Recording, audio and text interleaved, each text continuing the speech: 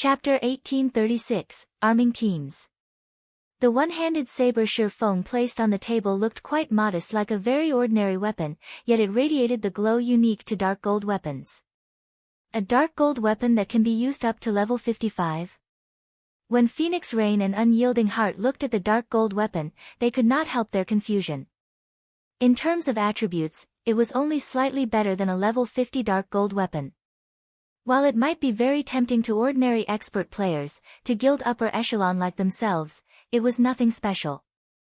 Although a level 55 dark gold weapon was indeed very valuable, in terms of usefulness, there was simply no comparison between it and the all-round device or elven silver. Not to mention, the level 55 dark gold weapon Feng just took out did not possess any special traits. It neither added any resistances nor granted extraordinarily high attributes. Hence, they found it truly confusing that Feng was treating this weapon as the finale item. Just as Phoenix Rain and Unyielding Heart were wondering what Feng's intention was by taking out such a plain dark, gold weapon, Feng took out another weapon from his bag and placed it on the table. This time, it wasn't a saber but a greatsword, instead. He's selling two items? Blue Phoenix, who was watching from the side, was also baffled by this situation. Let alone two level 55 dark gold weapons, even two epic weapons wouldn't be enough to tempt representatives of super first-rate guilds like Phoenix Rain and Unyielding Heart. However, just as Blue Phoenix was having such thoughts, Feng proceeded to take out another weapon from his bag. Moreover, he showed no signs of stopping, even after revealing the third weapon. 3. 5. 8. By the time 10 level 55 dark gold weapons were laid out on the table, Phoenix Rain's and Unyielding Heart's expressions had changed. While level 55 dark gold weapons were not that easy to obtain, with the current strength Zero Wing's main force possessed, they understood that Zero Wing definitely could acquire some. If it were only 2 or 3 dark gold weapons, they wouldn't have felt particularly surprised by the situation. However, having 10 level 55 dark gold weapons was an entirely different story. As you can imagine, I am able to obtain quite a number of these level 55 dark gold weapons. These 10 articles are merely samples for you to see.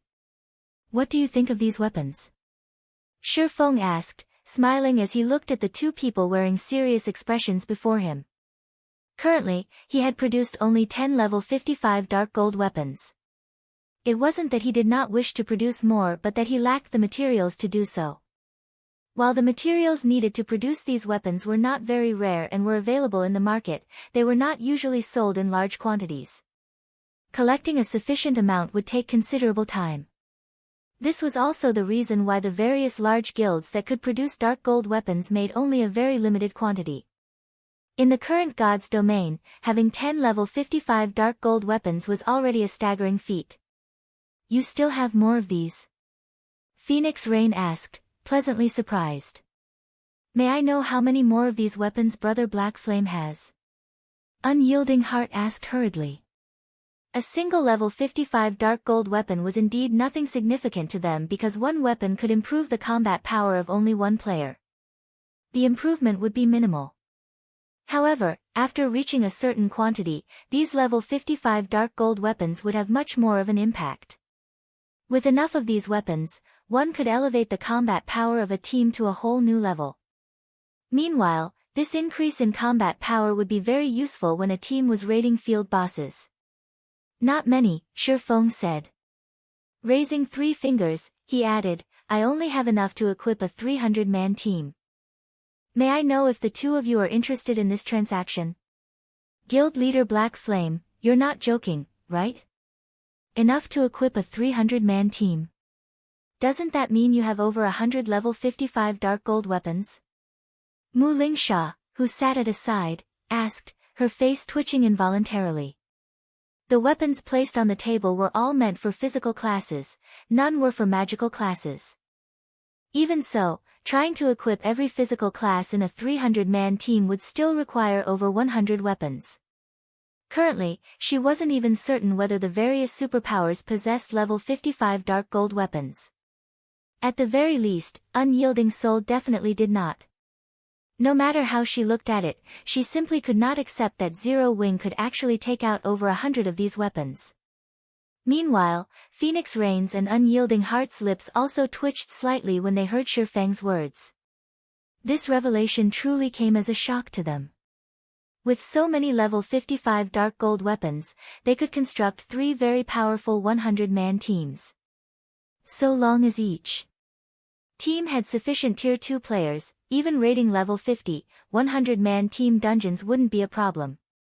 If they had 3 teams capable of consistently raiding level 50, 100-man team dungeons, their guild's income of weapons and equipment would increase drastically. They could even acquire level 50 dungeon set equipment within one cooldown cycle. May I know how Brother Black Flame plans on selling these weapons? Unyielding Heart asked, a passionate flame burning in his eyes. Right, Guild Leader Black Flame, how do you plan on selling these weapons? Phoenix Rain asked in a serious tone as well. She could not help but admit that this finale item was truly a finale among finales. After all, while the all-round devices and Elven Silver only provided them with a chance of obtaining top-tier weapons and equipment, placed right before them was a guarantee of doing so. Simple. Shifeng then took out 2 sets of documents listing some rare materials and handed these to the 2 people before him. Using the listed materials as the standard and 300 sets of them as one batch, so long as you collect one batch of materials, you may purchase 40 weapons. We'll use these 300 sets of materials as the starting bid. You can then increase the price using magic crystals or coins, with each increment being worth no less than 100 gold. After reading the list of materials Shifeng provided, Phoenix Rain and Unyielding Heart gasped involuntarily. Although the materials listed were not particularly rare, one full set was already worth quite a lot. Yet, now, they needed 300 sets just to qualify to participate in the auction. Shifeng's asking price truly wasn't low. I don't have any problems here, Phoenix Rain said, nodding. A first-rate guild would indeed face great difficulty collecting 300 sets of the listed materials. It wasn't a matter of money but of the rarity of the materials. With the Dragon Phoenix Pavilion's huge sphere of influence, however, collecting 300 sets within a short period was still doable.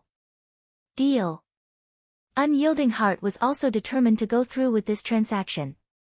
So long as he could obtain 40 of these level 55 dark gold weapons, he would have the confidence to lead his guild's main force to obtain the first clear of a level 50, 100-man team dungeon. Moreover, in terms of ability to collect resources, his side was much stronger than Phoenix Rain's. After all, the Dragon Phoenix Pavilion was an alliance of 2 guilds. Phoenix Rain could mobilize only half of the guild's resources at most. Since both of you are fine with this, let us start the auction now, then. Upon seeing that both sides found his proposal acceptable, Shifeng grew even more joyful. Truthfully, even he felt that the amount of materials he was asking for was a little excessive, and he expected that the 2 guilds might balk at the condition. After all, even the current Zero Wing wasn't capable of collecting 300 sets of the materials at short notice. However, when he thought about how both the Dragon Phoenix Pavilion and Unyielding Soul were super first-rate guilds, he concluded that acquiring 300 sets of the materials shouldn't be impossible for them, although it would hurt their pockets slightly. By setting such a high price in the first place, so long as he could acquire 300 sets of the materials required, given his production success rate, which was above 30%, he could instantly earn not only his cost but also quite an amount of materials to arm Zero Wing. Now, however, it would seem that he had somewhat underestimated the foundations of the 2 super first-rate guilds. After all, the 2 representatives before him didn't even frown as they agreed to his proposal. Apparently, they were more than capable of acquiring over 300 sets of the materials. Chapter 1837, Titan Guard Upgraded. As Shifeng started the auction, Phoenix Rain and Unyielding Heart placed bids in a frenzy without any concern for each other. 2,000 gold. 3,000 gold. 5,000 gold. Whether Phoenix Rain or Unyielding Heart won the items, 40 level 55 dark gold weapons would serve a great purpose.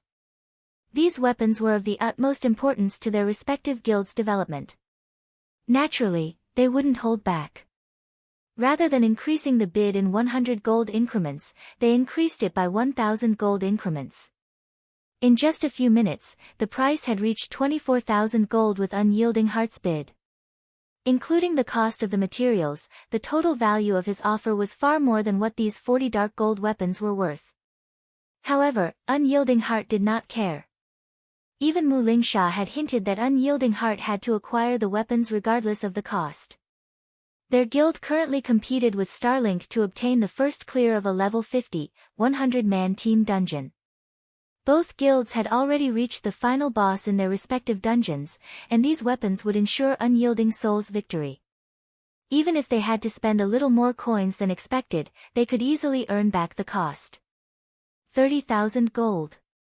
Phoenix Rain instantly raised the price by a significant margin. She had already acquired the all-round devices and Elven Silver, but if she had these dark gold weapons as well, capturing the Sea of Death's inner islands would become far easier. After competing for several more minutes, Phoenix Rain won the first batch of weapons for 40,000 gold and 300 sets of materials. Unyielding Heart then claimed the second batch for 43,000 gold and 300 sets of materials. Although he wanted to win the last batch as well, due to lack of funds and these weapons' ordinary nature, he didn't go all out in the bidding. As a result, Phoenix Rain won the third batch of weapons for 41,000 gold and 300 sets of materials. Super first-rate guilds really are rich. After Shifeng signed a contract with both sides, joy filled his heart, although he didn't show it.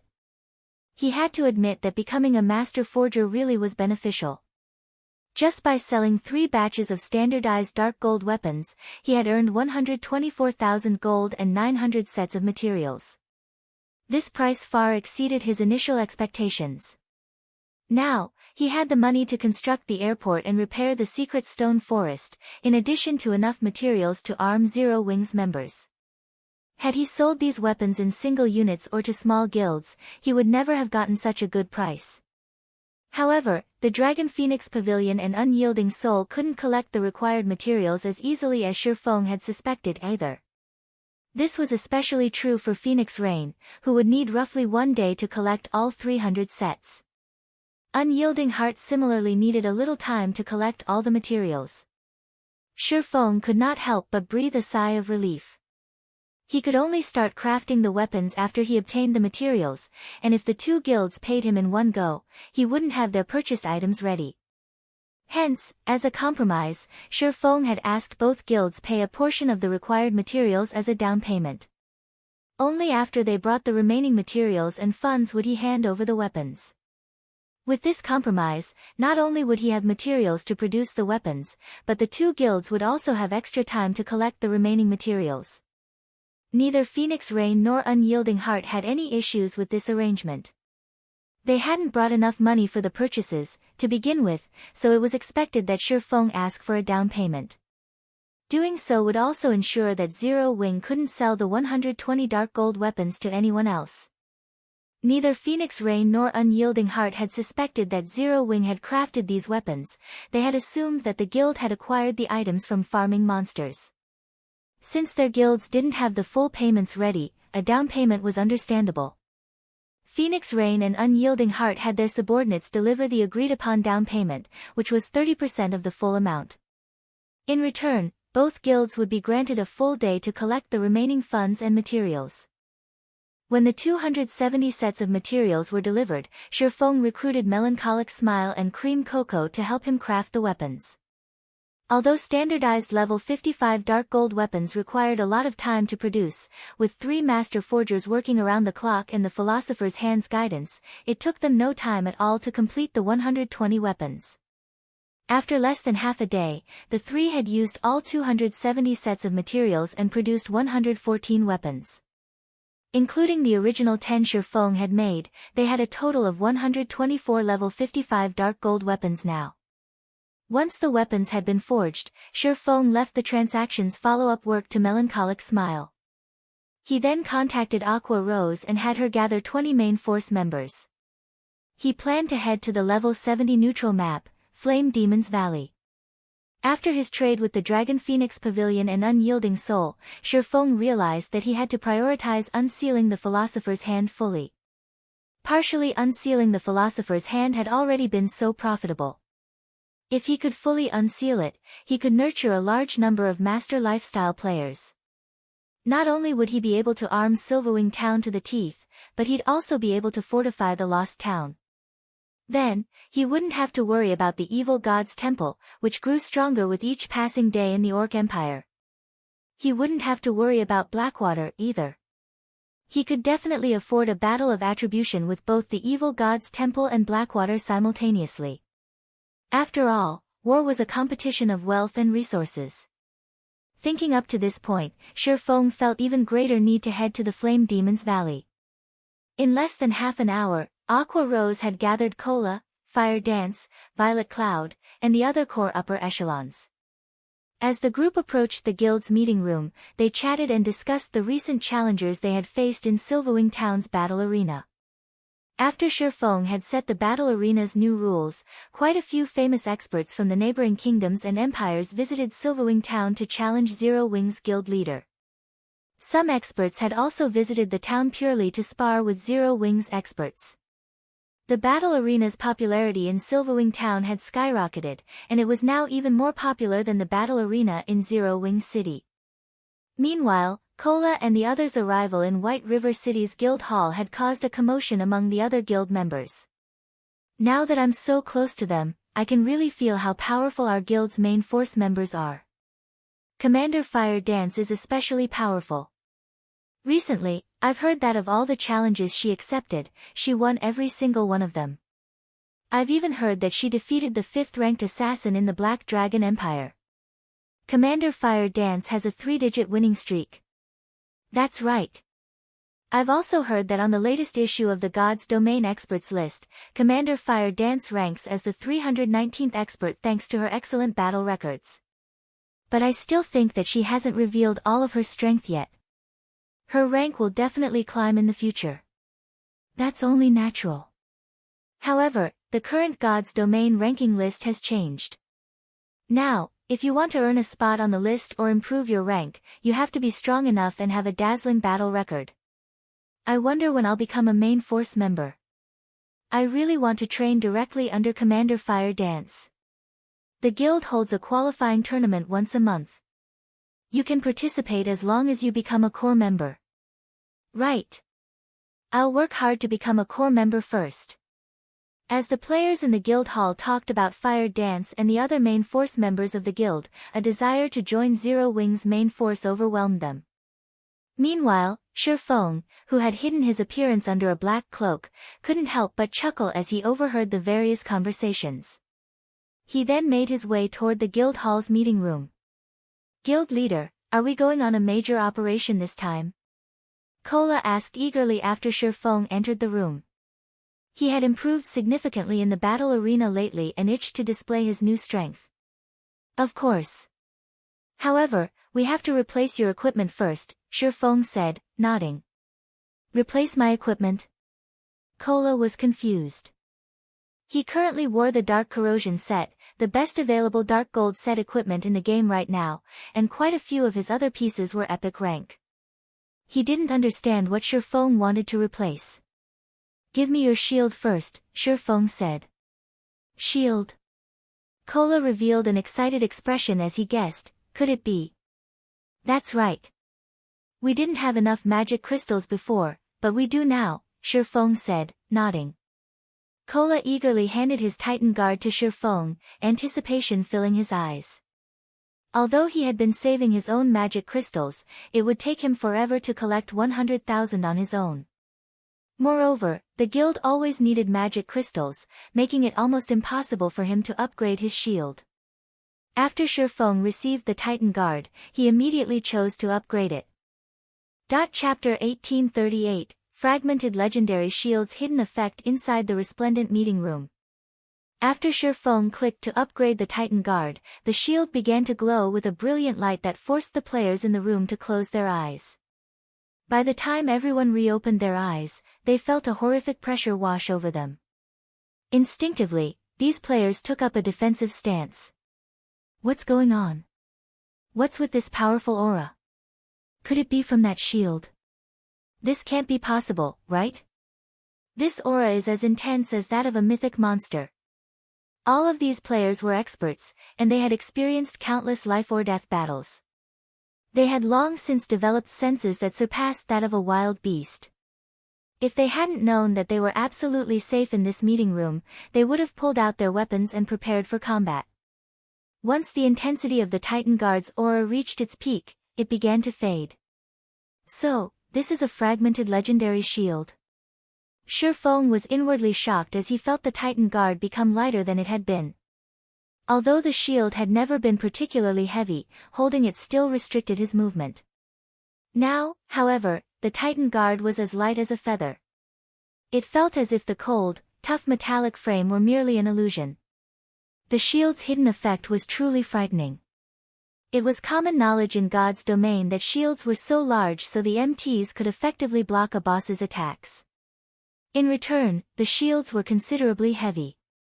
Of course, there were lighter shields, such as wooden or steel bucklers.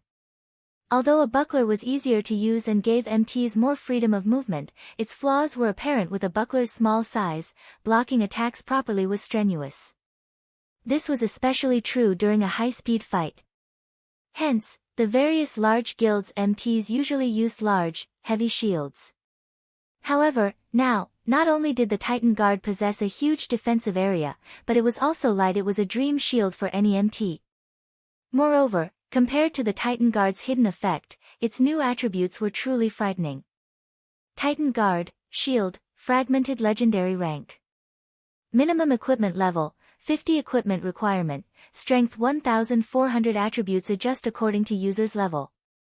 Defense plus 9450, Level 50. Block Rate, 39%. Strength plus 245, Endurance plus 224, Agility plus 190. Defense Skill plus 3 levels. Reaction Ability plus 2. Strength increased by 35%, Agility increased by 30%, and Endurance increased by 30%. Ignore levels plus 20.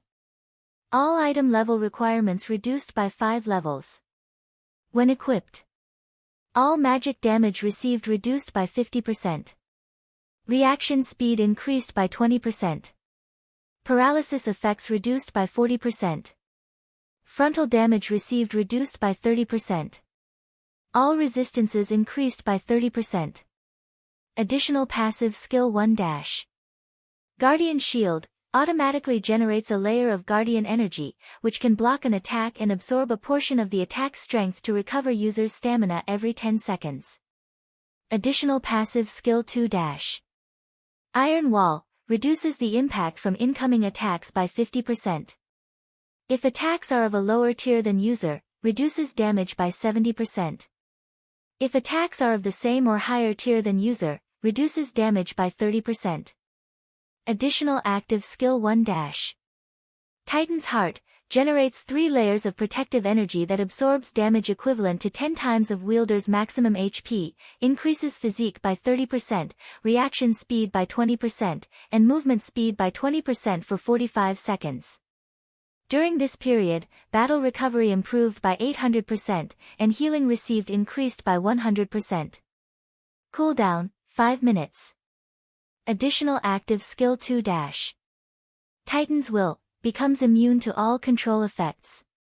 Reduces all damage received by 95% and weakens negative effects by 90%. Increases attack speed by 100% and movement speed by 30%. Starting movement speed set at 80% of maximum movement speed. Duration, 30 seconds. Cooldown, 3 minutes. Cannot stack with other defensive skills. Additional active skill 3-.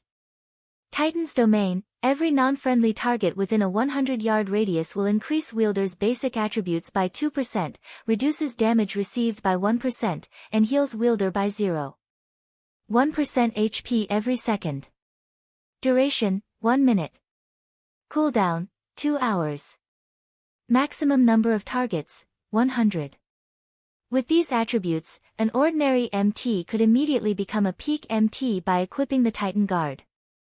Guild Leader, how are the attributes? Kola asked excitedly. Take a look for yourself, Shi Feng said, chuckling. He then passed the Titan Guard back to Kola. When Kola received the Titan Guard, he noticed the change to the shield's weight. When he saw the shield's attributes, even his breathing became harsh.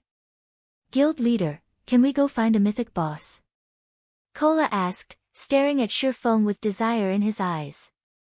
He was like a swordsman that had just acquired a treasured sword and was eager to test out his new weapon. Kola had worn the best equipment in God's domain.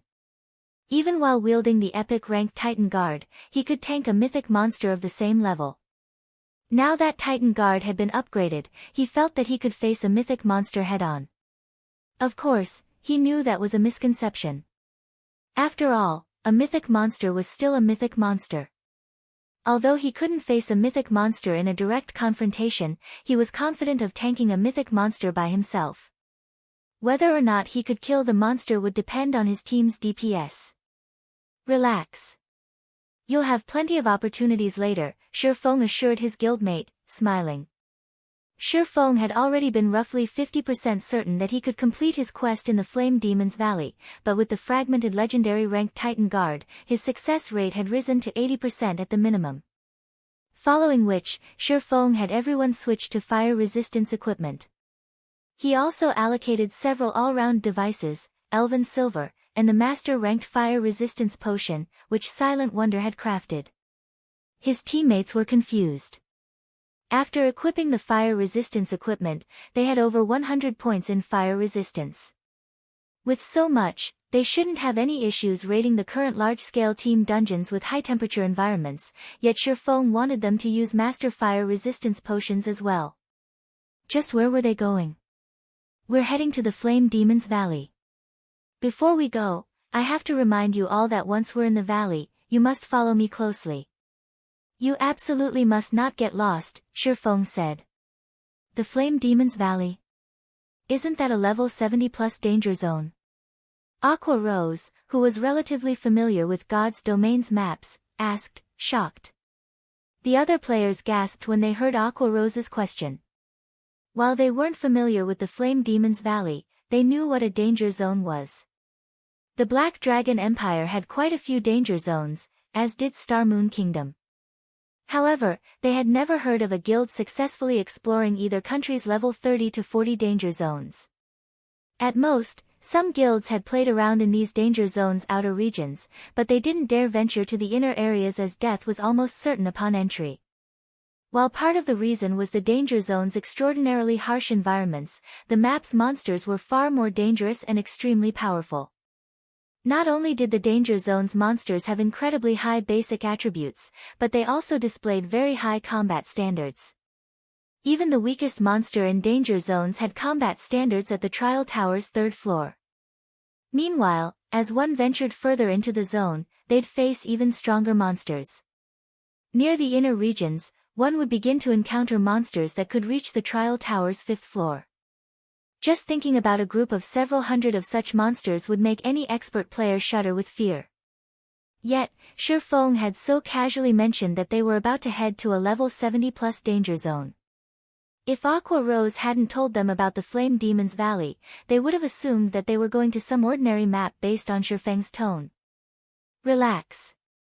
I've already investigated the area. Once we enter, you just need to follow my lead. Naturally, Shifeng knew what kind of horrors to expect in the Flame Demon's Valley. Danger zones are also blessed maps. They are the best places to refine your skills. Don't you want to grow stronger? Hearing Shifeng's explanation, everyone's eyes glowed with excitement and anticipation. While they had fought in Silverwing Town's battle arena, they had realized how vast God's domain truly was. Although many of the challengers hadn't been famous, their combat standards had been extraordinary. They had only managed to defeat these experts thanks to their superior equipment. Now that they had learned of a place where they could train and improve their abilities, of course, they wanted to visit it. Shifeng then led his team to Starmoon City before teleporting to the Flame Dragon Empire and again to one of its border towns. In the end, Shifeng used the 7 Luminaries Ring spatial gate to transport everyone across the remaining distance. After several hours, the team finally arrived before a valley that radiated waves of heat. Despite just standing at the valley's entrance, the area was hot enough to sting their skin.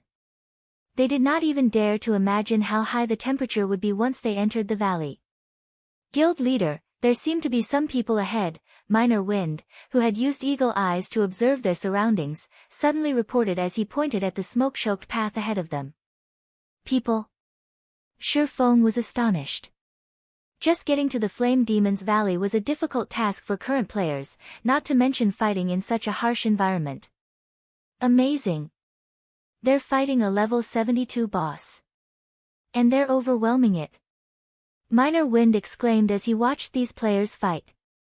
Guild leader, some of our guild members are among them. Our guild? How?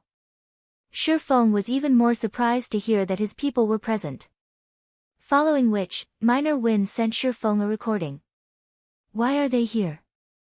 As Shifeng watched the video, he discovered that there really were 0 wing members among the group. One of them was the elementalist Thoughtful Rain, and the other was the cleric Blue Bamboo. Both wore 0 wing's 6-winged emblem. Currently, Thoughtful Rain was level 56, while Blue Bamboo was level 55. In terms of levels, these two could already contend with the various superpowers experts.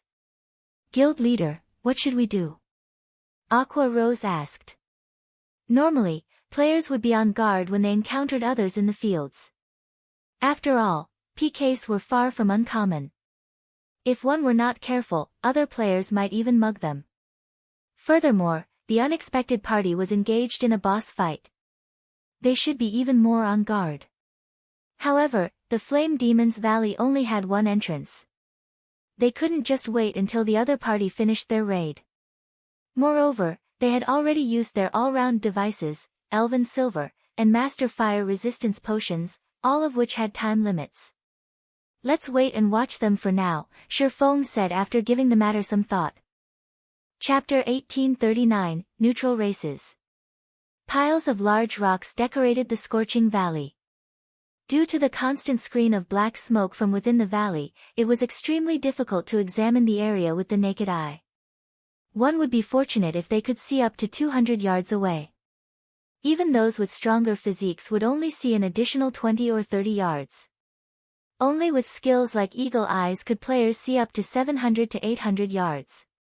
While 700 or 800 yards might seem far, it was nothing to monsters in a level 70+ danger zone. These monsters could normally see up to 500 yards. Due to the level difference between these monsters and 0 wings players, the monsters would have an easier time discovering them. If they were not careful, the monsters might even notice them from 800 yards away. Under Shifeng's lead, 0 Wings team quickly moved to 200 yards away from Thoughtful Rain's team. Rocks and smoke obscured their position, so the other team would find it difficult to notice their presence. Isn't that Rain? Aqua Rose was a little surprised as she watched Thoughtful Rain in battle. Her combat standard has improved by quite a bit. Thoughtful Rain dealt with 3 level 70 Lord-ranked Flame Demon guards, which moved alongside the boss monster, by herself, yet despite being outleveled and outnumbered, she faced the 3 lords on equal footing. She had thoroughly distracted the 3 flaming humanoids, allowing her teammates to focus on the boss. It was evident that her combat standard had already reached the refinement realm. However, Thoughtful Rain's teammates were even more surprising. None of these players were human, but foreign races. They were either half-beastmen with tiger ears and tails or half-elves with snowy white skin and pointed ears. What is going on? They're not actually human. Fire Dance exclaimed in shock. Every player on 0 Wings team was shocked. As far as they knew, it was only possible to play a human when starting the game. There weren't any other races to choose from.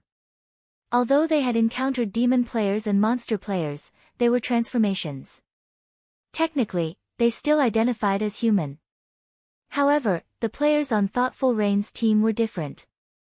Their initial statistics showed that they weren't humans who could transform. Instead, their races identified as half-beastmen or half-elves. While Shifeng found the situation surprising as well, he did not find it particularly strange. Moreover, he finally understood why these other players were here. In God's domain, players were only allowed to play as human at the start of the game. There were no other racial options to choose from. However, after reaching level 30 and beyond, players could head to neutral races' habitats to complete conversion quests, becoming half-beastmen or half-elves. Although players would gain some racial abilities after becoming half-beastmen or half-elves, they'd abandon their identities as human and lose the protection of God's domain's ruling race. These players would find it far more difficult to move about on the continent and in the game. Not all kingdoms and empires permitted entry to neutral races. Only a very small number of countries did so. Even so, there were still many expert players that willingly converted. Neutral races' racial abilities were very tempting, and although these abilities wouldn't improve one's basic attributes directly, they would improve one's physical abilities. For example, half-beastmen generally gained more mobility, reaction speed, and perception. Half-beastmen were natural-born warriors. As for half-elves, they were magic's favored children. They would find magic-related tasks far easier than the other races. Both the half-beastmen and half-elf races also provided higher innate resistances. As a result, neutral players could survive and fight in maps with harsh environments, such as danger zones. In addition, like demon players, half-beastmen and half-elves were differentiated based on their bloodline purity. The purer one's bloodline, the stronger their racial abilities would be. In exchange for these benefits, not only would players face racial discrimination, but they'd also have a more difficult time upgrading their tiers. With the same combat standards and combat power, a human might be promoted to Tier 3, but a half-beastman or half-elf might only reach Tier 2. This was one of the main reasons that the human race oppressed the various neutral races. The human race had far more apex members than the neutral races. This was the law of equivalent exchange in God's domain, and it would be up to players to decide which path they would take. Those who were confident in their strength could definitely challenge the limitations neutral races faced. If they successfully broke past those limitations, they would no doubt become much stronger than human players of the same tier. After Shifang's team observed these neutral players for some time, the level 72 Great Lord ranked Flame Demon Commander's HP finally fell to 50%. Suddenly, a level 56, half-elf female elementalist shouted, "Melee players, pull back. Dodge the boss's team wipe skill." Hearing this half-elf's command, the 9 half-beastman players fighting the Flame Demon Commander darted back from the boss. The 6-meter-tall Flame Demon Commander roared. Towering pillars of fire rose from the ground around it, melting the earth until it was molten lava. In the blink of an eye, the monster had formed a field of lava void of life. As the lava field continued to expand, the half-elf elementalist used a Tier 2 ice-type curse, Ice River. The lava then stilled, cooling until only frozen dirt remained. The Flame Demon Commander was also frozen, becoming an ice sculpture. "Attack with everything you've got," the half-elf elementalist shouted. With the half-elf elementalist's command, everyone bombarded the level 72 Great Lord with their most powerful attacks, decreasing the Great Lord's HP much faster than before.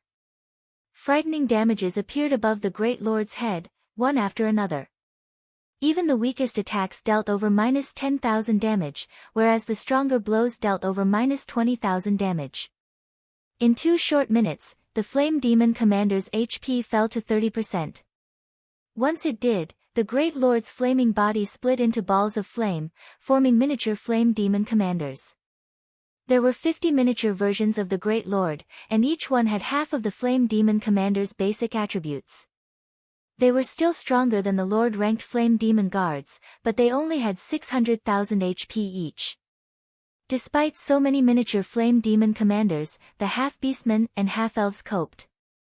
Each player fought 2 or 3 copies and steadily shaved away the copy's HP. Once every miniature Flame Demon Commander had died, the flames gathered and merged once more. In the blink of an eye, the real Flame Demon Commander stood before the team. This time, however, it only had 10% of its HP remaining. It took less than 2 minutes for the team of neutral players to kill the Flame Demon Commander. As the Great Lord's flaming body dissipated, it left behind 5 items and flaming wreckage. Even a large guild's main force would be awed by how fast these players had dealt with a level 72 Great Lord. After watching these neutral players slay the boss, a voice called out to Shifeng as he prepared to lead his team over to greet the other players. "You guys have been watching us fight for quite some time now. It's about time you show yourselves, don't you think?" the female half-elf elementalist asked coldly as she turned towards the rock Shifeng and the others hid behind. "If you refuse, we'll come to you." Hearing the female half-elf's statement, the other half-beastmen and half-elves turned towards Zero Wings members with frosty expressions. Chapter 1840, No Need for Explanations. "Guild leader, it seems that we've been discovered," Aqua Rose said as she felt the killing intent radiating from the female half-elf elementalist. However, she did not reveal any signs of panic at being discovered. Instead, she calmly smiled and said, "It also seems that the other party doesn't appreciate our good intentions." "Forget it, since they don't, so be it," Shifeng said, shaking his head and laughing. "Since they've spoken, let's head over." Kill stealing was a frequent occurrence in the fields. For such expert neutral players to come all the way to such a high-level danger zone, it was highly unlikely that they were just here to kill bosses. The only possibility he could think of was that these players were here for a high-ranked quest or had found a clue leading to one. Either way, they wouldn't like being discovered by other players. For example, Shifeng didn't want anyone to learn about his quest to unseal the Philosopher's hand. If they did, it would definitely cause trouble for him and his guild. Even now, he hadn't told anyone about the quest, not even his teammates. Any players that had an important quest or were trying to pick one up would conceal their activities. When discovered, they'd greet the offending players with hostility. It wouldn't even be surprising if these players attacked without warning. Hence, to avoid a misunderstanding, Shifeng had decided to maintain his distance, hiding his team throughout the raid. First, he wanted to avoid unnecessary combat. Second, Thoughtful Rain and Blue Bamboo were members of this neutral team. If Zero Wings members suddenly showed up in this deserted area, the team would suspect Thoughtful Rain and Blue Bamboo of leaking information. Third, he didn't want others to know what Zero Wing was doing in the Flame Demon's Valley. However, the female half-elf elementalist's perception had exceeded Shifeng's expectations. He had never expected the woman to sense them 200 yards away despite her involvement in the intense battle. Even with his physique, he had barely seen the battle from this distance. The only other player that had seen the battle clearly was Minor Wind, who had activated Eagle Eyes. The other team's members had been busy with the fight, making it impossible to maintain Eagle Eyes. Hence, he hadn't expected to be discovered. However, since the team had noticed them, he had no choice but to reveal himself and see how events unfolded. Meanwhile, the half-beastmen and half-elves warily watched Shifeng's group approach. "Guild leader, our tracks have been discovered. Should we kill them?" A level 55, tier 2 berserker, a half-beastman in armor and wielding a white bone spear, asked, lacing his words with killing intent. "Let's hear them out first. At the end of the day, this map is controlled by the human race. Moreover, we're already halfway through our quest. An interruption will only make it more difficult to complete," the female half-elf elementalist quietly responded. During the battle, she had discovered Shifeng's group, but she had remained silent about it to see what the other players intended at first. She had assumed that the team was here to steal, but even after the boss had died, Shifeng's group had been motionless. This proved that Shifeng's group had no designs on their loot. Even so, she couldn't let the other party follow them. After all, she had an important quest to complete. She could only expose the team and persuade them to leave. Of course, the decision had some risk. If negotiations soured, it was likely they would have to fight each other. If Shifeng's group insisted on following them, she would have to act. Her quest offered an extraordinary reward, which would qualitatively transform their guild. With this reward, it was entirely possible that their guild would instantly become as strong as a first-rate guild. As Shifeng's group increasingly closer to the female half-elf's team, Thoughtful Rain and Blue Bamboo, who were busy with 3 flame demon guards, stared with wide eyes. "Rain, aren't they from our guild? Even Vice Guild leader Aqua and Commander Fire Dance are here," Blue Bamboo said, stupefied. What should we do? Will Big Sis Melody suspect us of leaking information?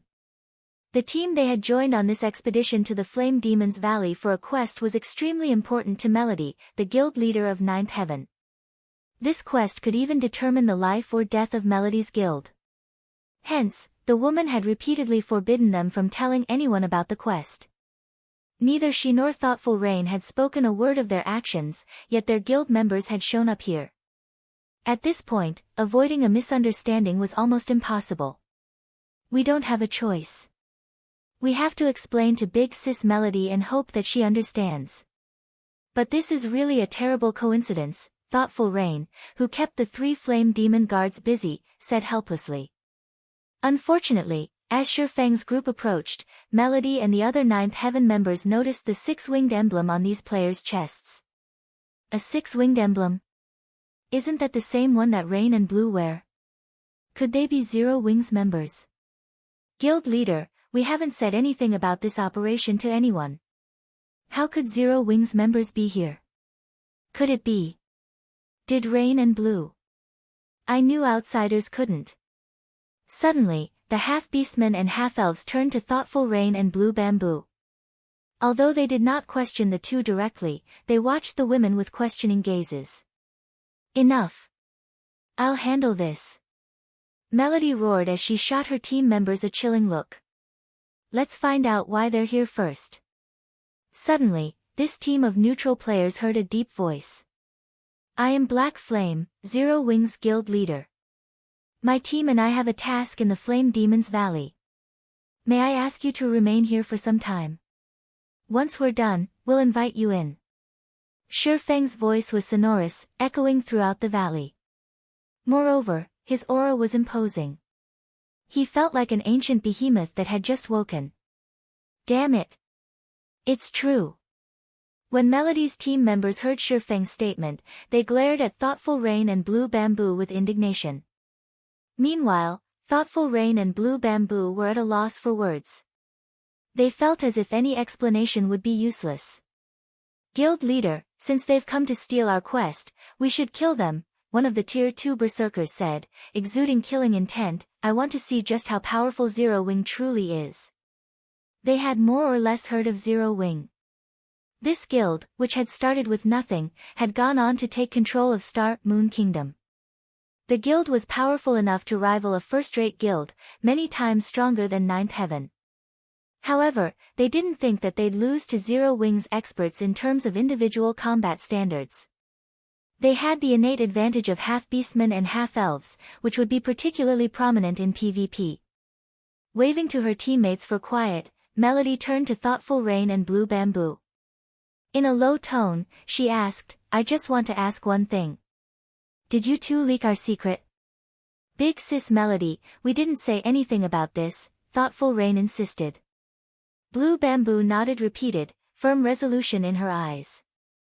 All right, I believe you, Melody said, revealing a gentle smile. She did not think that Thoughtful Rain and Blue Bamboo would betray her trust. She then turned back to Shifeng and said, Hello, Guild Leader Black Flame. I am Melody, the Guild Leader of Ninth Heaven. May I know why we cannot enter? That way, I'll understand what I should do. Although there was no arrogance in Melody's voice, her voice held no deference either. Rather, her tone contained questions and threats. Depending on Shifeng's explanation, she wouldn't shy from a battle to the death or mutual destruction. Thoughtful Rain and Blue Bamboo tensed. The reason? Shifeng suddenly laughed. I'm afraid that you don't qualify to demand answers from me. Moreover, Zero Wing has never needed to explain itself. All you need to know is that you are not allowed entry for the moment. If you refuse, I'll simply treat you like the other monsters. Shifeng then swung Killing Ray at the flame demon guards chasing Thoughtful Rain, tearing the space before him. A golden lightning bolt struck one of the 3 lords from over 60 yards away. The powerful flame demon guards then fell to one knee, the strike leaving a deep gash in their flesh. All 3 lords were heavily injured. Meanwhile, a damage of over -100,000 appeared above the flame demon guards' heads. Among the three lords, one even suffered nearly -300,000 damage. But compared to Shifeng's damage, what truly surprised the other guild leader was his ability to land his attack against the three moving lords without harming Thoughtful Rain, despite being over 60 yards away. Moreover, Shifeng had sent his attack through the other team, striking the flame demon guards before they had been able to react. Shifeng's timing and skill usage were godlike. This stunned Melody and the Ninth Heaven members, who had planned to put up a fight. Without another word, Shifeng led his team into the Flame Demon's Valley, leaving the dumbstruck members of Ninth Heaven behind. Chapter 1841, Rich Danger Zone. Melody and her teammates only breathed a sigh of relief after Shifeng's group had vanished. Too strong. The strength and frightening aura Shifeng had displayed had been stifling. For a moment, they even thought that they had already died. So, that is Rain and Blue's guild. How could such a powerful expert exist? When Ninth Heaven's members turned to Thoughtful Rain and Blue Bamboo, who still fought the three flame demon guards, they watched the women with shock and fear. They had never realized that Zero Wing was so powerful. The racial talents they were so proud of were little more than a joke before Shifeng. Even Thoughtful Rain and Blue Bamboo, who had thought that they understood their own guild, couldn't help but gape after witnessing Shifeng's attack. Not only had Shifeng's single attack alleviated the pressure they faced, but he had also shocked Ninth Heaven's experts, deterring them from attacking. Among the Ninth Heaven experts present, quite a few were even stronger than the two of them. This was especially true for Melody. Melody wore 3 pieces of epic equipment and had stronger combat standards than them, yet against Shifeng's attack, even she had failed to react. Melody also could not help but shake her head and smile bitterly as she looked at the 3 flame demon guards' wounds. She had intended on threatening Zero Wing and questioning Zero Wing's purpose in the Flame Demon's Valley. After all, both teams had roughly the same number of players. Even if their teams fought, she did not think that her team would lose. At worst, their teams would suffer mutual destruction. However, reality proved that her thoughts were laughable. Guild leader, what should we do? Are we going to give up, just like that? A tall, robust Tier 2 Tigerman Berserker asked. Before he had seen Shifeng's power, he had been confident in defeating Zero Wing's members, but after, he understood one thing: he absolutely must not clash with Shifeng. He would only find his death if he did. He hadn't only come to that conclusion because of Shifeng's superior basic attributes, but also because of the technique the swordsman had displayed. Why should we give up? We've gone to great lengths to find this quest, and Flame Demon's Valley is so large. Do you really think that they have eyes in every corner of the valley? A Tier 2 female ranger carrying an icy, crystalline bow said, clicking her tongue. She had no intentions of giving up on their quest. Moreover, she refused to believe that Shifeng's group would notice them sneaking into the Flame Demon's Valley. Forget it. Let's just wait here, Melody said, shaking her head. I don't think that Zero Wing is here for our quest, anyway. They must be here for something more important. Otherwise, with Zero Wing's strength, they wouldn't need to waste words on us. They could have simply gotten rid of us before entering the valley. Hearing Melody's decision, the other members nodded in agreement, seeing the logic in her words. It would have been much easier and safer just to get rid of them, rather than asking them to wait at the valley's entrance. They had just witnessed Shifeng's prowess personally, and they doubted that he'd need long to annihilate their team. If Shifeng wished it, he could have killed several of them with that attack, and they would have been powerless to do anything about it. We should also thank Rain and Blue. Large guilds generally dislike others following them during a large-scale operation. Generally, they seal off the area. Even if they don't, they tend to get rid of any potential threats, yet Black Flame had simply forbidden us from entering the valley, rather than kill us. Let's not stir up any more trouble, Melody explained. When large guilds were on an important mission, they definitely didn't show mercy. The fact that they were still alive was all thanks to Thoughtful Rain and Blue Bamboo's membership in Zero Wing. If not for these 2 women, she didn't dare imagine what kind of outcome her team would have suffered. Upon hearing Melody's explanation, her teammates gave Thoughtful Rain and Blue Bamboo grateful and apologetic looks. They now felt that their decision to invite the women on this mission had been a wise one. Otherwise, they would have likely died an unjust death at the entrance of the Flame Demon's Valley. This turn of events had also bewildered Thoughtful Rain and Blue Bamboo, who still tried to figure out how to clear up the prior misunderstanding. A moment ago, the team had been hostile towards them, but now, their teammates seemed grateful and cordial.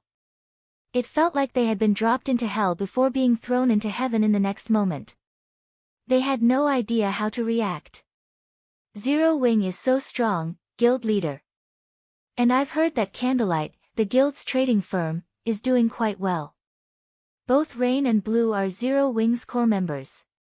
If we can get acquainted with Black Flame through them and partner with Zero Wing, our guild's development in Forest City will definitely go more smoothly, the Tigerman Berserker quietly suggested as he looked at Thoughtful Rain and Blue Bamboo.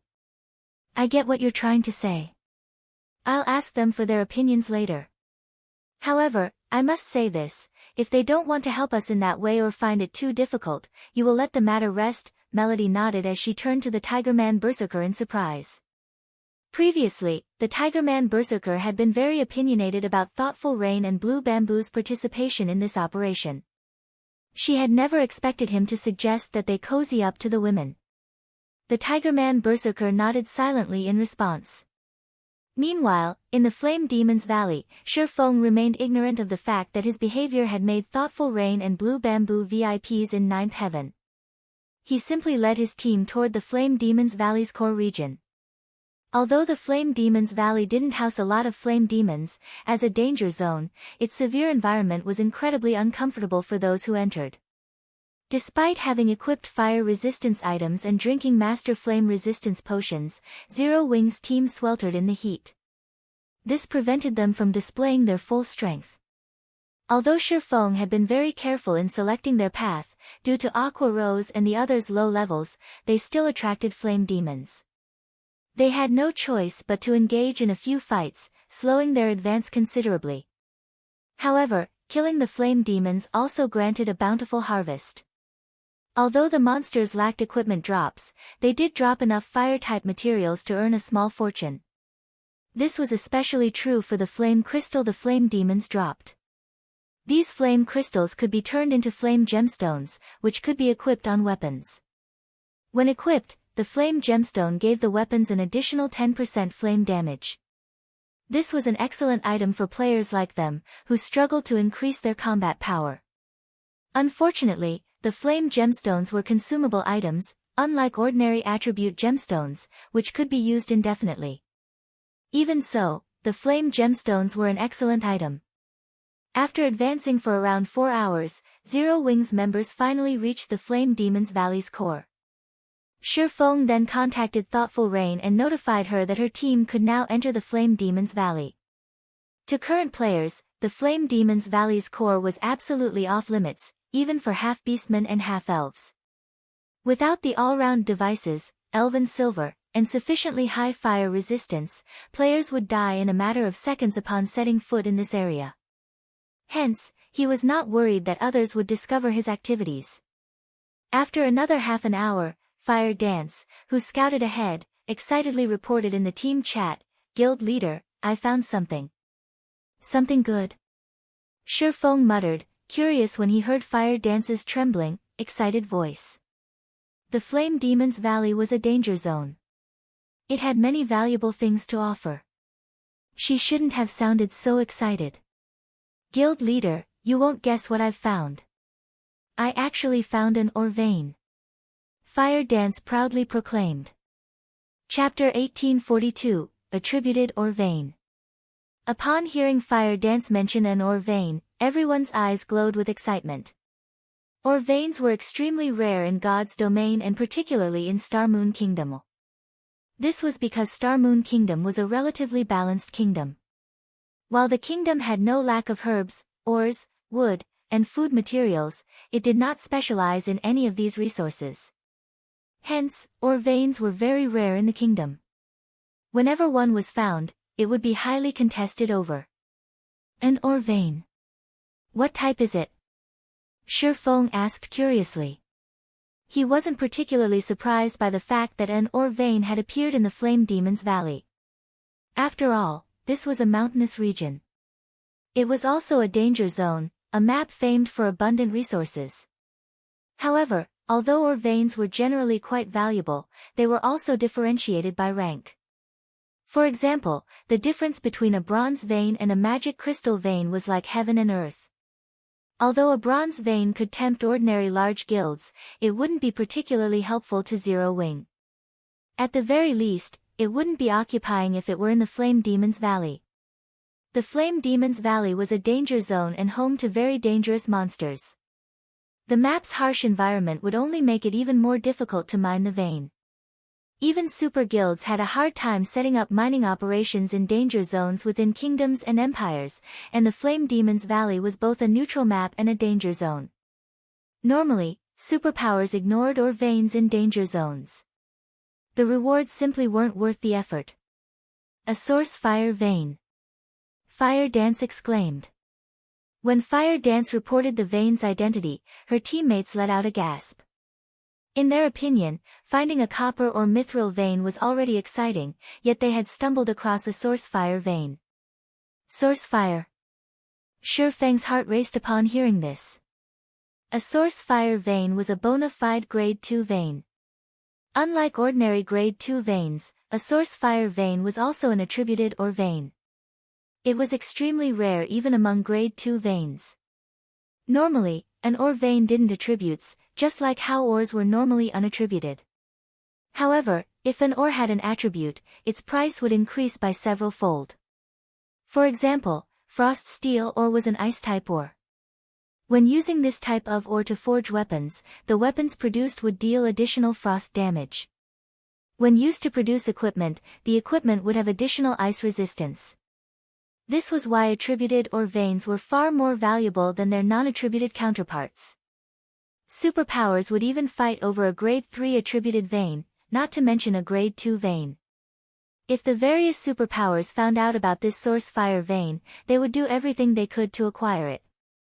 The vein might not be as valuable as a grade 1 vein, but it would greatly help their members when raiding dungeons or exploring new maps. Even if the price were great, they would pay it to secure the source fire vein.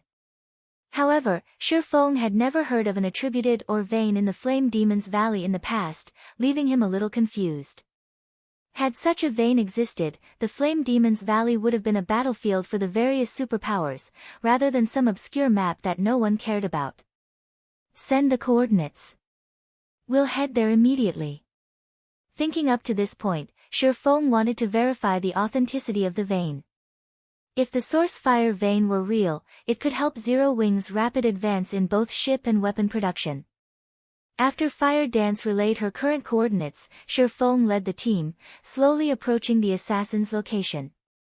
Fire Dance was situated before a canyon that was surrounded by mountains and lava.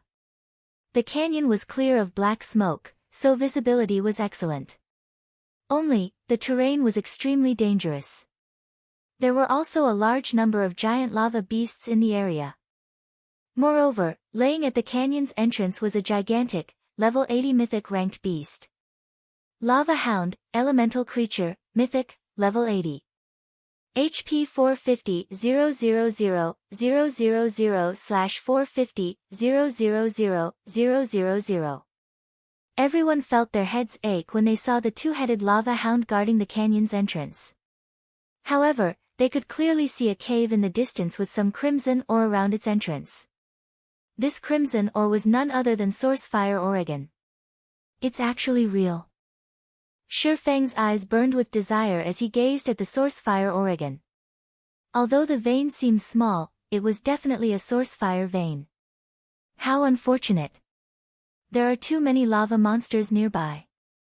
There's even a level 80 mythic monster guarding the canyon's entrance. We don't have a chance of securing the vein, Aqua Rose said, slightly frustrated as she looked at the cave entrance. With their current strength, they might be able to defeat level 60 mythic monsters, but a level 80 mythic ranked monster was still too difficult. Furthermore, they had to fight the lava creature in such an extreme environment. Under such circumstances, they wouldn't be able to defeat the lava hound even if they were level 80. This was because this was a danger zone. The monsters here had much higher combat standards than monsters in a normal map. Including the frightening attributes of a mythic monster, they had no hope against the level 80 lava hound unless they returned at level 90 or 100.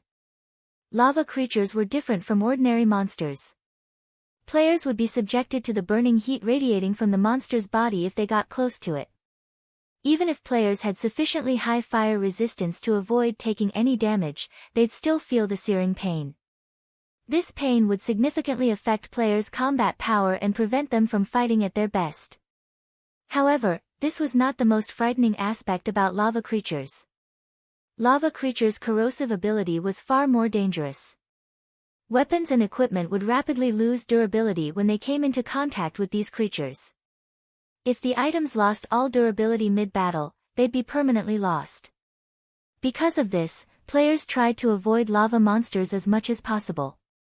Meanwhile, every monster in the canyon was a lava creature. Trying to clear out these monsters long-term would be hell. Not only would they fail to acquire the vein, but they would also sacrifice a large number of weapons and equipment. If they tried to construct a mining base here, a large number of monsters would assault the base during its construction. If the mining base were destroyed, all resources they had invested would be lost. On the off chance that they managed to construct a mining base here, there was also the problem of manpower. Zero Wing simply couldn't afford to station a lot of players here. This was the Flame Demon's Valley's core. Its harsh environment could easily kill the guild's players. Players needed sufficiently high fire resistance to survive here. They were only able to explore this area because they were fully equipped in fire resistance equipment and had consumed master fire resistance potions. If any other players stood in their place right now, the extreme temperatures would have long since claimed their lives. The rest of the team agreed with Aqua Rose's assessment, a little disappointed. While the source fire vein before them was a priceless treasure, they could only afford to view it from afar. Meanwhile, as Shurfeng examined the roaming lava monsters, he fell deep into thought. Not many people knew the true value of an attributed or vein in God's domain yet. However, he did. The source fire vein would be particularly valuable to the current Zero Wing. Not only did the vein produce source fire ore, which could be used to increase the guild's overall combat power by a significant margin, but the vein also produced the super rare byproduct, flame source crystals. Flame source crystals were incredibly useful to master alchemists, but they were also one of the main materials to produce the epic set equipment, Broken Steel, a set exclusive to his Blade Saint class. Lava creatures. After carefully observing the terrain and the wandering lava monsters, Shurfeng said, while it would be impossible to set up a mining base here, it isn't entirely impossible to harvest the ore. Guild leader, can we really mine here? Anticipation burned in Aqua Rose's eyes as she looked at Shurfeng. Nowadays, fire-resistance weapons and equipment were in high demand since the various large guilds had realized how necessary these items were to their development. If Zero Wing could harvest the source fire vein, it would definitely increase the guild's development speed. Given enough time, Zero Wing's members wouldn't be limited to operating near Silverwing Town. They could freely explore the Ore Empire and cross swords with the Ore Empire's evil god's temple. They had long since grown tired of the evil god's temple's antics by this point. Chapter 1843, Titan's Might. When Zero Wing's members heard that it was possible to mine the source fire vein, their eyes glowed with excitement. They all had a certain understanding of ore veins, so they knew that the source fire vein was a grade 2 ore vein. This meant that there was a certain chance to obtain magic crystals when mining it. This was something the various large guilds sorely lacked right now, especially Zero Wing. Currently, Zero Wing was expanding and recruiting more members. This meant that the guild needed to nurture far more players. Although Zero Wing had training locations like the Battle Arena, the guild members still had to train in the Divine Colosseum's Trial Tower. Zero Wing's battle arenas simply couldn't accommodate enough people. The Trial Tower also provided comprehensive training, testing players' limits. If Zero Wing could acquire a large number of magic crystals, the guild would be able to transform the new recruits into usable combat power. Right now, the majority of Zero Wing's members wouldn't be useful in large-scale combat. This was also why Zero Wing's members couldn't venture far from Silverwing Town, and the guild couldn't develop properly in the Ore Empire. We'll have to give it a try before we'll know if it's truly possible. I can only say that we have around a 30% success rate, Shifeng said, shaking his head. He wasn't particularly confident in his plan. While it was common knowledge that lava monsters were extremely difficult to deal with, not many knew that lava monsters also had obvious weaknesses: ice and water-type attacks. In addition, an ice or water-type environment would dull the lava monster's reactions to an extreme. Once the lava creature's reactions dulled, they'd become far easier to deal with. However, lava monsters filled the canyon before them. In addition, they were nowhere near the monster's levels.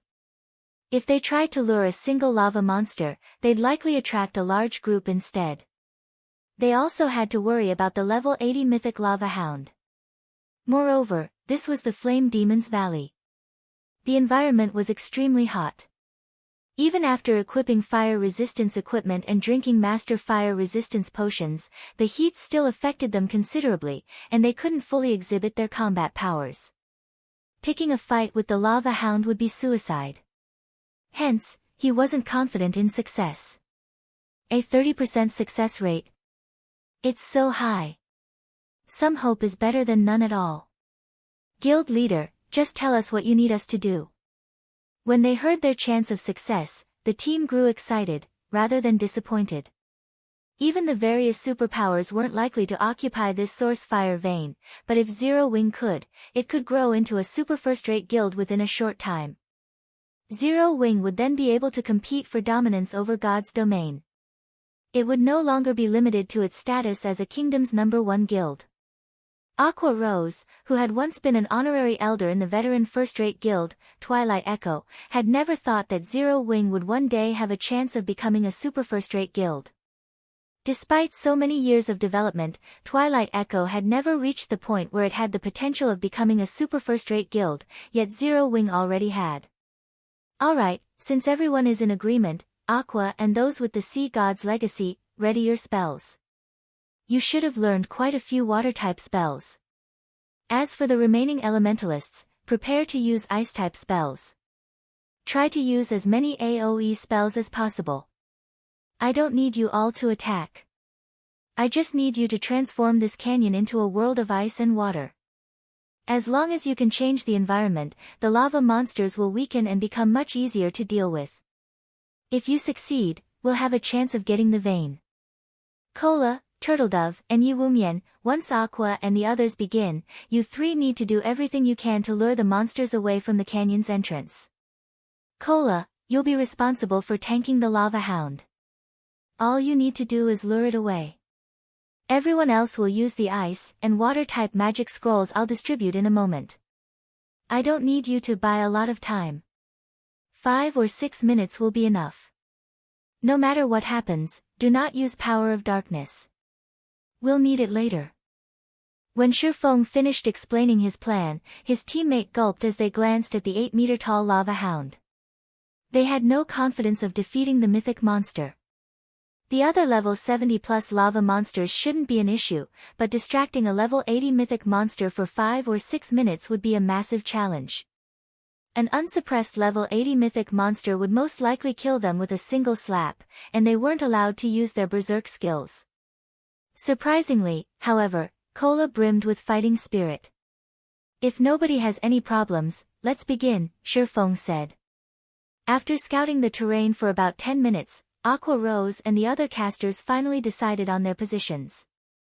Meanwhile, after Cola, Turtledove, and Yiwumian prepared to pull every monster's aggro in the canyon.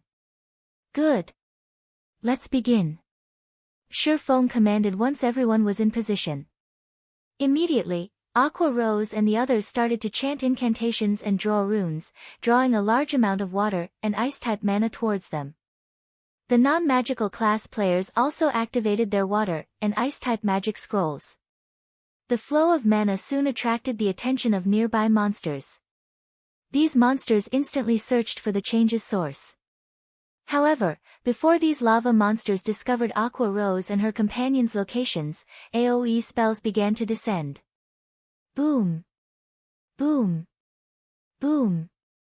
Suddenly, icicles and waterfalls rained down from the top of the canyon walls. As the streams of ice and water reached the bottom of the canyon, the molten lava vaporized the ice and water, filling the canyon with a dense mist. At the same time, the canyon's temperature began to decrease. Unfortunately, Aqua Rose and the others' spells were only temporary. Their spells couldn't stop the lava from spewing out of the ground and canyon walls. Damn it! Why is there so much lava? If we can't stop it, changing the environment will be impossible, Blackie said, anxiety filling his heart as he watched water and ice become steam. If they failed to change the environment, the lava monsters would easily annihilate them. They shouldn't even dream of securing the source fire vein. Seeing the swarm of lava monsters charge up the canyon, Cola and the other MTs began to grow nervous. These level 70+ lava monsters hadn't weakened in the slightest. It seems the effects are quite good. Everything is coming along just as I expected. Shifeng smiled as he watched the rising steam. He then took out the ancient weather book and activated weather control. He hadn't actually expected Aqua Rose and the others to change the environment here by themselves. After all, only powerful domain skills could accomplish such a feat. Only a fool would try to change an area's environment with ordinary AoE spells. While the ancient weather book could alter an area's weather, it was too difficult to do so in such an inferno. It would take a very long time for the ancient weather book to alter this environment enough to impact the lava monsters. Meanwhile, the lava hound would have killed the entire team several times. Hence, he needed Aqua Rose and the others to create enough steam in the valley to hasten the ancient weather book's alteration process. Suddenly, a powerful storm began to brew above the canyon, dark clouds forming in the sky. After 5 seconds, rain began to fall, showering the lava monsters. As the rainwater covered their bodies, the lava monstress cried out in pain. Their body temperatures rapidly began to cool. Not only did the lava monsters' movement speed begin to decrease, but they also seemed sluggish. Awoo! The lava hound raged as the rain drenched its body, its howl so powerful that it even pushed away the descending rainwater and rubble on the ground. The lava hound then charged for Shifeng, swiping a paw as it pounced on the swordsman. "You're not getting past me." When the lava hound ignored him, Cola activated Titan's domain and ran at the beast with his shield raised.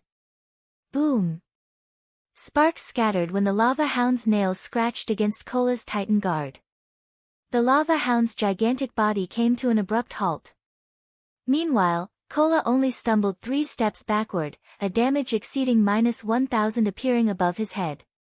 To Cola, who had over 90,000 HP, this damage was practically negligible. So strong. Cola can actually tank that thing by himself? Everyone was surprised to see Cola barely harmed. This was a level 80 mythic monster they were talking about. Although the rain had somewhat weakened the lava hound, it was a mythic monster, yet Cola had received its attack effortlessly without any help. Even Shifeng was shocked by how little damage Cola had taken. He finally understood just how frightening a fragmented legendary shield was. By the looks of it, the Guardian Knight should have no problems tanking the lava hound by himself even if he didn't use Titan's domain. Shifeng also dismissed the worry that plagued his heart. He then activated Gale domain and flew toward the cave entrance in the distance. He quickly reached the mine, realizing that its entrance was so small that barely 3 people, shoulder to shoulder, would be able to enter at the same time. The instant Shifeng set foot in the mine, a series of system notifications reached his ears. Moreover, he wasn't the only person to receive the system notifications. Everyone in the Flame Demon's Valley had received them. Chapter 1844, Underground Country. System, congratulations. You have discovered the Fire God's ancient land. Flame Demon's Valley Region System Announcement. A player has triggered the new expansion pack, Underground Country, and activated the Primordial Taboo Seal. Players may enter the Underground Country in 10 days. The system announcement repeated 3 times, the systems in different voice echoing in everyone's minds for quite some time. Underground country? Shifeng was stunned. Fire God's ancient land? He had never heard of the Flame Demon's Valley containing some kind of underground country during his previous life. He only knew that the Fire Demon's Valley's monsters had a high drop rate for source fire, ore and magic crystals, and a few superpowers had fought fiercely over the area. However, this new expansion pack had never been triggered in the past. Although he had never heard of the Fire God's ancient land before, he was very familiar with ancient lands. Any location that was considered an ancient land had existed before the Great Destruction. Only, these locations had disappeared from the public eye after the Great Destruction. Meanwhile, these ancient lands were rumored to have been blessed by ancient gods, which was why they had survived for so long. But as time passed, these ancient lands had become relics. Among the various ancient lands that had been discovered during Shifeng's life, some contained items that had even been famous during ancient times. These items had all been highly sought after by the various superpowers. Hence, the various superpowers had fought desperately to claim any discovered ancient lands in the past. Shifeng had never thought that the source fire vein they had found was actually an entrance to the Fire God's ancient land. This rendered Shifeng speechless. Now that the system announcement had been made, the underground country in the Flame Demon's Valley would be exposed sooner or later. The source fire vein would definitely be discovered as well. Meanwhile, the Flame Demon's Valley was tens of thousands of miles away from Star Moon Kingdom. If the Fire Dragon Empire's superpowers wanted to claim the vein, he'd be powerless to stop them. Fortunately, it wasn't easy to reach the Flame Demon's Valley's core. Players would need high enough fire resistance to do so. Triggering this new expansion pack also excited Zero Wings members. Although they didn't know what the underground country was, they knew that this expansion pack represented a huge opportunity. Every kingdom and empire had its own specialty products, and no player had ever explored this underground country yet. This meant that they could monopolize the underground country's specialty products. Depending on the item's value, they could make a fortune by reselling them. Although Zero Wings members were excited about the new expansion pack, when they returned their attention to the horrific number of approaching monsters, they suppressed their excitement and focused on their enemies. As for Shifeng, after a moment of surprise, he quickly charged into the source fire vein and started building a marker for a teleportation magic array. Trying to get all of his team members into the Flame Demon's Valley's core had already been incredibly difficult, not to mention sending an army into the valley. No guild in God's domain would be able to do so at this stage of the game, so it was impossible to mine this source fire vein long-term. However, while this task might be impossible for other guilds, the same was not true for Zero Wing. As long as he set up a teleportation marker, he could transport players via teleportation array. Not only would it save his players a lot of travel time, but they could also avoid unnecessary battles in the Flame Demon's Valley. Unfortunately, due to the massive distance between teleportation arrays, the magic crystal cost would be considerable. But compared to the source fire vein's value, the teleportation fees were almost negligible. Aside from the fact that magic crystals could drop from the source fire vein, the source fire ore was incredibly valuable. It also had a small chance of dropping flame source crystals. Meanwhile, in a hot, sandy area in the Flame Demon's Valley's inner region, Melody and her team worked on clearing out the monsters in an ancient ruin. When Shifeng entered the source fire vein, they, too, had heard the regional announcement regarding the new expansion pack. Amazing! Someone actually triggered a new expansion pack in the Flame Demon's Valley. That should be Zero Wings doing. Is it the matter they mentioned earlier? Although I don't know what the underground country is, it must have a lot of valuable items. Our 9th heaven has struck gold. The only other guild that should be in the Flame Demon's Valley is Zero Wing. Our 2 guilds should be the only ones who know about this underground country. We'll make a fortune by reselling the items from it. Excitement flashed in the eyes of the 9th heaven's members when they heard the system announcement. Traveling into human kingdoms and empires was intensely difficult for neutral races, so any items they purchased in Forest City were far above market price. Now that they had discovered the underground country, they could sell its unique items in Forest City. They'd be able to make a fortune and rapidly develop their guild. So, this is Zero Wing's strength?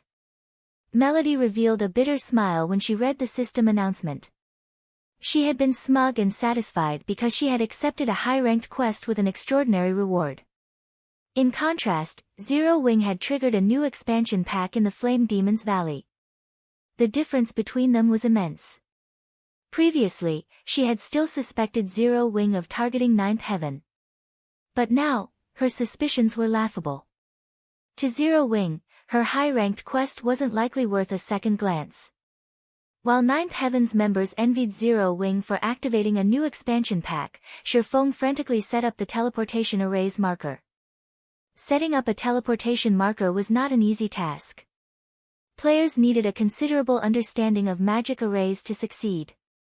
The procedures were extremely complex, and normally, a player would need a lot of time to set up the marker and connect it to a teleportation array. However, to Shifeng, who was adept in drawing advanced magic arrays, this task was easier. He swiftly etched magic arrays on one crystal after another before placing the crystals on a large magic array he had carved into the ground. Very quickly, the mana in the mine started to gather in the magic array. Shifeng could feel the mine's dense mana begin to dwindle. Awoo! Suddenly, Shifeng heard a furious howl from outside of the mine, echoing on the mine's stone walls. Guild leader, trouble. The lava hound went berserk and is charging towards you. It's ignoring aggro completely. Aqua Rose shouted in the team chat when she saw the enraged lava hound rush back to the canyon. To current players, a berserk level 80 mythic monster was an absolute nightmare. Kola had tried to stop the lava hound with his shield but had instantly lost over 30,000 HP when the boss had responded with an angry swipe. The lava hound's strength was terrifying. If anyone else had taken that attack, they would have likely died instantly. As soon as Aqua Rose fell silent, the lava hound arrived before the mine's entrance. Fortunately, the mine entrance was too small for the lava hound, so the boss couldn't get in. Seeing this, Aqua Rose and Kola breathed a sigh of relief. However, something then happened that stupefied Zero Wing's members. The gigantic lava hound split into 3 miniature copies. Each copy was still a level 80 mythic monster, but they did have slightly lower basic attributes. Before Zero Wing's members could react, the 3 lava hounds charged into the mine. Hurry! Hurry up! Shifeng could already hear rapidly approaching footsteps. It was obvious that the lava hound was almost to him. Meanwhile, he only needed to insert one last crystal into the ground to set the spatial coordinates. Unfortunately, the loading bar, which had swiftly filled before, felt extremely slow to Shifeng. It was only 70% full. While conducting the merging process, Shifeng couldn't do anything. He couldn't even activate a skill. When the loading bar reached 90%, 3 1-meter-tall lava hounds appeared before Shifeng. Despicable mortal! You dare violate this sacred ground. You'll pay for your crimes with your soul. The 3 lava hounds spoke in the human language, rage flaring in their eyes as they spat 3 scorching, white beams at Shifeng. Like lasers, the white beams vaporized everything in their path. Chapter 1845, Evil God's Sword. Just before the 3 scorching beams slammed into Shifeng, the loading bar before him finally reached 100%. When the beams were less than 10 yards away from Shifeng, a barrier of divine runes appeared. When the 3 beams met the barrier, it shook violently. As for Shifeng, he shot backward like a cannonball. Boom! Shifeng crashed into one of the mine shaft's sturdy walls. What power! Shifeng was shocked as he stared at the mine shaft's deformed terrain. He had never thought that the lava hound would possess such frightening power even after dividing itself into 3 copies. They were currently inside a source fire vein.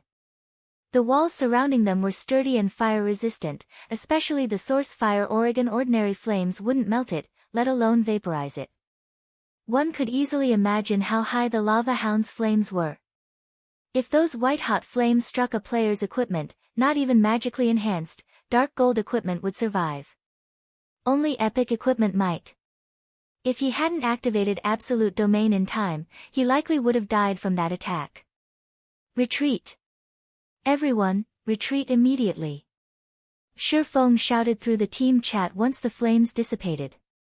Cola could barely tank one lava hound. Now that they had to face 3 miniature lava hounds, which were only slightly weaker than the full version, he knew they couldn't stay here for a moment longer.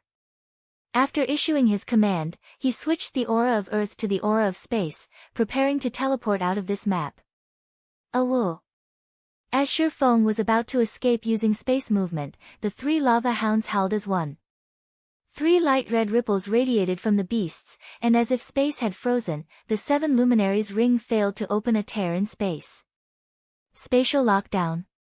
Shifeng's expression darkened when he saw the growing spatial tear before him disappear.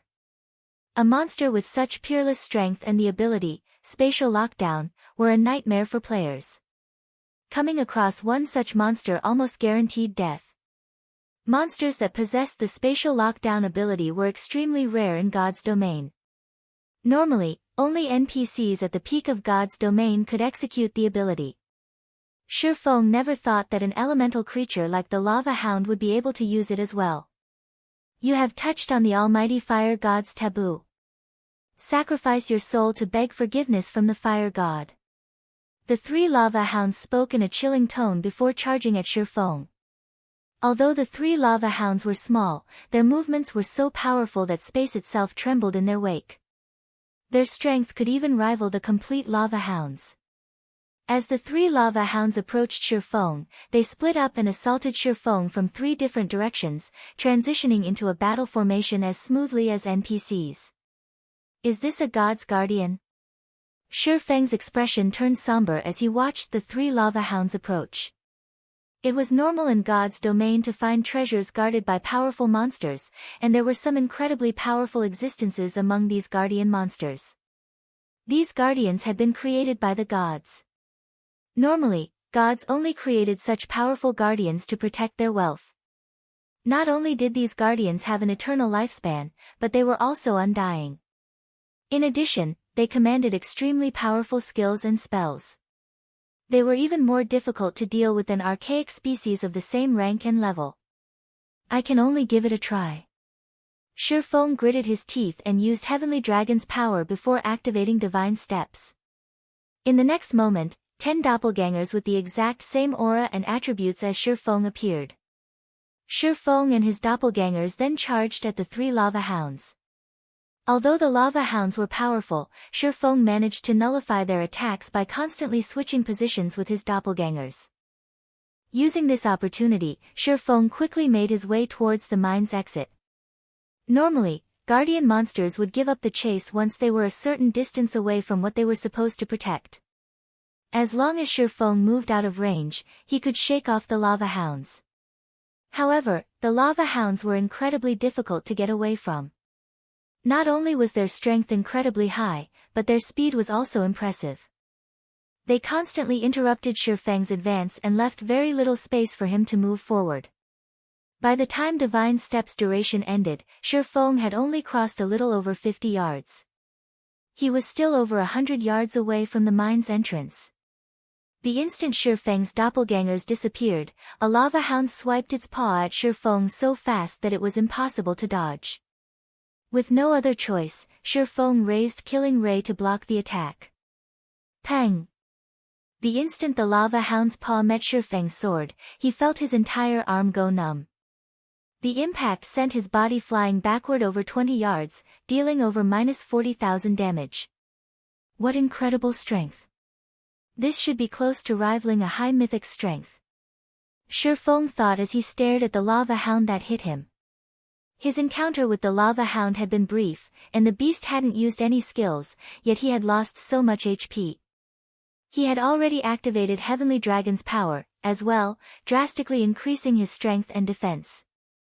Right now, his defense was even higher than Cola's, although he didn't have the passive skills that provided damage reduction. Even then, he had still lost over 40,000 HP. The current lava hound before him definitely had much higher strength than the original. Meanwhile, he had to face 3 of these lava hounds. Before Shifeng could figure a way out of this situation, another lava hound pounced at him. Hurriedly, Shifeng activated parry to block its attack. Pang! Once more, Shifeng flew backward by over 20 yards. Not only hadn't he moved closer to the mine's entrance, but he was actually further from it. This was clearly what the lava hounds had intended to do with their attacks. These lava hounds' combat standards were in no way inferior to expert players. Am I going to die here? Shifeng could not help his bitter smile as he watched the 3rd lava hound pounce at him. It would seem that he had taken on too large of a risk to set up the teleportation marker.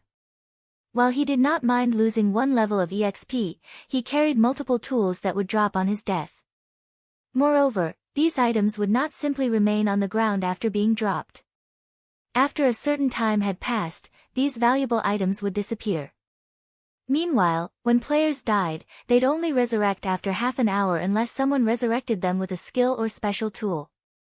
By the time he returned to this mine, his dropped items would be gone from this world. As Shifeng clashed with the lava hounds, his HP continued to decrease. 80%. 70%. 60%. Although he had tried to use void steps to blindsight the beasts, the technique was ineffective against the lava hound's sharp sense. Even though the lava hounds couldn't see him, they could pinpoint his location with their other senses, launching another paw swipe or bite attack.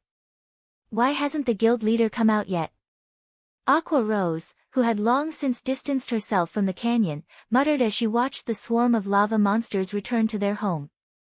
The guild leader should be fine. If he goes all out, he can even contend with mythic monsters, Blackie reassured. It's been so long, though. Moreover, there were 3 lava hounds. I think it's best if I go take a look, Fire Dance said worriedly.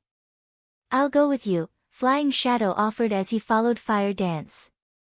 Meanwhile, inside the mine, Shifeng watched the circling lava hounds and glanced at the small percentage of HP he had remaining with a bitter smile. Despite activating twofold Berserk, which temporarily granted him the power to contend with Tier 4 mythics, he still couldn't come within 100 yards of the mine's entrance. While he was confident that he could escape a single lava hound, 3 were too much for him to handle. To make matters worse, the 3 lava hounds coordinated perfectly. Although he had thought of using a magic or summoning scroll, the 3 lava hounds were simply too fast. They gave him no opportunities to use such tools. As twofold Berserk's duration continued to run out, Shifeng frantically searched through his bag for items that could help him out of this predicament.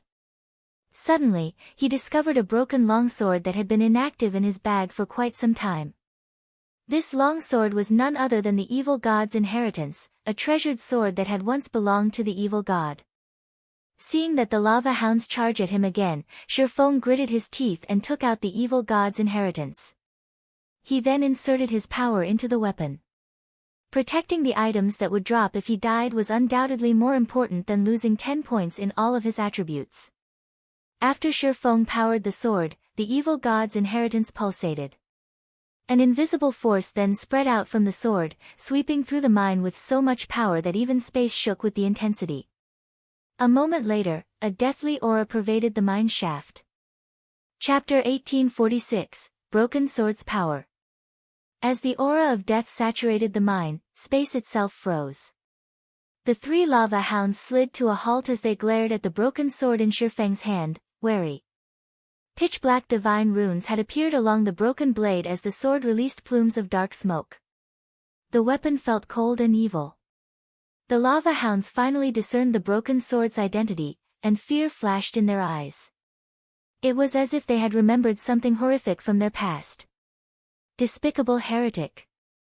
You dare set foot in this sacred land. Let the almighty fire god's flames purify your soul. After Shifeng replaced the abyssal blade with the evil god's inheritance, the broken sword seemed to trigger something in the 3 lava hounds. Suddenly, they began to grow larger as golden flames flared across their bodies. Despite standing still, the solid rock beneath the lava hounds' feet began to crack. Space tore around them as if it couldn't withstand the golden flame's power. It was as if the space around them was no longer able to withstand the power of the golden flames. Shifeng could also sense a threat of death from that golden fire. Moreover, Shifeng could tell that this death wouldn't just end with a single lost level. He could feel a power akin to soul fire, although this was many times stronger. Burning and devouring his soul would be child's play for this strange fire. If these golden flames burned a player's soul, the player's account would likely be left permanently crippled.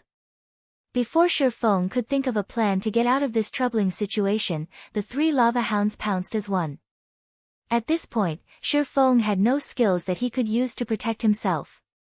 In addition, the lava hound's movement speed had significantly increased. With no other options, Shifeng instinctively executed Sword's Orbit. Countless sword lights enveloped Shifeng, clashing with the three gigantic, flaming beasts as they attacked. Boom! Boom! Boom! The resulting impacts tore the nearby rocky ground. The scattered sparks ignited anything they touched, transforming the area into a sea of fire. The three lava hounds were thrown back, forming three large craters as they crashed into the ground. Damages of over -3,000 appeared above their heads. In contrast, Shifeng remained standing in his original position, although the ground beneath him had been burned and melted. Now, he stood in a deep crater of his own that had a smooth, glassy surface. What incredible power! So, this is a weapon that had once belonged to an evil god? Shifeng was stunned as he looked at the injured lava hounds. Truthfully, the broken sword he wielded was only fragmented legendary rank. Although the weapon provided a considerable boost to strength and attack power, he hadn't expected the boost to be this intense. After all, his abyssal blade was even stronger than ordinary epic weapons, but it had never been this powerful. Meanwhile, the lava hounds before him nearly had enough strength to rival high mythic ranked monsters. Even after activating twofold Berserk, he still hadn't been a match for the lava hound's strength, yet when he had used the evil god's inheritance against these monsters, he felt as if he had hit a group of weak, powerless dogs. He hadn't felt the intense impact that he had experienced during his prior clashes with these beasts. Although he had seen weapons that could weaken an opponent's power in the past, he had never seen one as strong as the evil god's inheritance. The weapon had actually decimated Tier 4 mythic monsters' strength to such a great extent. That wasn't all. When he had clashed with the lava hounds, he had felt his own strength skyrocket. It was as if the broken sword had absorbed the monster's strength, transferring it to him. As Shifeng tried to get a better grasp on the evil god's inheritance's power, a lava hound stood up. This time, however, it did not charge at Shifeng. Instead, it howled with anger and formed a golden, threefold magic array in front of itself. A moment later, a beam of fire shot out from the magic array, moving so fast that Shifeng couldn't dodge in time. This beam was the result of the lava hound's Tier 4 spell, Red Lotus Breath, the same spell that had vaporized the source fire earlier. In response, Shifeng simply swung the evil god's inheritance at the approaching beam of fire. Boom! The broken sword sliced the crimson beam in half, the flames disintegrating the stone wall behind Shifeng. Shifeng stumbled 5 steps back as a damage of over -10,000 appeared above his head. Sure enough. Shifeng was indescribably shocked, glancing down at the evil god's inheritance in his hand. As he had guessed, the evil god's inheritance could absorb an enemy's power, converting it into his own. Moreover, he had received far more power from this attack than the last. Not only had he gained 20% more strength, but his fire resistance had also increased by 30%. This ability was simply frightening. Due to this ability, his combat power had instantly soared. Moreover, he could sense that this still wasn't the evil god's inheritance's limit. Although he couldn't see the evil god's inheritance's exact attributes, when he wielded the weapon, he felt that he hadn't fully grasped the broken sword's power. The broken sword could grant him even more boons depending on the strength of the attack he received. However, the provided improvements were not without a flaw: their short duration. Each time it absorbed an attack's power, the weapon's wielder could only retain it for a short 10 seconds. Even so, it was amazing. Feng found it truly hard to imagine that the evil god's inheritance was still incomplete and that he only exhibited 10% of its power after sacrificing his attributes. If he could exhibit the weapon's full power, the result would be unimaginable. Most likely, he'd be able to suppress the 3 lava hounds completely. One should be able to leave now. When he saw the other 2 beasts charge towards him, Feng licked his lips in excitement and ran to meet his enemies in battle. Previously, the difference between their basic attributes had been too great. Even after using twofold berserk, he had been thoroughly suppressed.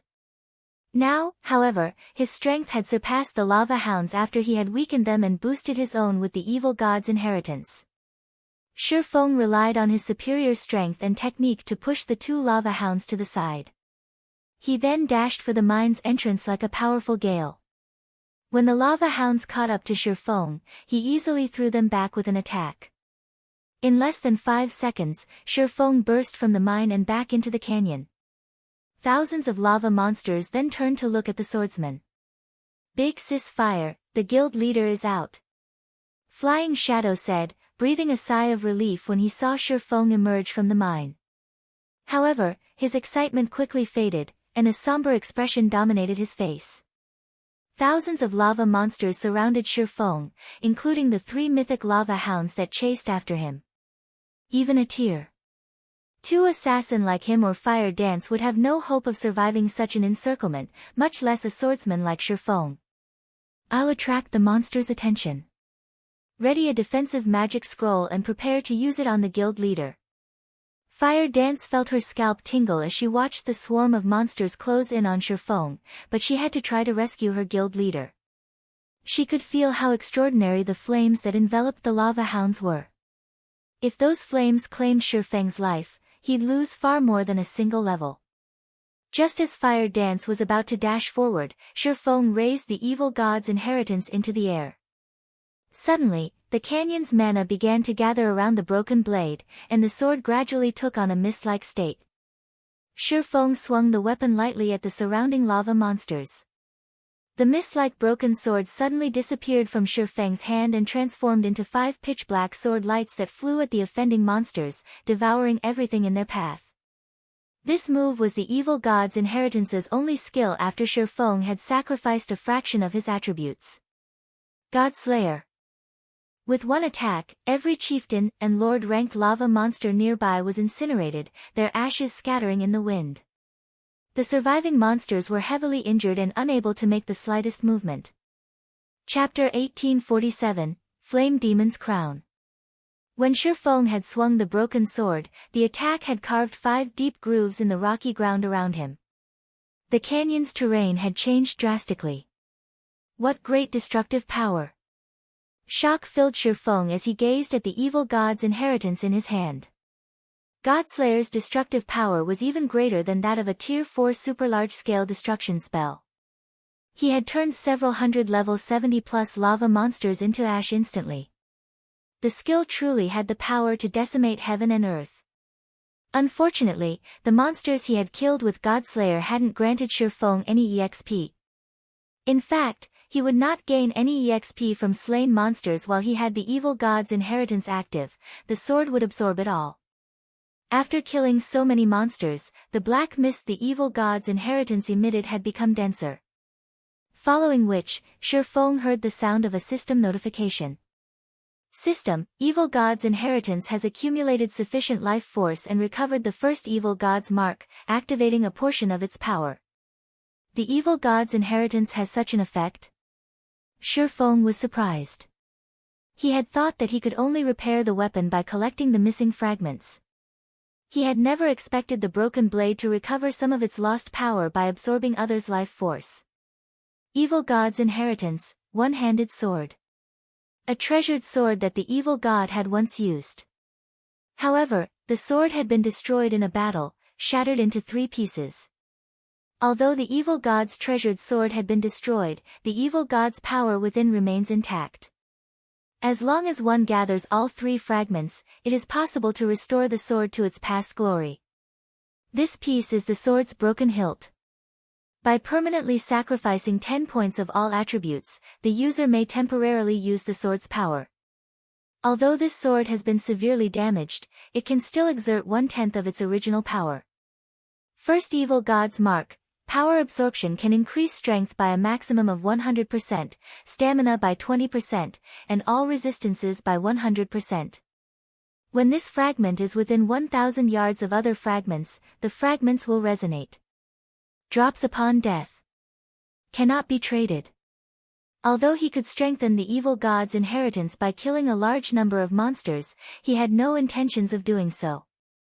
While Shifeng might wield extraordinary power when he used the evil god's inheritance, he'd have to sacrifice 10 points from every basic attribute permanently each time he wielded the weapon. While 10 points in all attributes might not be much to a Tier 2 player, it would add up. If he used the weapon for too often, he would cripple his account. One could say that the evil god's inheritance was even more evil than magic weapons. Hence, the evil god's inheritance should only be used as a final trump card. Shifeng had no intentions of feeding the evil god's inheritance any more life force right now, either. He only had half an hour to use the weapon after activating it. How much life force could he possibly accumulate in half an hour? However, the ability to strengthen the evil god's inheritance had truly been an unexpected boon. Following which, Shifeng charged out of the hole he had opened in the monster encirclement. Now that the evil god's inheritance had grown stronger, he had a much easier time dealing with the 3 lava hounds that chased after him. Is this the guild leader at his full strength? Flying Shadow, who watched from the valley's entrance, was astonished as he watched Shifeng take on 3 level 80 lava hounds without trouble. Even Fire Dance, who prepared to move out, was stunned. She had assumed that after so many battles and adventures, the distance between her and Shifeng had shortened. Looking at it now, however, it would seem that the gap was larger than ever. What the 2 assassins did not know was that Shifeng fully relied on the evil god's inheritance to command such power. Without it, he might not have survived even after activating twofold Berserk. Shifeng quickly escaped the lava hound's grasp, and although this further enraged the mythic monsters, they didn't dare leave their domain by as much as a centimeter. They could only watch until Shifeng left their sight. Despicable heretic. The almighty fire god will not let you get away with this. After Shifeng had vanished, the lava hounds released furious howls, the sounds echoing throughout the valley. At the same time, a system notification reached Shifeng's ears. System, you have incurred the Arari god's wrath. As long as you enter the fire god's territory, its guardians will hunt you to the death. How ruthless. Shifeng could not help his astonishment as he read the system notification. He had only set up a teleportation marker in the fire god's ancient land, yet he was now prohibited from entering any location the fire god sheltered. This penalty was truly severe. After all, the fire god was a god who had left behind many areas in God's domain. The fire god had even been responsible for creating a number of other worlds.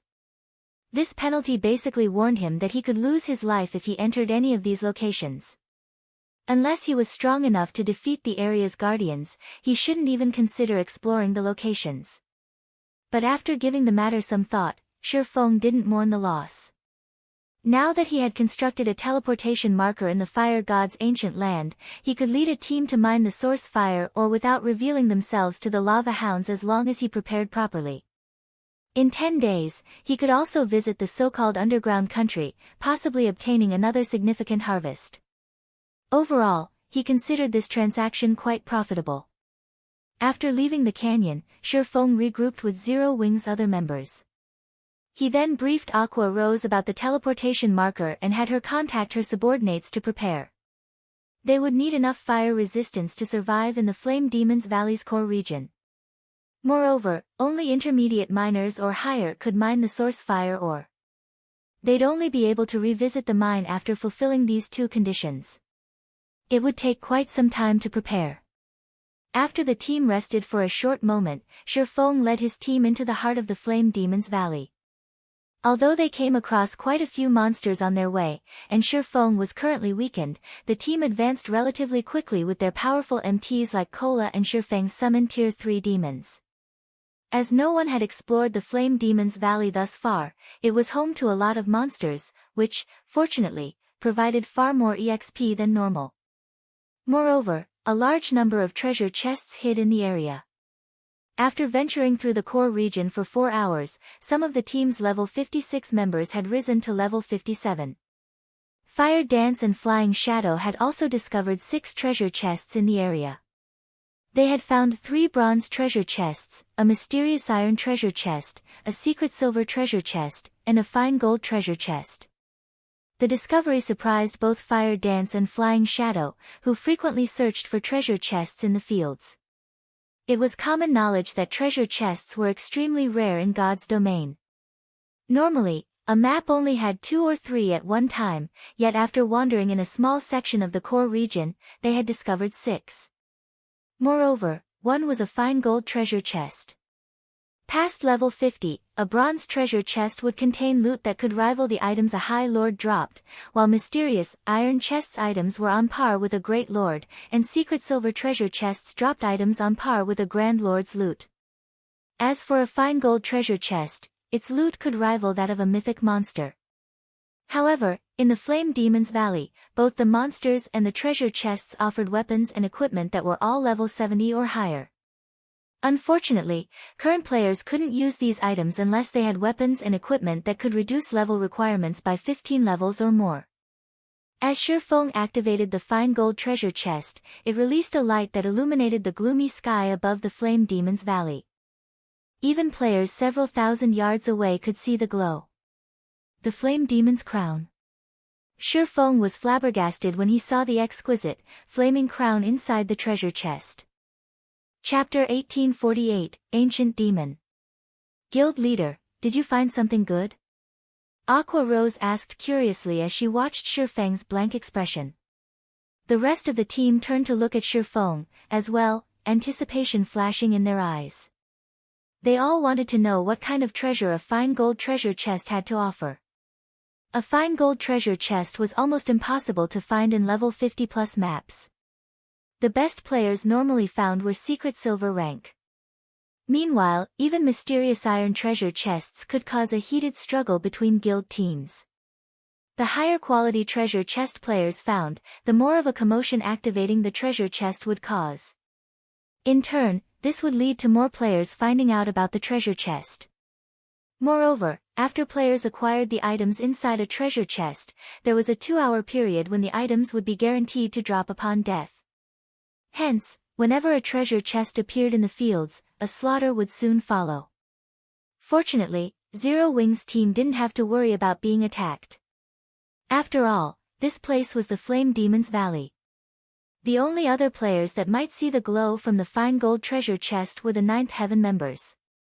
Even if other players with hostile intentions discovered them, they had no fear that anyone would try to rob them. Something good has dropped, Shifeng said, laughing. He then retrieved the Flame Demon's crown and shared its statistics in the team chat. Flame Demon's crown, head, fine gold rank. Equipment requirement, strength 800, agility 800, and intelligence 800 defense plus 100 additional passive ski-. Flame Demon's body, allows the wearer to gain the body of a flame demon, increasing fire resistance by 200 and becoming immune to burning effects. Additional active ski-. Flame Avatar, becomes immune to all flame damage for 1 minute. Cooldown, 10 minutes. After reading the Flame Demon's crown's details, the team lost their prior excitement. Guild Leader, this crown is a scam. Not only does it have such a high equipment requirement, but it doesn't actually offer any basic attributes. The only good thing about it is its high fire resistance, but it isn't worth sacrificing everything else. I feel the same. The monsters in harsh environments are generally very powerful. Although this crown can provide sufficient fire resistance to survive in these maps, without the basic attributes, you'll have a difficult time dealing with monsters. It would be much better to equip several pieces of equipment that provide less fire resistance but have significant basic attributes. Its defensive properties are even more important. No matter how I look at this crown, it doesn't seem to have any. Everyone quickly discerned the pros and cons of the Flame Demon's crown. Even level 50 common cloth armor had more than 100 defense. The Flame Demon's crown's defense was practically a useless decoration. In addition, losing the basic attributes from a piece of equipment would reduce a player's attributes by around 10%. This would cause at least a 20% reduction in combat power. Moreover, due to the lack of defense in the head section, others would have a weakness to exploit. If one were struck in the head, it was entirely possible that they'd suffer a fainted state. As God's domain continued to update, the equipment player's war would have greater importance. Equipment would play a role in a player's defense beyond basic attributes. Take two players with the same defense, for example. If one of these players wore chest armor while the other player did not, the player without a chest piece would receive more damage when struck in that area and suffer additional negative effects. If a player took a blow to the head, they would feel dizzy and powerless, and their reactions would become sluggish. If one were stuck in the arm, it would go numb and become difficult to move. There were subtle differences in the negative effects depending on the materials of their equipment, as well. An attack's impact was one such example. During the early stages of the game, these negative effects were barely noticeable, but as players took on higher-leveled monsters, these negative effects would become more prominent. As a result, players would have to choose their equipment carefully. It wasn't enough to prioritize basic attributes. Players also needed to focus on their equipment's compatibility and defensive properties. Meanwhile, the Flame Demon's crown, made of fire with a pitiful 100 points in defense, clearly didn't have any. It was a costume piece at best. If one equipped the Flame Demon's crown during battle, they'd be asking for an early death. Shifeng simply revealed a bitter smile as he stored the Flame Demon's crown. He had to admit that his guild members' standards had significantly improved. Their understanding of weapons and equipment was no longer limited to basic attributes. Unfortunately, they were still somewhat ignorant. This didn't particularly surprise Shifeng. His teammates were still relatively low-leveled, after all. They still didn't fully understand resistances. They did not know just how valuable a piece of equipment capable of increasing fire resistance by 200 points was. Among the items in the fine gold treasure chest, the Flame Demon's crown was easily more valuable than the other items combined. By the time mainstream players had reached level 100 and beyond in the past, a Flame Demon's crown had sold for a whopping 5,000 gold. With that amount of money, one could purchase an epic equipment with poor attributes. Even so, players rarely sold their Flame Demon's crowns. Equipment that added 200 fire resistance was extremely rare.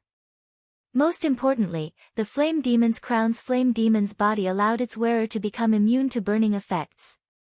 In other words, no matter how hot an environment was, players would not suffer any negative effects. They could maintain their combat power at its peak. Of course, due to the Flame Demon's crown's glaring weakness, it was only suitable for expert players. Ordinary players would be better off wearing several pieces of equipment that provided both basic attributes and fire resistance. Ordinary players already fought to get their basic attributes up to standard and as a result, struggled against monsters and in team dungeon raids. They would be asking for trouble by using a piece of specialized equipment like the Flame Demon's crown. However, expert players were different. They would easily have enough basic attributes even without wearing a headpiece. When fighting in sweltering environments, it was far more important for expert players to have high fire resistance. Hence, during the later stages of the game, the various large guilds' main force members had stopped focusing on basic attributes. Instead, they had prioritized resistances and physique. Moreover, the Flame Demon's crown was like an entry pass to the Flame Demon's Valley. As long as one had a Flame Demon's crown, they could travel anywhere within the valley. They wouldn't even have any issues exploring the Flaming Valley's core. Originally, Shifeng had worried that he didn't have enough fire resistance to survive in the central area, but now that he had the Flame Demon's crown, he wasn't concerned. Now, only the Flame Demon King himself would be a problem. In God's domain, the Flame Demon King was categorized as a world boss. Counter to most expectations, world bosses were not much stronger than ordinary field bosses. The system did not grant world bosses any special traits, either. However, they did have full control over their territories. While in a world boss's territory, players would be prevented from using magic scrolls and magic arrays. It wasn't even possible to use magical tools. At most, players could use their weapons and equipment skills. It was a nightmare for most players. After emptying the fine gold treasure chest, Feng and the others continued towards the central region. After traveling for a little over an hour, they finally arrived before a fiery world. White-hot flames danced along the mountain range before them. The ring of mountains resembled a burning sun, making it difficult to look at. "This place is so hot," Blackie exclaimed as he looked at the flaming mountain range. Despite standing some distance away from the mountain range, he felt as if like roasting meat. Everyone on the team felt the sweltering heat. Even walking exhausted their stamina. Meanwhile, a gigantic figure wielding a trident patrolled the center of this mountain ring. Every one of this figure's movements stirred the flames around it as lava rose into the air. Even from several thousand yards away, Zero Wings' team could feel the figure's fierce aura. When they saw the Flame Demon King's true appearance, they couldn't help their gasps. Even Feng was shocked. Flame Demon King, Elemental Creature, Ancient Fiend, Mythic, Level 83. HP 720,000/720,000,000. An Ancient Fiend? How is this possible? Feng was indescribably shocked when he saw the Flame Demon King's statistics. Shouldn't it be an archaic species? Chapter 1849, World Gate. Guild Leader, don't tell me we're supposed to fight that boss. Is that really a mythic monster? The Flame Demon King was a 50-meter-tall giant. Every one of its movements stirred up a storm in the sea of fire around it. Zero Wings' team could tell how terrifying this monster was just by looking at it.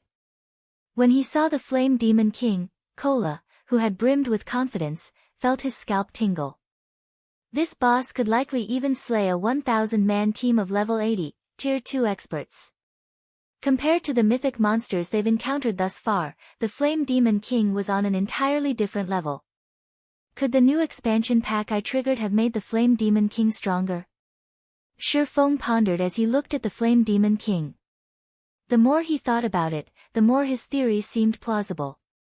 After all, the Flame Demon's Valley was only a level 70+ map, it wasn't a level 100+ map. An Ancient Fiend shouldn't be here. An Ancient Fiend was an elemental creature that had fully unlocked its bloodline and reverted to its ancestral form. Although Ancient Fiends were no match for dragons in terms of life rating, they were fully capable of rivaling ferocious beasts. Even an expert team that was 20 levels higher wouldn't be a match for a mythic-ranked Ancient Fiend, much less an expert team of the same level. In addition, the Flame Demon King had a world boss's special ability. Not even a 100-man team of level 100, Tier 3 players could defeat this monster. There's no helping it, I can only adjust my plans. Following which, Feng addressed his team, I had thought that I could complete this quest and get everyone out of here safely, but that's no longer possible. I'll have to ask you all to sacrifice yourselves to lure the Flame Demon King away from its territory. Try to buy as much time for me as possible. Violet, you won't be joining the fight. I need you to hide in the distance. Once the battle is over, you'll be responsible for resurrecting the team. All he could do now was lure the Flame Demon King away from the World Gate. The players that would be responsible for buying time would die, but with the resurrection skill he had given Violet Cloud, they could reduce the death penalty his teammates suffered.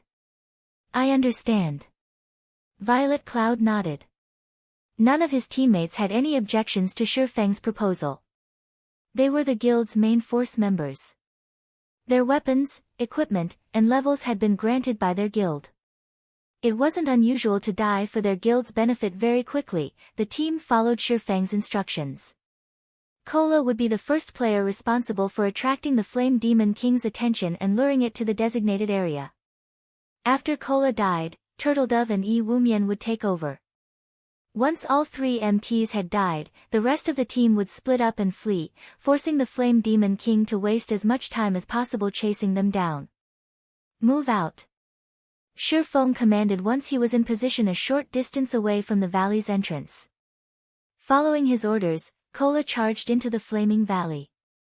Shortly after he had set foot in the sea of fire, a deafening roar echoed from the valley's center. "Little human! You dare trespass in my, the Flame Demon King, Manakolan's, territory? I'll show you just how frightening fire's anger is." As the voice faded, the Flame Demon King emerged from the raging flames, its movements causing waves of fire that washed over Kola. Not daring to be careless, Kola immediately activated Power of Darkness and hid behind Titan Guard. Boom! As the firestorm slammed into him, Kola stumbled 3 steps backward, a damage exceeding -20,000 appearing above his head. So strong!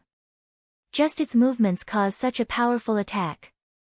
Aqua Rose, who watched from afar, could not help her shock when she saw Kola lose 1/8 of his HP despite his active berserk skill. Normally, Kola could face a level 70 mythic monster head-on after activating his berserk skill, yet he had just lost so much HP after an indirect attack from the Flame Demon King. The team's other members paled when they saw this. If they had received that indirect attack, they would have likely lost over 50% of their HP. They felt like ants before this world boss. As the Flame Demon King's frightening strength stunned Zero Wings players, the boss had arrived before Kola. The Flame Demon King then thrust its trident at the Guardian Knight with so much speed that the attack had been invisible to the naked eye.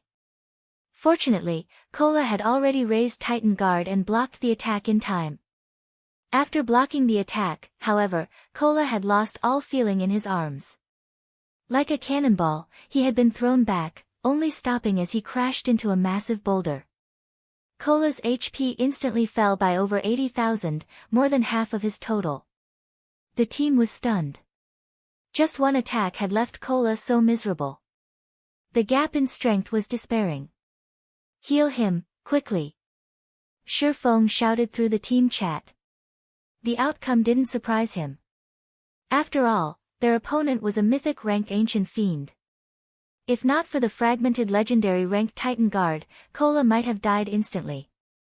Upon hearing Feng's command, the Tier 2 healers snapped out of their daze and cast healing spells on Kola, instantly restoring the Guardian Knight's HP to 70%. However, the Flame Demon King was already stabbing its trident at Kola again, the weapon releasing white-hot fire. The white-hot flames shocked Kola. Hurriedly, he activated Protection Blessing. After its upgrade to Tier 2, Protection Blessing reduced the damage he took by 60%. However, when the trident met Kola's shield, the stone under his feet shattered, forming a crater. Meanwhile, Kola's HP fell by more than 60,000, dropping his HP into the red. By the time the Flame Demon King executed another attack, the team's healers only recovered Kola's HP to 50% of his total. Realizing how precarious his situation was, Kola used Titan's Heart, forming 3 layers of protective energy, which could absorb up to 10 times his maximum HP, around him. With Titan's Heart in effect, Kola quickly fled the Sea of Fire. Seeing Kola pull away from the valley, Feng breathed a sigh of relief. Fortunately, he had upgraded Titan Guard to the fragmented legendary rank earlier. Otherwise, the 3 MTs wouldn't be able to lure the Flame Demon King away before they died, even if Kola, Turtledove, and Yi Wumian worked together. Afterward, equipping the Flame Demon's crown, Feng activated Gale Domain and charged into the flames that could even melt fine iron. As expected of the Flame Demon's crown, it really is wondrously effective. When Feng soared through the fire, he only felt a little warm. He wasn't in any pain at all. Due to the additional 200 fire resistance the crown provided, he now had over 400 fire resistance. His HP only fell by a little over 100 each second he remained in the fire. After flying for about 40 seconds, he noticed Kola's name darken among the list of his team members. It was obvious that the Flame Demon King had killed Kola so quickly.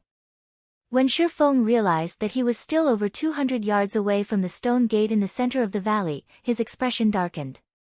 Kola was the sturdiest player in the team. He had thought that the Guardian Knight alone would be able to buy him enough time to reach the World Gate, but it seemed that the Flame Demon King was much stronger than he had expected.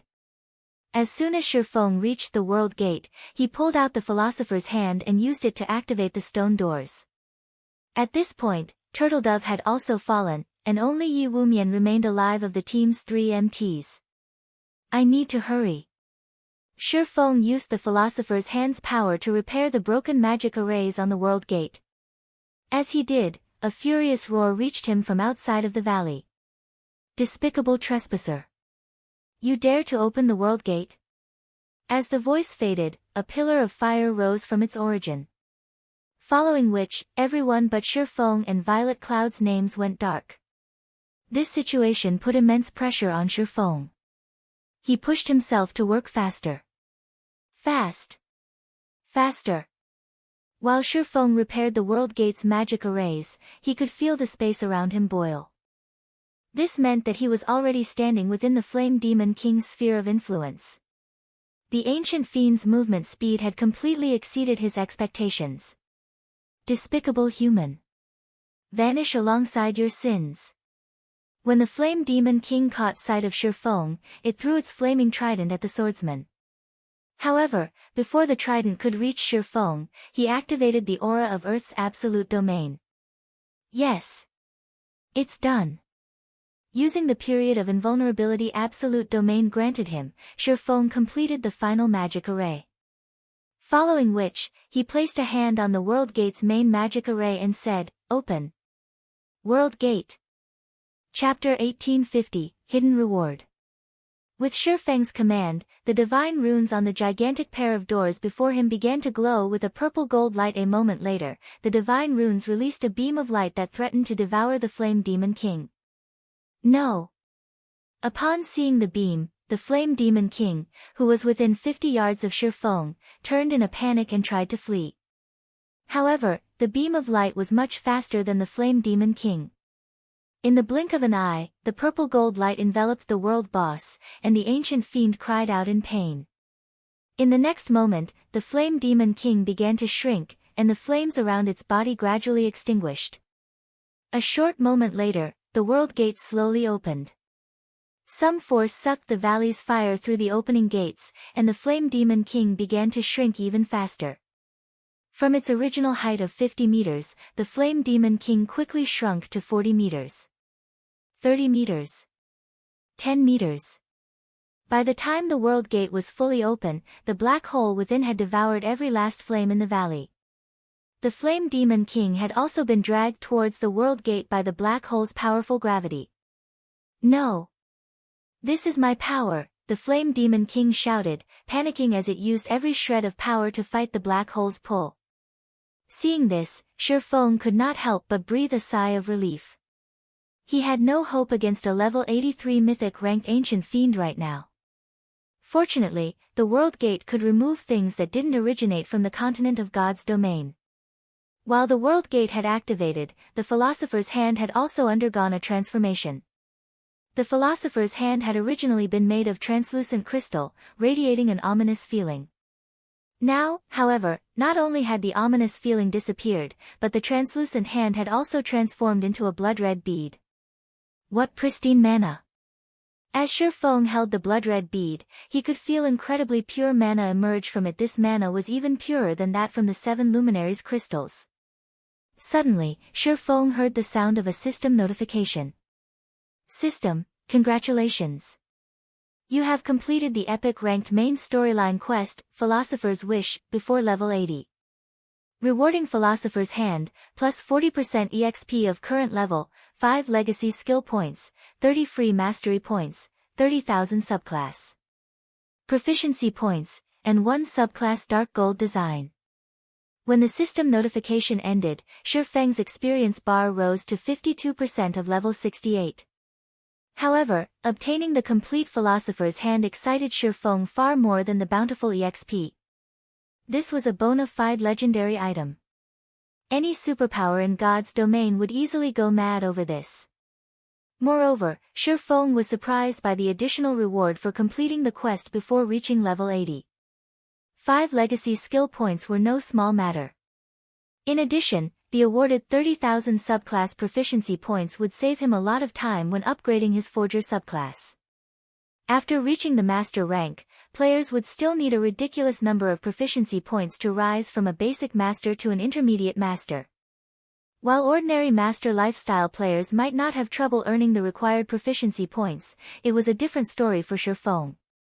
Shifeng had many matters he needed to deal with, and he only had a small amount of time to invest in his forging.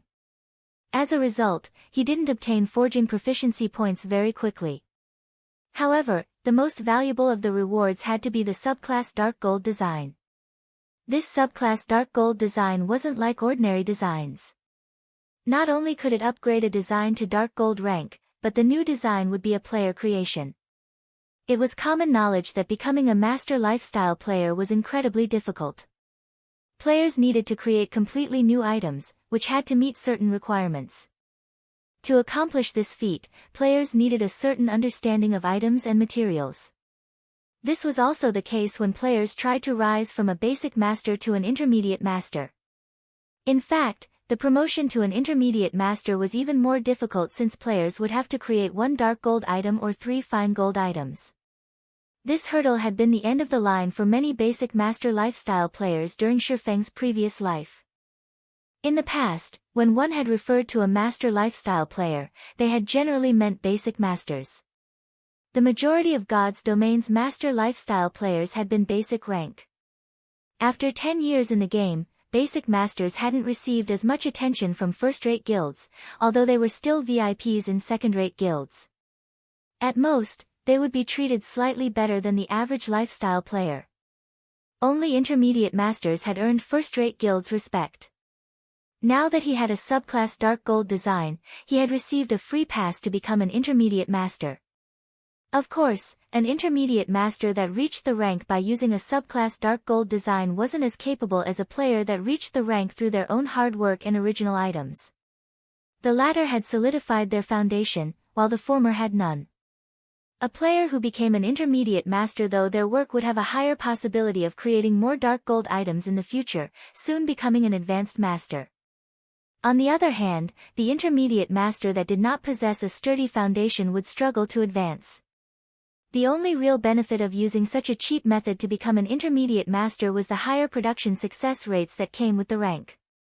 Even so, many basic master lifestyle players had spent their entire life savings to get their hands on a subclass Dark Gold design during Shifeng's previous life, since they had already reached their limits.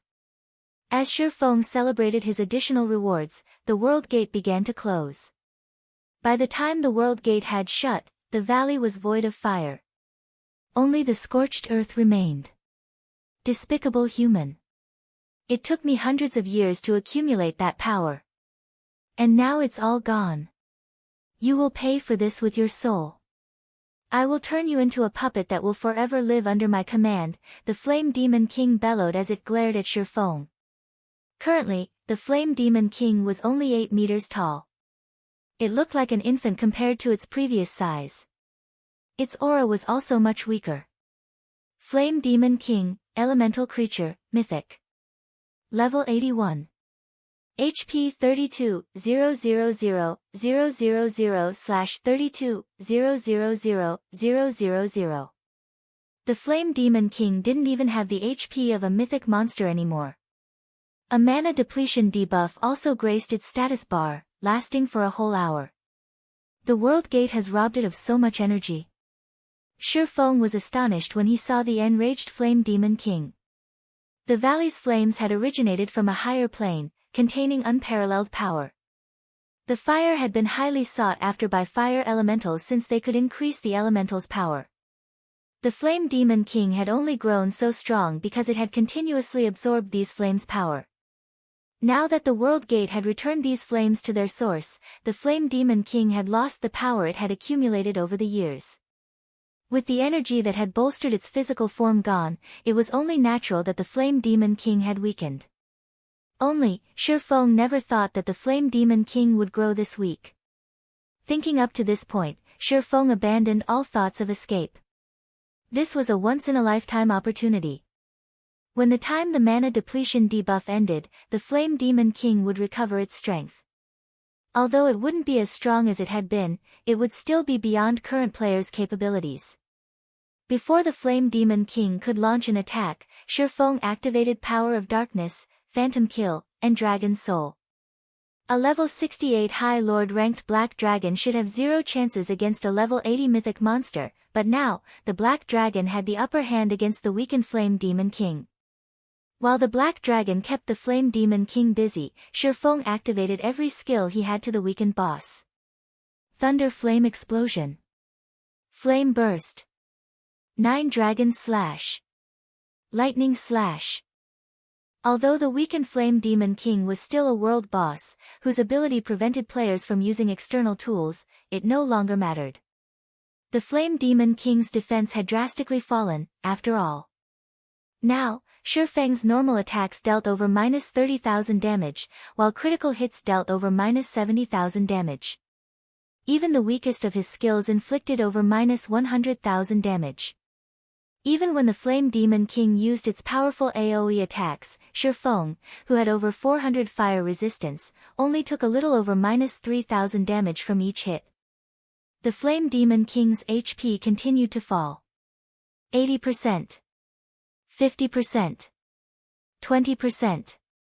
When the Black Dragon's duration was almost over, the Flame Demon King had around 10% HP remaining. Once the Black Dragon was gone, Shifeng would have to fight the world boss head-on. I guess there's no other choice. Shifeng sighed as he came to terms with his current predicament. A moment later, he retrieved the evil god's inheritance from his bag once more. Trying to escape a world boss was an extremely difficult task. This was especially true now that he had used all of his skills. Furthermore, it wasn't every day that he found himself in such a favorable position against a world boss. Die. Gritting his teeth, Shifeng sacrificed his attributes to activate the evil god's inheritance. He then activated Godslayer. 5 pitch-black sword lights instantly pierced the Flame Demon King, leaving 5 deep grooves in the rocky ground before Shifeng. Despicable human. If the World Gate hadn't taken my power from me, the Flame Demon King's eyes burned with rage as it glared at Shifeng, but despite its fury, the Flame Demon King's HP didn't stop depleting before it eventually reached zero. Boom! As the Flame Demon King fell to the ground, its fiery body started to dissipate. A short moment later, only Shifeng remained in the scorched valley. Chapter 1851, Flame Demon King's Loot. After the Flame Demon King died, the rampaging mana in the valley settled down. It's finally dead. Shifeng breathed out a sigh of relief as the Black Dragon disappeared, shortly after the Flame Demon King died. If not for the Black Dragon's assistance, he wouldn't have been able to defeat the Flame Demon King. After all, even though the Flame Demon King was weakened, it was still a mythic monster. The boss had possessed not only superior strength but also far more HP. Even if the Flame Demon King had only 10% of its HP left, it would still have had more than enough time to kill him. Although he had to sacrifice another 10 points of every basic attribute to kill the Flame Demon King, he forgot about the loss when he saw the small mountain of items the boss dropped. The Flame Demon King was a world boss. Although it had been weakened due to his quest, it was still a mythic-ranked world boss, hence the extremely bountiful loot. Not to mention, as this was the first time the Flame Demon King was killed, it was guaranteed to drop a 4-star guild promotion order. Future Flame Demon Kings killed would have only a certain chance of dropping the promotion order. This item was also the reason why he had persisted in killing the Flame Demon King to the point of permanently weakening himself. Currently, Zero Wing was a 3-star guild and held a significant advantage over other guilds. However, as the various superpowers started raiding level 50, 100-man Hell Mode team dungeons, it was only a matter of time before they became 3-star guilds as well. Meanwhile, compared to Zero Wing, the various superpowers would gain much more of an advantage from being a 3-star guild. Be it the Guild Employment Center or Guild Training Room, these two facilities needed guilds to reach a certain scale in order to display their usefulness fully. In other words, the larger a guild was, the better the guild could leverage these two facilities. In the case of Zero Wing, despite the rapid expansion it was currently undergoing, in terms of member count, it was far from rivaling even first-rate guilds. The operations of the various superpowers spanned over a dozen kingdoms and empires. Their member counts naturally dwarfed Zero Wing's. Once these superpowers became 3-star guilds, their development speed would undoubtedly skyrocket. At that time, not only would these superpowers be able to nurture a large number of elite players, but the income their guilds generated would also increase substantially. If Zero Wing, a guild that ruled over only a single kingdom, wished to surpass these superpowers, which had become 3-star guilds, in terms of development speed, then there was only one way to do so. By getting promoted into a 4-star guild. Unlike a 3-star guild, the benefits offered by a 4-star guild did not manifest with the scale of a guild.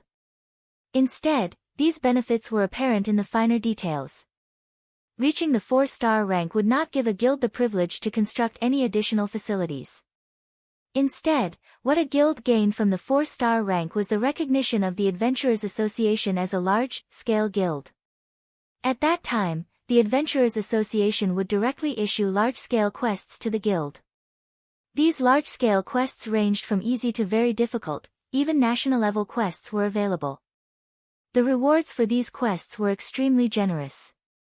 Moreover, these quests also provided players with good opportunities to raise their ranks in the Adventurers Association. In addition to receiving large-scale quests, 4-star guilds would be designated a temporary rest area in every Adventurers Association on the continent of God's domain. While this rest area was relatively small, it allowed members of 4-star guilds to receive commissioned quests from every NPC town and city on the continent, not just from towns and cities where their respective guilds had residences. Due to this benefit, members of 4-star guilds could travel all over the continent to do quests, no longer hindered in their leveling speed and acquirement of resources by competition over a limited number of quests. The only downside to this was the Adventurers Association's tax on players' quest rewards when completing commissioned quests accepted from these designated rest areas. This, in turn, reduced the guild's income from these quests. Even so, this benefit would still help guilds generate much more wealth than before. At the same time, guilds would also be able to raise their popularity in the various NPC kingdoms and empires significantly, killing 2 birds with 1 stone. This was the distinguishing feature of a 4-star guild. After reaching the 4-star rank, a guild's development would no longer be tied down to the territories they controlled. Of course, the consequence of this feature was also very obvious: the amount of competition guilds had to face would increase drastically.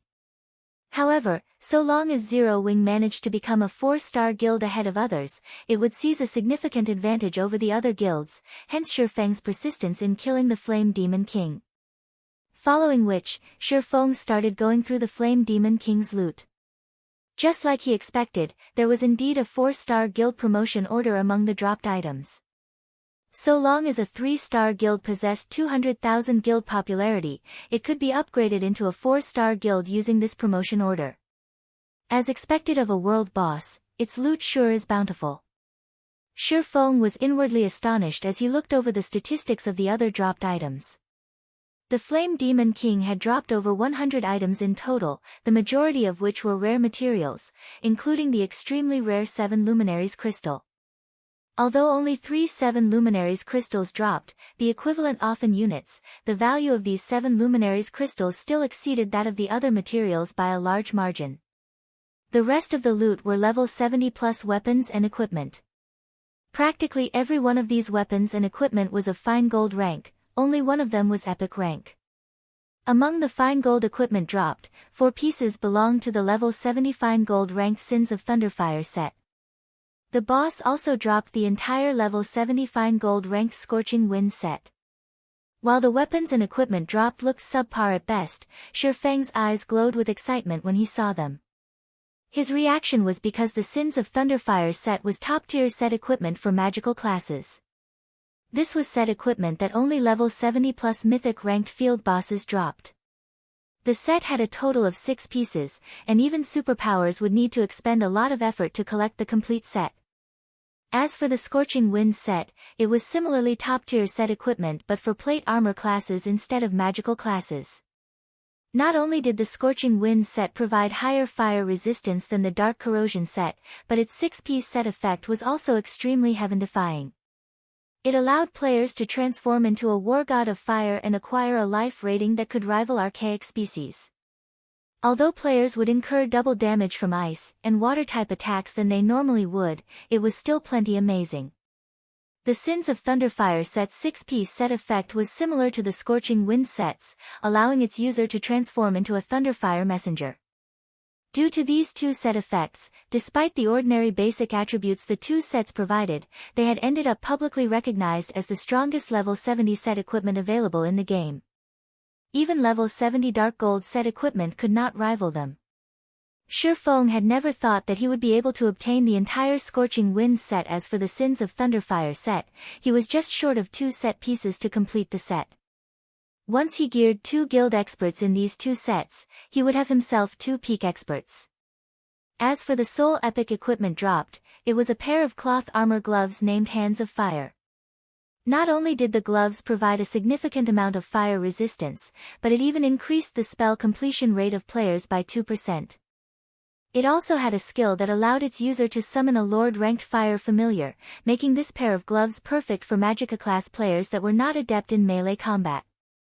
After Shifeng was done going through the Flame Demon King's loot, he then took out the Philosopher's Hand from his bag and inspected it, suppressing the excitement in his heart as he looked through its attribute panel.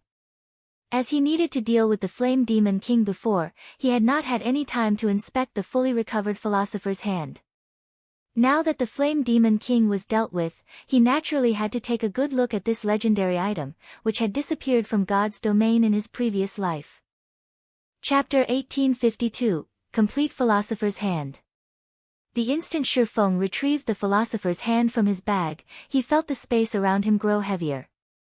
It felt as if space itself couldn't withstand the pristine energy within the Philosopher's Hand. Now that Shifeng had the chance to get a better feel for the Philosopher's Hand, he felt a powerful inspiration well within him. His mind felt sharp and focused like never before. It was as if the world had faded away, leaving him alone with his thoughts. So, this is the true Philosopher's Hand? Shifeng could not help his excitement as he gazed at the crimson bead in his hand. Philosopher's Hand, legendary rank item. A special gemstone crafted by the philosopher Erhard, containing incredible power that is capable of manipulating the soul. Additional passive effect, the wielder of the Philosopher's Hand will have all of their subclasses temporarily raised by 1 rank.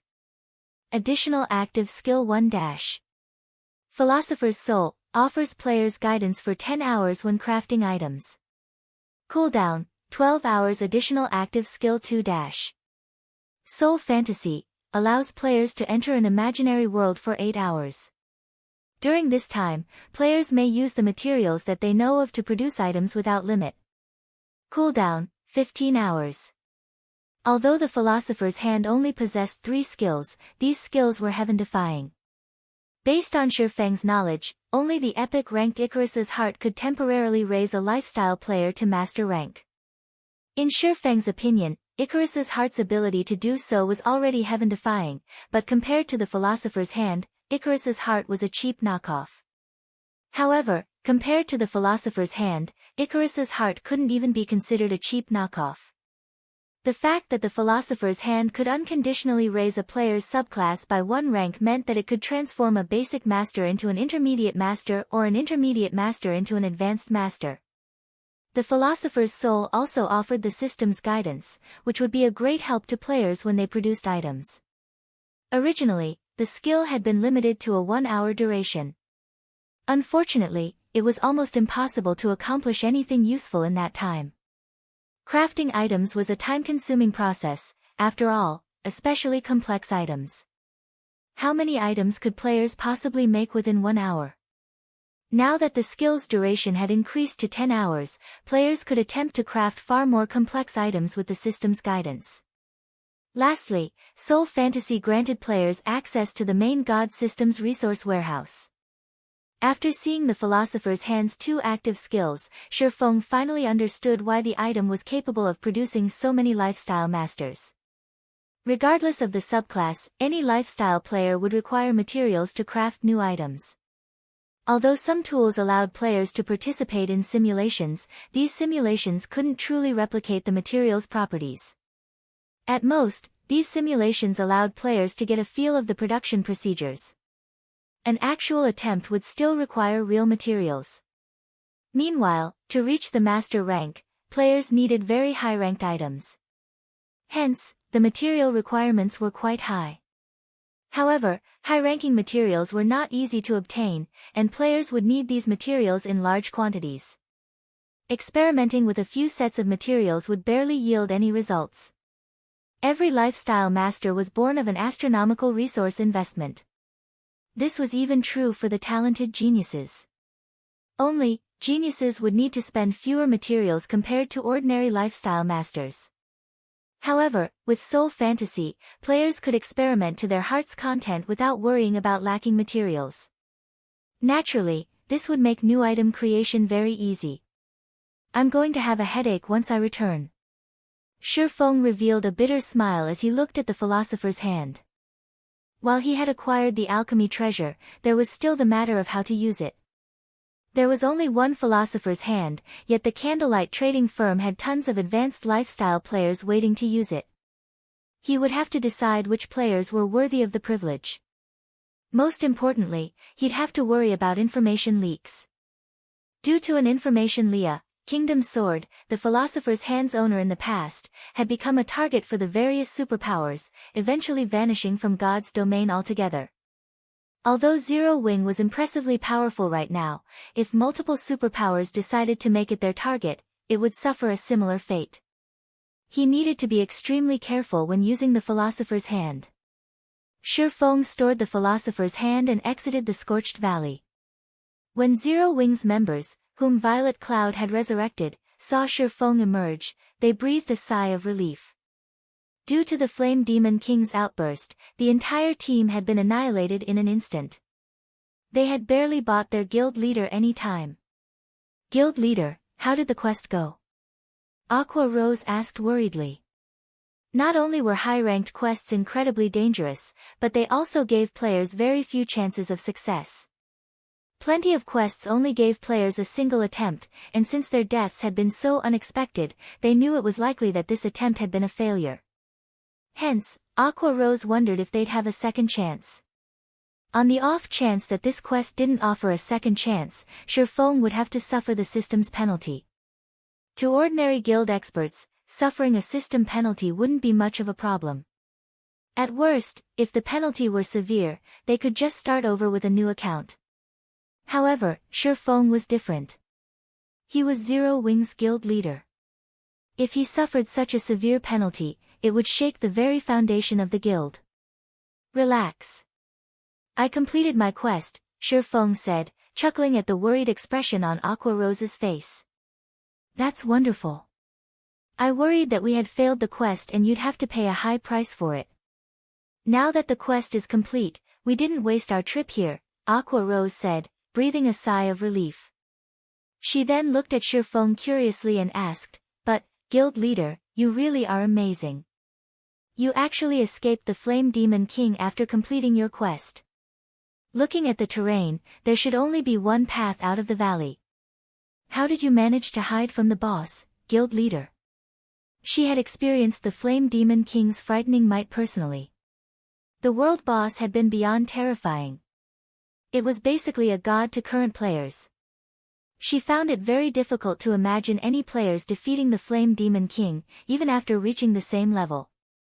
She didn't even know if a 100-man team of level 100 players had any hope against the Flame Demon King. Hearing Aqua Rose's question, the rest of Shifeng's team turned towards him, curious. The Flame Demon King had slain Turtledove, a tier 2 metric tons who had activated her berserk skill, in just 3 hits, yet Shifeng had escaped the boss unharmed. It was incredible. Hide. I wish I could have hidden from it, but the valley is only so large. Where would I possibly hide? Shifeng said, shaking his head. Huh? If you didn't hide from it, how did you get away safely, guild leader? Didn't the Flame Demon King discover you as you left? Shifeng's reply on confused Aqua Rose further. When the Flame Demon King had killed her, she had caught a glimpse of the boss as it charged back into the valley, where Shifeng had still been. It discovered me, of course, Shifeng said, smiling. But rather than wait for it to attack, I decided to strike first. Then, guild leader, how did you get out? Aqua Rose asked, utterly confounded. Did you use an auto-resurrection tool? Although auto-resurrection tools were very rare and precious in God's domain, they were nothing new. Aqua Rose couldn't think of any other way that Shifeng would have escaped the Flame Demon King's pursuit. Take a look at this, Shifeng said, smiling as he retrieved a gigantic, crimson crystal ball from his bag. The fire-type mana within the crystal ball was so dense that the ambient fire-type mana automatically gathered around it. Isn't that a flame core? But the fire-type mana in the core is incredibly dense. It's even denser than the flame cores we obtained from Great Lord-ranked flame demons. Looking at the gigantic flame core in Shifeng's hands, Aqua Rose realized a possibility. Doubtfully, she asked, could it be? Guild leader. Did you kill the Flame Demon King? Chapter 1853, Returning to White River City. Looking at the flame core in Shifeng's hand, Kola and the others fell silent, incredulity flashing in their eyes. Guild leader, are you for real? They had all witnessed and experienced the Flame Demon King's might. Only Kola had been able to stand against the boss for any length of time. The rest of the team had been forced to flee to buy their guild leader the time he needed. While they considered the possibility of Shifeng fighting such a boss, they knew that it would only be a matter of time before he died as well. As for Shifeng slaying the Flame Demon King, that was simply impossible. However, the flame core before them was proof of the swordsman's claim. Moreover, the raging inferno that had consumed the valley was gone, not even a spark remained. For a time, they were utterly baffled. I have killed the Flame Demon King, but only its weakened version, Shifeng explained, smiling. With the explanation, the team could, more or less, accept the fact that Shifeng had killed the boss.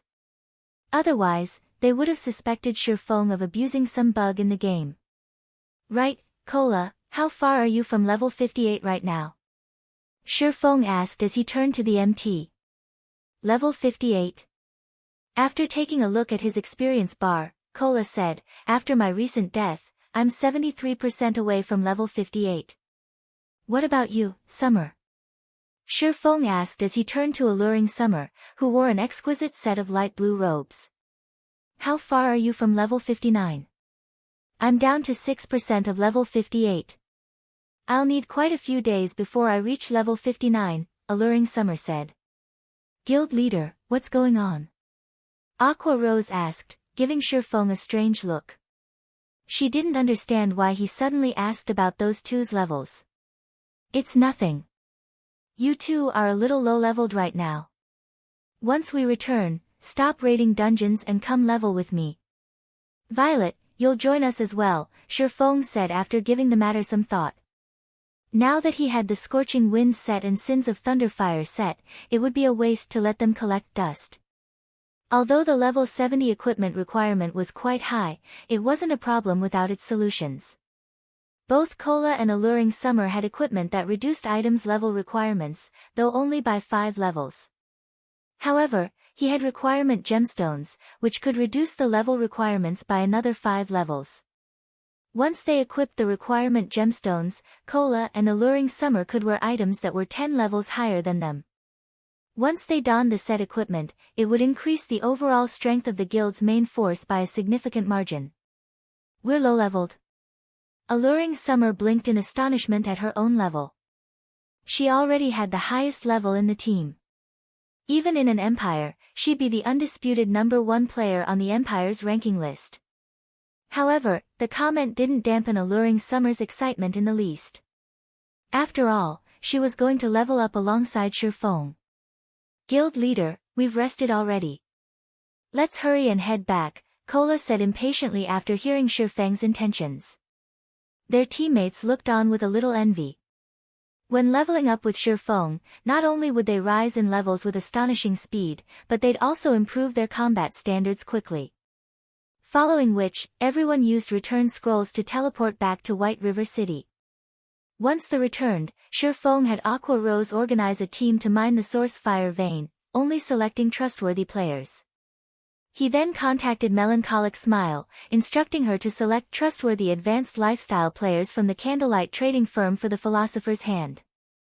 These players would be required to sign an extremely strict contract, since containing the secret of the Philosopher's Hand was of the utmost importance. He could not afford for the public to discover its existence. He'd only be able to relax after Zero Wing could properly protect itself. Otherwise, Zero Wing would definitely follow in the Kingdom's Sword's footsteps. While Shifeng rode an advanced horse carriage towards the Adventurers Association to promote Zero Wing to a 4-star guild, Gentle Snow contacted him.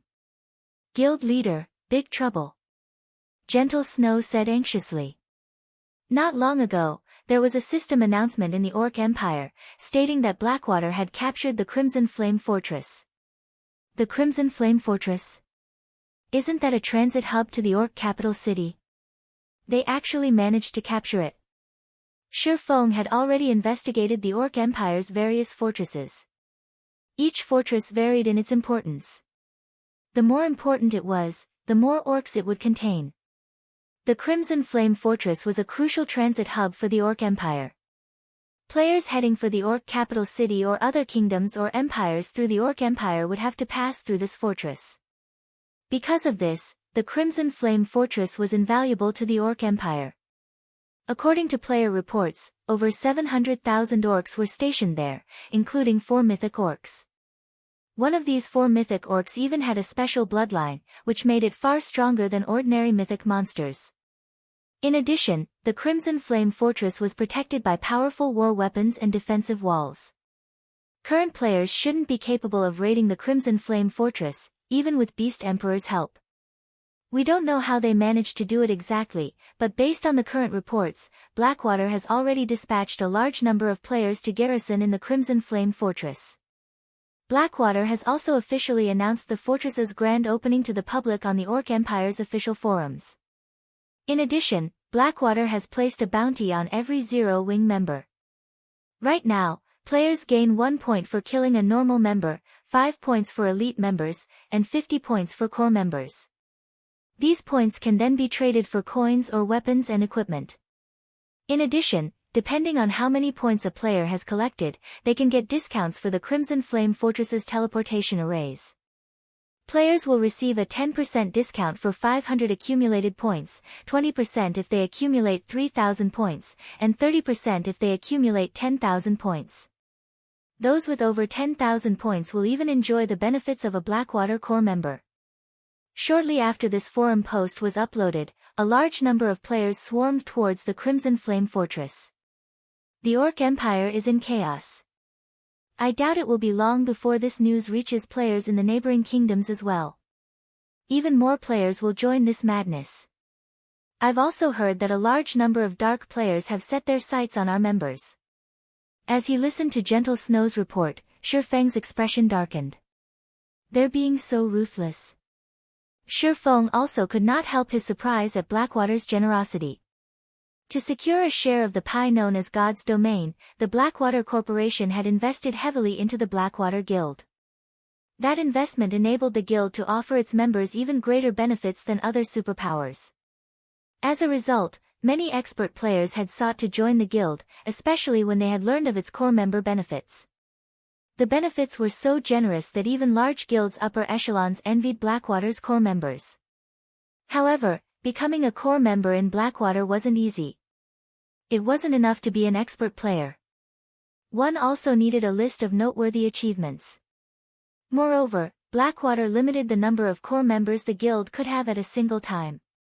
With how many expert players Blackwater had, it was easy to imagine how difficult it was to become a core member. Even so, a vast number of players did everything they could to achieve that status. Now that Blackwater offered those same benefits for kill points, how could players ignore the temptation? Moreover, by doing so, Blackwater could scout for true peak experts. Even if Blackwater couldn't convince these peak experts to bear the responsibility of a core member, the guild could persuade these experts to become allies. Guild leader, should we limit our guild members' activity within the Orc Empire? Gentle Snow suggested. No. Shifeng shook his head. We're already limited to a small area. If we reduce that further, our members in Silverwing Town won't be able to level up. Since Blackwater has already declared war against us, then we'll prepare for war as well. Post an announcement on the Orc Empire's forums, stating that Zero Wing will offer the same point system as Blackwater. But, Blackwater has too many advantages over us. Even if we establish a similar system, I'm afraid that very few people will side with us, Gentle Snow said worriedly. Relax. I have a surprise for Blackwater, Shifeng said, smiling. Shifeng disconnected the call as the carriage arrived before the Adventurers Association. After alighting from the carriage, he walked into the building, brimming with confidence. Chapter 1854, Promotion to a 4-star Guild. Dark Knight Empire, Light Shadow City, Dark Soul's main headquarters. Zero Wing is quite interesting. I don't know if this guild is brave or overestimates itself. It's provoked so many powers that nobody usually dares to. Not only has Lu Xinglua targeted Zero Wing now, but Blackwater also wants to exterminate the guild, Tiger Breaker said, smiling as he read the report he had just received regarding Blackwater's official declaration of war against Zero Wing. This latest move from Blackwater was particularly vicious. Not only could Blackwater's bounty destroy Zero Wing's members regardless of rank, but the guild would also be able to lure a large number of players to the Crimson Flame Fortress, earning considerable profits. In addition, it would have its pick of peak experts, killing 3 birds with 1 stone. Although Zero Wing's foundation was sturdy, Blackwater was on an entirely different level. It wouldn't be long before Zero Wing's economy crumbled. Alliance Master, should we proceed with our original plan? Pathless, the Tier 2 Elementalist, quietly asked from beside Tiger Breaker. Of course. We had only accepted Starlink's commission, but now that Blackwater has joined the fray, not only are we going to proceed with our plan, but we'll also increase the number of participating members, Tiger Breaker said, snorting. We suffered quite a loss at Zero Wing's hands. It's time for Zero Wing to pay back that debt tenfold. Notify every adventurer team and tell them to send their experts to the Ore Empire. I'll take command of the operation personally. We'll teach Zero Wing to fear Dark Soul. Understood. Pathless nodded slightly, a hint of excitement flashing in his eyes. Since Dark Soul had grown famous, his and Tiger Breaker's adventurer team, the strongest in the alliance, had rarely taken action. Normally, they left the toughest commissions to the Dark Hunters and Shadow Claw adventurer teams. White River City, Adventurers Association. As soon as Shifeng entered the building, he noticed players crowding the lobby, chatting about Blackwater and its Crimson Flame Fortress. Blackwater is amazing. It actually captured the Crimson Flame Fortress so quickly. Exploring the Ore Empire will be much easier now. I've also heard that the Crimson Flame Fortress can teleport players to any nearby locations like Zero Wing City. We'll be able to avoid the Ore's inspection points in the Empire's inner region and reach its core area. That's right. I've heard that the Empire's core area is basically a treasure trove. It has a lot of rare ores and herbs, and the monsters in that area provide far more EXP than in the inner region. If we can get into the Ore capital city, we'll have an even greater time. I've heard that the monsters in the regional dungeon have a chance of dropping magic crystals. I've heard that as well. The Ore capital city is an extremely rare Azura mode regional dungeon. Moreover, it's a level 50 to level 100 super large-scale regional dungeon. Including the fact that it's in a neutral map, it'll offer far better loot than any regional dungeon available right now. Zero Wing is in trouble this time. Now that Blackwater has made such a vicious move, I'm afraid Zero Wing will struggle to survive in the Ore Empire. I've heard that quite a few known and top adventurer teams were doing everything they could to garrison in Silverwing Town, but those that succeeded probably regret their decisions now. When the players in the lobby spoke about the Crimson Flame Fortress, their eyes glowed with excitement and anticipation. When they spoke about Zero Wing, their tone carried disappointment and pity. At this point, nobody had an optimistic view of Zero Wing's chances against Blackwater. After all, the difference between both sides was simply massive. Previously, Zero Wing had held its ground thanks to Silverwing Town, but now that Blackwater had secured the Crimson Flame Fortress, Zero Wing had lost the advantage Silverwing Town granted. News sure spreads quickly. Shi Feng revealed a bitter smile when he overheard the conversations around him. It seems Blackwater had prepared to advertise this matter, waiting for the right moment. Blackwater's successful capture of the Crimson Flame Fortress had only been announced recently, yet White River City's public was already talking about it. No matter how he thought about it, this shouldn't be possible. While it wasn't unusual that the various major powers' upper echelons had learned of the situation very quickly, they had intelligence members everywhere, but the same couldn't be said for ordinary players. Most ordinary players only learned about other countries' news through other players. Normally, it took a few hours or even days before White River City's populace would learn of something happening in the Ore Empire. Yet, as soon as he had received news about the Crimson Flame Fortress from Gentle Snow, the ordinary players in the Adventurers Association were already talking about it. The information had spread too quickly. The only explanation was that Blackwater had sent some of its members to White River City to talk about the news, secretly spreading the word. However, Shi Feng did not particularly mind as he headed toward the association's second-floor hall. As Shi Feng arrived before the VIP counter on the second-floor hall, he received a call. The caller was none other than Phoenix Rain.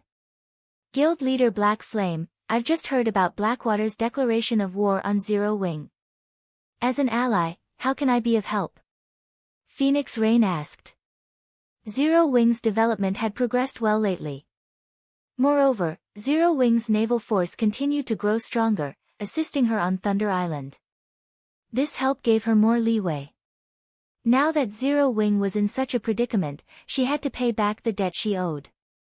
Since Phoenix Pavilion Master has offered, I won't shy away. I've been informed that Blackwater has been quite close with Nine Dragons Emperor recently. I'm guessing that Nine Dragons Emperor helped the guild capture the Crimson Flame Fortress. I hope that you can help me hinder Nine Dragons Emperor as much as possible, Shi Feng said, his gratitude obvious in his voice. That won't be a problem. I'll send some people to cause him some trouble.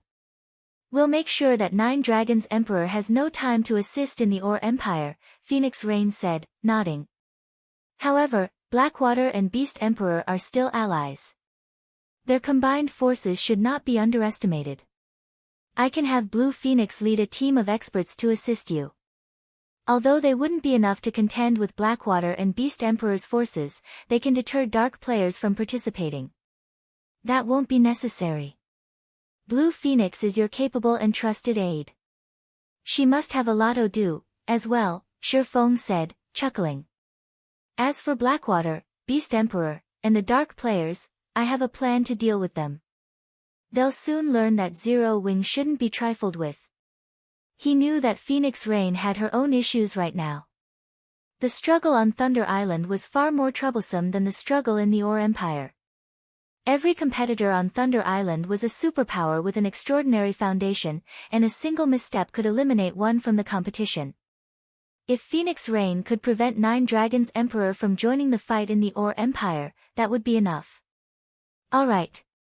If you need extra funds, you can contact me for help at any time. Phoenix Rain was a little surprised that Shi Feng had rejected her goodwill, but it wouldn't be right to insist on sending him reinforcements. After discussing the Dark Corrosion set, Phoenix Rain disconnected the call. Big Sis Rain, how did things go with Zero Wing? Should I lead some of my men over? Blue Phoenix asked curiously. Not at the moment. It seems that Zero Wing has already prepared for this. However, since Blackwater has decided to go all out, I doubt those preparations will last very long. It's best if you are ready to head out at a moment's notice, Phoenix Rain said. I understand. Blue Phoenix nodded. She felt as if Zero Wing was being too stubborn this time. Blackwater had occupied the Iron Empire, and its development speed was ridiculously fast. Even the Great Pavilion Master was awed by Blackwater's success. Blackwater even had more experts than the Dragon Phoenix Pavilion right now. The guild only lacked domain realm experts. However, while Blackwater didn't have domain realm experts, it had countermeasures for such monstrous players. Otherwise, it wouldn't have been able to remove the super first-rate guilds that had occupied the Empire. Meanwhile, inside a VIP room of White River City's Adventurers Association. Lord Protector, how may I be of service today? An NPC's senior administrator asked Shifeng respectfully. I wish to promote Zero Wing to a 4-star guild. Here is the promotion order, Shifeng said. He then retrieved the 4-star guild promotion order and placed it on the table for the senior administrator to inspect. Chapter 1855, Town Level Guild. Promotion to a 4-star guild. That won't be a problem, the NPC senior administrator said as he turned his eyes towards the purple golden token on the table. Once he saw the token, however, a look of surprise flashed across his face as he asked, Lord Protector, do you really intend to use this advanced 4-star guild promotion order? Is something wrong with it? Shifeng asked. Although he had noticed that the 4-star guild promotion order he had acquired was a different color than those he had seen in his previous life, it was a 4-star guild promotion order. He hadn't paid it much attention, assuming that the promotion order was slightly different since it had dropped from a world boss. Lord Protector, advanced 4-star guild promotion orders were produced when the Adventurers Association had first established. There are only 22 of these advanced promotion orders in existence scattered across God's Domain's continent. They are considered a trial for adventurer guilds, and the more advanced promotion orders an adventurer guild collects, the higher its status will be, enjoying greater treatment in the Adventurer Association once it becomes a 4-star guild. If an adventurer guild collects 3 advanced 4-star guild promotion orders, it will be treated as a city-state level guild. If an adventurer guild collects 7 advanced promotion orders, it'll be treated as a kingdom level guild. Currently, you already have 1 advanced promotion order. If you collect another 2, the Adventurers Association will recognize your guild as a city-state, Lord Protector. However, if you promote your guild now, you will lose the opportunity and will have to climb the ranks slowly, starting as a town-level guild. Are you sure that you want to use this advanced 4-star guild promotion order now? After listening to the senior administrator's explanation, Shifeng looked at the purple gold token on the table, a little surprised.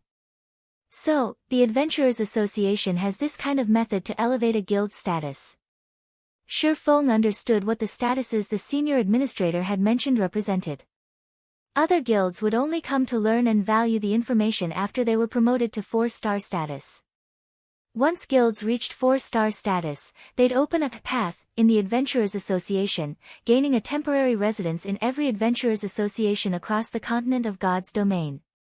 From then on, members of 4-star guilds' base of operations wouldn't be limited to 1 or a few locations. They could expand their development across the entire continent and use the opportunity to increase the EXP and income they earned. This so-called path meant recognition from the Adventurers Association as an official guild. Official guilds would then be able to engage in adventurer guild work. However, even after becoming an official guild, guilds would receive varying benefits from the Adventurers Association. When a guild first became a 4-star guild, it would be treated as an ordinary level guild. If the guild wished to receive more support from the association, it would have to raise its status. The simplest method of doing so involved upgrading the guild's status from ordinary to town level, city-state level, kingdom level, and finally, empire level. Depending on the guild's rank in the Adventurers Association, the guild would have access to different degrees of problems. At the ordinary level, guilds would be commissioned to solve civilian problems. Generally, these problems were similar to large-scale guild quests that required guilds to wipe out some demonic beasts harassing the civilian population. Only, they might reward more EXP than ordinary large-scale guild quests. After an adventurer guild reached the town level, the Adventurers Association would acknowledge the guild's ability to solve a town's problems. Normally, town-level guilds would receive commissions from town nobles, and the rewards would be much better than ordinary-level commissions. Even when a town-level guild accepted a civilian commission, the quest would reward more than what an ordinary-level guild would receive. After all, a town-level guild was much stronger than an ordinary-level guild. When a guild reached city-state level, it proved to the Adventurers Association that it was strong enough to solve issues that plagued an entire region. Commissioned city-state level guilds generally received involved crusades against the dark forces in a particular area. Normally, to rise from ordinary level to city-state level, a guild had to complete a significant number of large-scale guild quests, slowly accumulating prestige in the Adventurers Association. Large-scale guild quests only awarded 3 to 5 prestige points, but becoming a town-level guild required 700 to 1,000 prestige, depending on where the guild's main headquarters was located. The number and quality of large-scale guild quests would differ depending on the size of its NPC city, so the more prosperous the city was, the more prestige a guild needed to increase its rank. "Thank you for the advice, but I have decided to go through with the promotion," Shi Feng said after giving the matter some thought. The revelation was indeed surprising. After all, just one advanced promotion order was enough to promote a guild to town level. Normally, it would take a large guild several years to achieve such a feat as for reaching the city-state levels. Not many large guilds would rise so high within their lifetimes.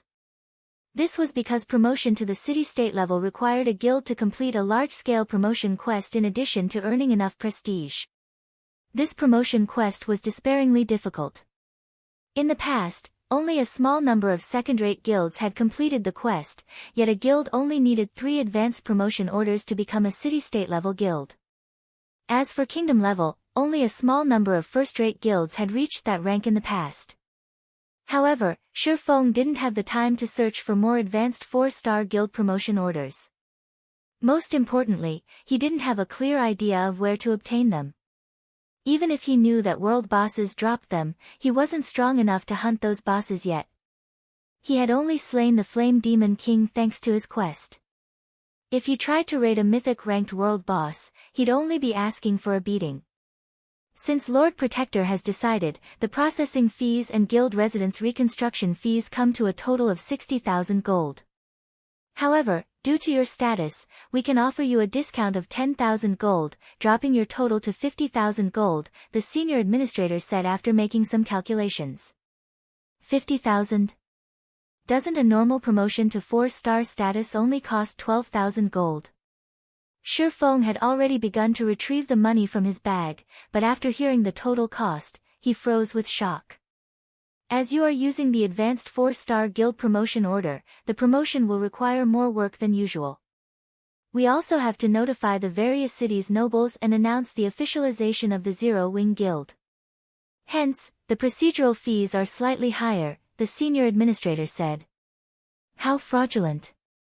The senior administrator's statement rendered Shi Feng speechless.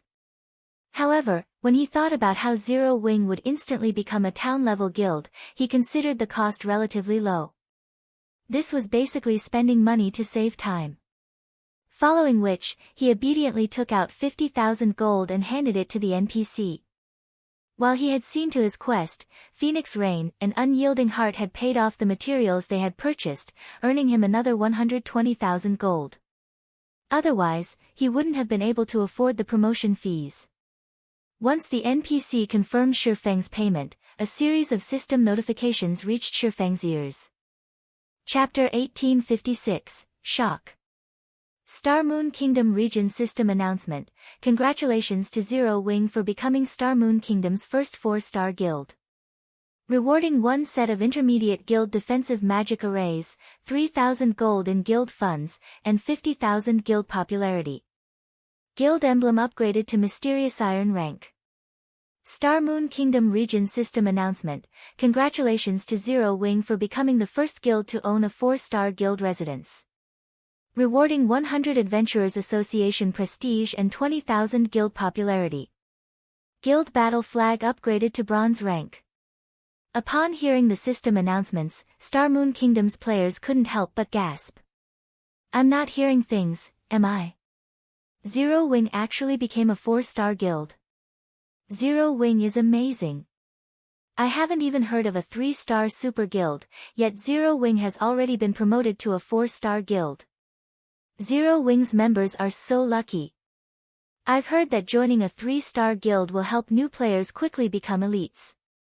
The Bronze Guild emblem even increases the buffs when you're in a party with other guild members. A 3-star guild receives more high-ranked quests than a 2-star guild, too. What kind of benefits will a 4-star guild enjoy? I don't know, but the benefits are definitely going to be better. Moreover, Zero Wing's guild emblem has been upgraded to Mysterious Iron rank. The buffs the emblem provides will be much stronger. Maybe I should try my luck with joining Zero Wing. As expected of Zero Wing, Blackwater has just declared war on the guild, yet Zero Wing has retaliated with such power. Blackwater will likely find Zero Wing a difficult opponent. There's no doubt about that. I just received some insider information from a friend of mine.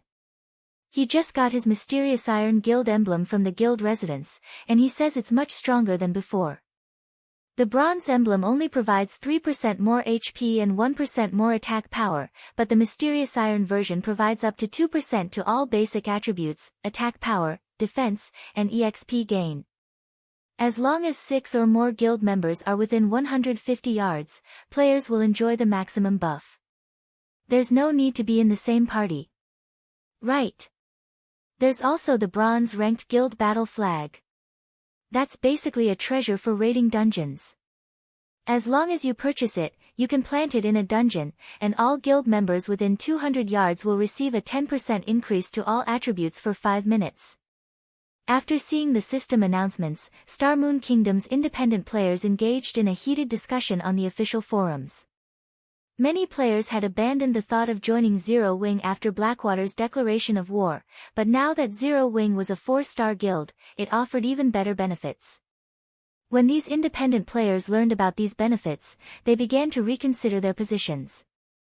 Zero Wing's new benefits were simply too tempting, especially the guild emblem. Previously, the Bronze Guild emblem had offered free teleportation between guild residences and increased attributes when in a party with other guild members. Not only did the Bronze Guild emblem save Zero Wing's members money, but it also made it easier to grind monsters. Now that the guild emblem had been upgraded to Mysterious Iron rank, its effects had more than doubled. Moreover, the guild now had access to the Bronze Guild battle flag. With the battle flag's help, Zero Wing's members would have a much easier time with dungeon bosses. After all, not every player in the game had the opportunity to learn a berserk skill. Meanwhile, the guild battle flag's buff was akin to a mini berserk skill for the entire team. Meanwhile, the various major powers soon learned of Zero Wing's latest promotion.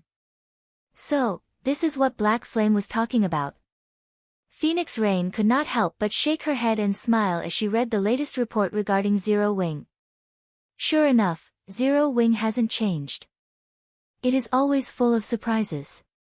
Big Sis Rain, I wish I could see the expressions of Blackwater and Nine Dragons Emperor's people when they hear about this, Blue Phoenix said, giggling. Even she was tempted by the benefits a 4-star guild enjoyed, not to mention independent players. She could already imagine the massive crowd that would form outside of Zero Wing's guild residences. Zero Wing would definitely increase its strength in a short time. Moreover, with the Mysterious Iron Guild emblem and Bronze Guild battle flag, she could already foresee Zero Wing's members improving significantly in a short time. After all, both items would drastically reduce the difficulty of raiding team dungeons.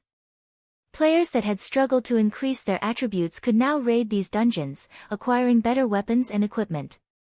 These players could then use these weapons and equipment to raid team dungeons of greater difficulty and acquire even better items, creating an endless cycle.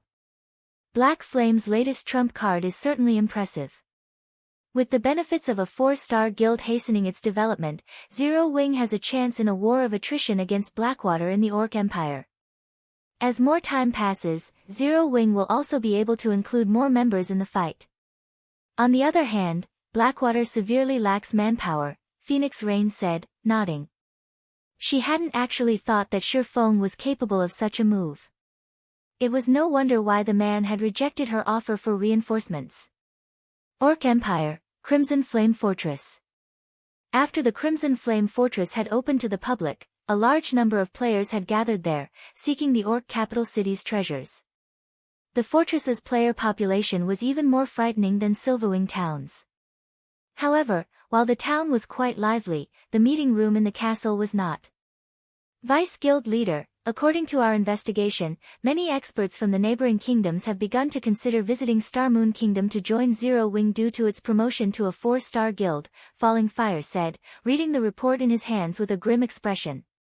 All 20-plus guild upper echelons inside the meeting room were deathly silent as they looked at the woman in the seat of honor. The woman had long, light red hair draped over her shoulders, and she wore a suit of sacred crimson armor. The woman looked to be around 25 or 26 and radiated a majestic charm. However, when everyone present looked at this charming beauty, fear and cowardice overwhelmed them, clear on their faces. Even Falling Fire, who was responsible for Blackwater's forces in the Orc Empire, only engaged this woman with trepidation. Their reaction was not because she was a level 57, Tier 2 shield warrior. Rather, it was due to her identity as one of Blackwater's vice guild leaders and her title as the Iron Valkyrie, granted by the secret pavilion. Xuanwu Qi Sha.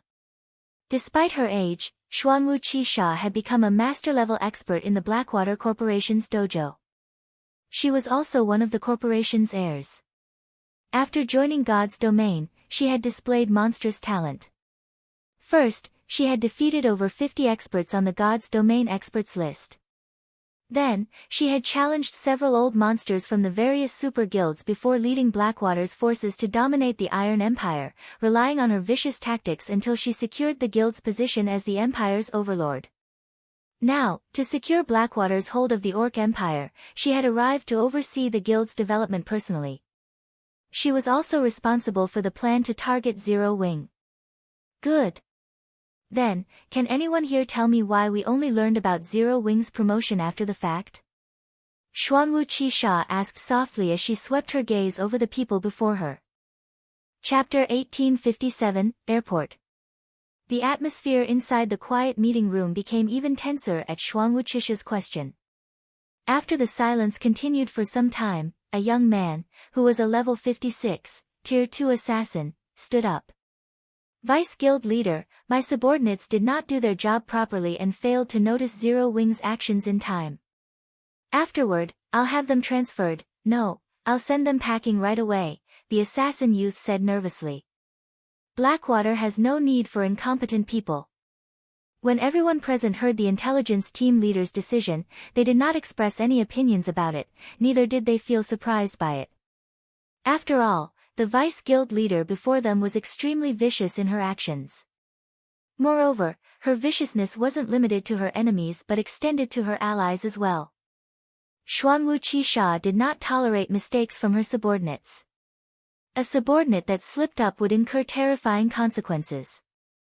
Not to mention, Zero Wing's promotion to 4-star guild was a huge incident, yet the intelligence team spying on Zero Wing had actually failed to get any hint of it. Well said. Xuanwu Qi Sha smiled, clapping her hands as she walked up to the assassin youth. In that case, you can also get lost now. Following Xuanwu Qisha's words, everyone in the room received a notification that the assassin youth had been expelled from the guild and was no longer a member of Blackwater. Vice Guild Leader. When the assassin youth saw the expulsion notice, he turned to Xuanwu Qi Sha in shock.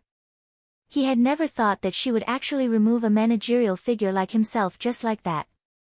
Just as the assassin youth was about to say something more, Xuanwu Qi Sha suddenly unsheathed the sword hanging from her waist and sent a dark purple arc cutting at him. Before the assassin youth could even react, his vision started darkening. A moment later, the assassin youth's body collapsed to the ground, and multiple weapons and equipment dropped beside his body. After the assassin youth died, his corpse slowly disintegrated, transforming into dark purple smoke. The smoke then flowed into Xuanwu Qisha's sword. Everyone inside the room could faintly hear agonizing screams coming from the purple smoke. Suddenly, fear permeated the entire room. Everyone present looked at Xuanwu Qi Sha with a dumbfounded expression. The assassin youth, named Grey Blade, was the vice commander of the Orc Empire Branch Guild's main force. At the same time, he was the head of the Branch Guild's intelligence department. Despite his high position, Xuanwu Qi Sha had actually expelled him after just a few words. She had even killed Grey Blade without hesitation. This situation evoked an unprecedented fear in everyone. They could tell that Grey Blade had not died an ordinary death. Otherwise, the assassin youth wouldn't have dropped over half of the weapons and equipment he wielded and let loose such soul-piercing cries. He also definitely did not lose just one level. Once Grey Blade resurrected, his account would most likely be crippled. After Xuanwu Qixia sheathed the glowing purple sword she wielded, no one inside the meeting room dared to look at her in the eye. Everyone simply lowered their heads and fixed their eyes on the floor, deeply afraid of becoming the next Grey Blade. Snow Scar, you'll take over his job from now on. I believe you won't disappoint me, right? Xuanwu Qixia said as she looked toward a cloaked and thin level 56, Tier 2 berserker standing by the entrance of the room. Vice Guild Leader, please rest assured. The Heavenly Eagle Legion I lead definitely will not disappoint you, the berserker addressed as Snow Scar said respectfully as he lowered the hood of his black cloak. Upon hearing the name, Snow Scar, everyone present turned automatically to look at the berserker. When they saw the man's appearance, they could not help but gape in shock. Snow Scar. Isn't he the #1 berserker of the super first-rate guild Puzzled Star? Falling Fire was also surprised when he saw Snow Scar. Everyone present was no stranger to this name. Puzzled Star was a super first-rate guild that had contended against Blackwater over the Iron Empire. Meanwhile, among Puzzled Star's forces, the berserker named Snow Scar had given Blackwater plenty of headaches. Yet, now, Snow Scar had actually joined Blackwater. Moreover, he had even become one of Xuanwu Qixia's direct subordinates. This revelation was simply too shocking. Since Zero Wing plans on using the benefits of a 4-star guild to fight a war of attrition with us, let's play along with them, Xuanwu Qixia said as she eyed the map of the Or Empire displayed at the center of the meeting table. When she looked at the terrain around Silverwing City, the corners of her lips curled up slightly. The Iron Empire has become very boring lately, now that no more enemies remain there. Hopefully, Zero Wing can bring me some entertainment. Meanwhile, inside Zero Wing's residence in White River City, the atmosphere was extremely lively. Due to Zero Wing's promotion to 4-star guild, the guild residence in White River City had gotten upgraded into a 4-star residence. The new guild residence was much more majestic than before. The guild hall was now a massive 9-story tall building. Not only were there more private rooms available, but even the first-floor lobby had undergone significant changes. Now, aside from the counter that issued high-ranking quests, there was also a counter operated by the Adventurers Association inside the lobby. This counter allowed players to pick up high-ranking quests that were normally out of reach. Meanwhile, these quests could help Tier 2 players not only quickly raise their reputation in the Adventurers Association but also acquire tons of EXP and remuneration. Guild Leader, thus far, the number of applicants for the guild test has increased by 50%. Many of our guild's experts have also started forming teams with elite members to raid level 50 team dungeons. I believe it won't be long before our guild elites have level 50 secret silver equipment as well, Aqua Rose reported excitedly. Then, we'll be able to dispatch large numbers of well-equipped elite and expert members to Silverwing Town and show Blackwater and those dark players who's boss. Although mainstream players had already reached level 50, due to the sharp decrease in drop rate for level 50 weapons and equipment, players weren't particularly well equipped right now. Let alone elite players, even level 50 plus expert players currently had only a few pieces of level 50 secret silver equipment on them. Excellent. Since so many people in the guild wish to raid level 50 team dungeons, let them prioritize raiding these team dungeons, Shifeng said as he pointed out a few level 50 team dungeons in Starmoon Kingdom. Although these team dungeons did not drop the best weapons, equipment, and materials, they were sources of fire essence stones, ice crystal water, and Titan Oregon. These 3 materials were extremely rare and were very difficult to acquire from the market. However, they were also the main materials necessary for the Hell Tank. Currently, due to Zero Wing's promotion to 4-star guild, the guild's fame had skyrocketed, and the guild's growth potential had risen considerably. As a result of this change, however, the guild had also earned the attention of many superpowers. Originally, he had planned on directly taking control of the secret stone fortress. However, if he did so now, the consequences would be extremely severe. The various superpowers coveting the fortress would definitely go crazy over the matter. Hence, what he needed to do right now wasn't to take control of the secret stone fortress but to boost the guild's combat power. Meanwhile, the simplest way to do so was to expand the guild's arsenal of war weapons. Currently, he had 2 new war weapons he could make. One was the Guardian Puppet, while the other was the Hell Tank. He had just acquired the Philosopher's Hand, and it would take Melancholic Smile some time to select trustworthy advanced lifestyle players.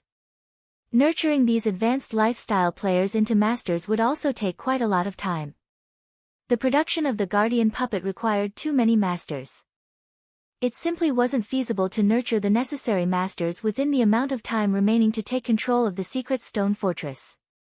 Hence, the only option he had left was the Hell Tank.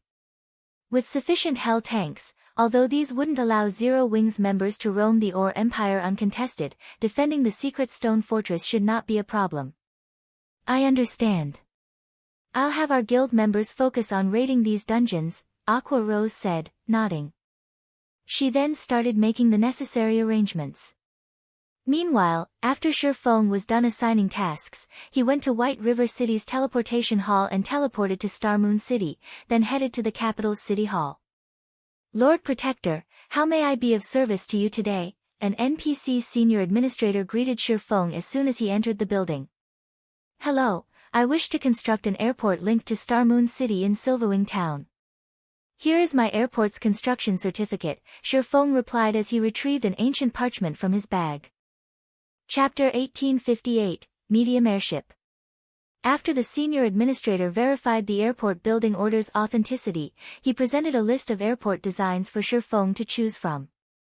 Unlike other advanced constructions, players only needed an airport building order to construct an airport. The airport's size would depend on the player's budget. Players had 3 sizes to choose from: small, medium, and large. The larger an airport was, the more airship docks it would have. Moreover, the system would allocate higher quality airships. How expensive? As Shifeng examined the various airports' prices, he felt like a poor bastard. The cheapest airport on the list the senior administrator had provided cost 50,000 gold to construct, whereas the most expensive small airport cost 150,000 gold. Needless to say, the medium and large airports cost even more. Although he had known the minimum price for constructing a small airport, he hadn't expected such a large price disparity between the cheapest and most expensive small airports available. Of course, the most expensive small airport was worth every coin. The 50,000 gold airport looked shabby next to the 150,000 gold option. The 50,000 gold airport only had 4 small docks, which were only available to ordinary small airships. The 150,000 gold option had 6 small docks, and all 6 housed small bronze airships. Not only were small bronze airships 30% faster than ordinary small airships, but their load capacity was also 50% higher. The profits a small bronze airship could generate was more than double that of an ordinary small airship. However, after deducting the promotion fees he had paid earlier, he only had a little over 90,000 gold on hand. It was obviously not possible to construct the best small airport available right now. Moreover, if he wished to become the Secret Stone Fortress's advanced manager, he needed to fork over another 60,000 gold. He still had 2 days left before he had to pay the 60,000 gold for the Secret Stone Fortress. Although he could earn a lot of money through the guild's territories and selling the rare materials from the Ice Crystal world, he should have barely enough money for the cheapest airport and the required fees for the Secret Stone Fortress with the total profits. It seems I have no choice but to go with the cheapest option for now and rebuild a better one once I have the money to do so. Shifeng could not help his sigh as he read the list. As long as players qualified to build an airport in a town, they could build whatever kind of airport they wished. However, once an airport had been constructed, it couldn't be upgraded. If players weren't satisfied with their small airport and wanted to construct a medium airport, they'd have to remove the current construction and build the desired airport from scratch. In other words, players would have to pay the full price for a medium airport, rather than the price difference. This was why even super guilds didn't dare to expand their airports casually. Lord Protector, as you are the first heaven-blessed individual in Star Moon Kingdom to construct an airport, we have 2 additional small airport models and 1 medium airport model we can offer. May I know if you are interested in seeing them? The senior administrator asked, smiling at Shifeng, who was deep in thought. Let me take a look. Shifeng's eyes glowed with interest when he heard the NPC's offer. This additional recommendation was the equivalent of a bonus reward. Naturally, he wouldn't ignore the potential opportunity. The senior administrator then retrieved a second list, handing it to Shifeng. Although the list only had 1 page, listing only 3 airport variations, descriptions covered the page. Only a fraction of the descriptions included simple introductions, while rules and regulations took up the majority of the page. Model 024, Small Airport. Price, 150,000 gold. Has 5 small docks, each equipped with a small bronze airship. Has 1 medium dock, equipped with a medium bronze airship. Installment plan, down payment of 60,000 gold and pay an additional 200,000 gold within 1 month. If payment is not completed within that time, the airport will be repossessed. Model 039, Small Airport. Price, 180,000 gold. Has 6 small docks, each equipped with a small bronze airship. Has 1 medium dock, equipped with a medium bronze airship. Installment plan, down payment of 80,000 gold and pay an additional 240,000 gold within 1 month. If payment is not completed within that time, the airport will be repossessed. Shifeng couldn't ignore the temptation of these 2 models. Not only could he pay in installments, but the small airports even had a medium dock and a medium bronze airship. Normally, this benefit was only included with medium airports. A medium airship wasn't just larger than a small airship, it also allowed NPC merchants to transport large and special cargo that small airships couldn't handle. As for the medium airport the NPC recommended, Shifeng had instinctively ignored it. 500,000 gold was more than enough of a reason to pass the option by. Lord Protector, are you satisfied with the airports listed? The senior administrator asked. If you cannot decide or lack sufficient funds, we can reserve these 3 options for you for 3 days. No need. I'll go with Model 024, Shifeng said without hesitation. He definitely couldn't afford the medium airport, even if he bankrupted himself. As for Model 039, he would have chosen it if he could have. After all, it only cost an additional 30,000 gold, or a total of 60,000 if he chose the installment plan, for an additional small dock and small bronze airship. However, if he paid the 80,000 down payment, he would have a very difficult time collecting the 60,000 gold required to claim the secret stone fortress. Hence, he had chosen Model 024. Although paying the remaining 200,000 gold within 1 month would be a little troublesome, with Zero Wing's current development rate, it wasn't entirely impossible. Moreover, with an additional medium dock and medium bronze airship, his airport would likely generate enough income to cover a significant portion of his debt. Furthermore, the airport's construction would increase the income from Silverwing Town's other facilities. Lord Protector, the Model 024 you have chosen comes to 150,000 gold. Would you like to issue a one-time payment or pay in installments? The senior administrator asked respectfully. I'll pay in installments, Shifeng said. He then retrieved 60,000 gold from his bag, leaving him with just a little over 30,000 gold. All right. Once the senior administrator confirmed the payment, he explained, I have received the 60,000 gold. I will soon send people to Silverwing Town to start the construction. The airport will take 2 natural days to complete. If you wish it, you can reduce the construction time to 1 natural day by paying an additional 6,000 gold. Just build it normally, Shifeng replied. Building an airport required a lot of time, which he knew. That was also why he had chosen to construct the airport now. If he completed the airport a day before schedule, it would do more harm than good. Once Shifeng finished with the airport selection, he returned to White River City's candlelight trading firm.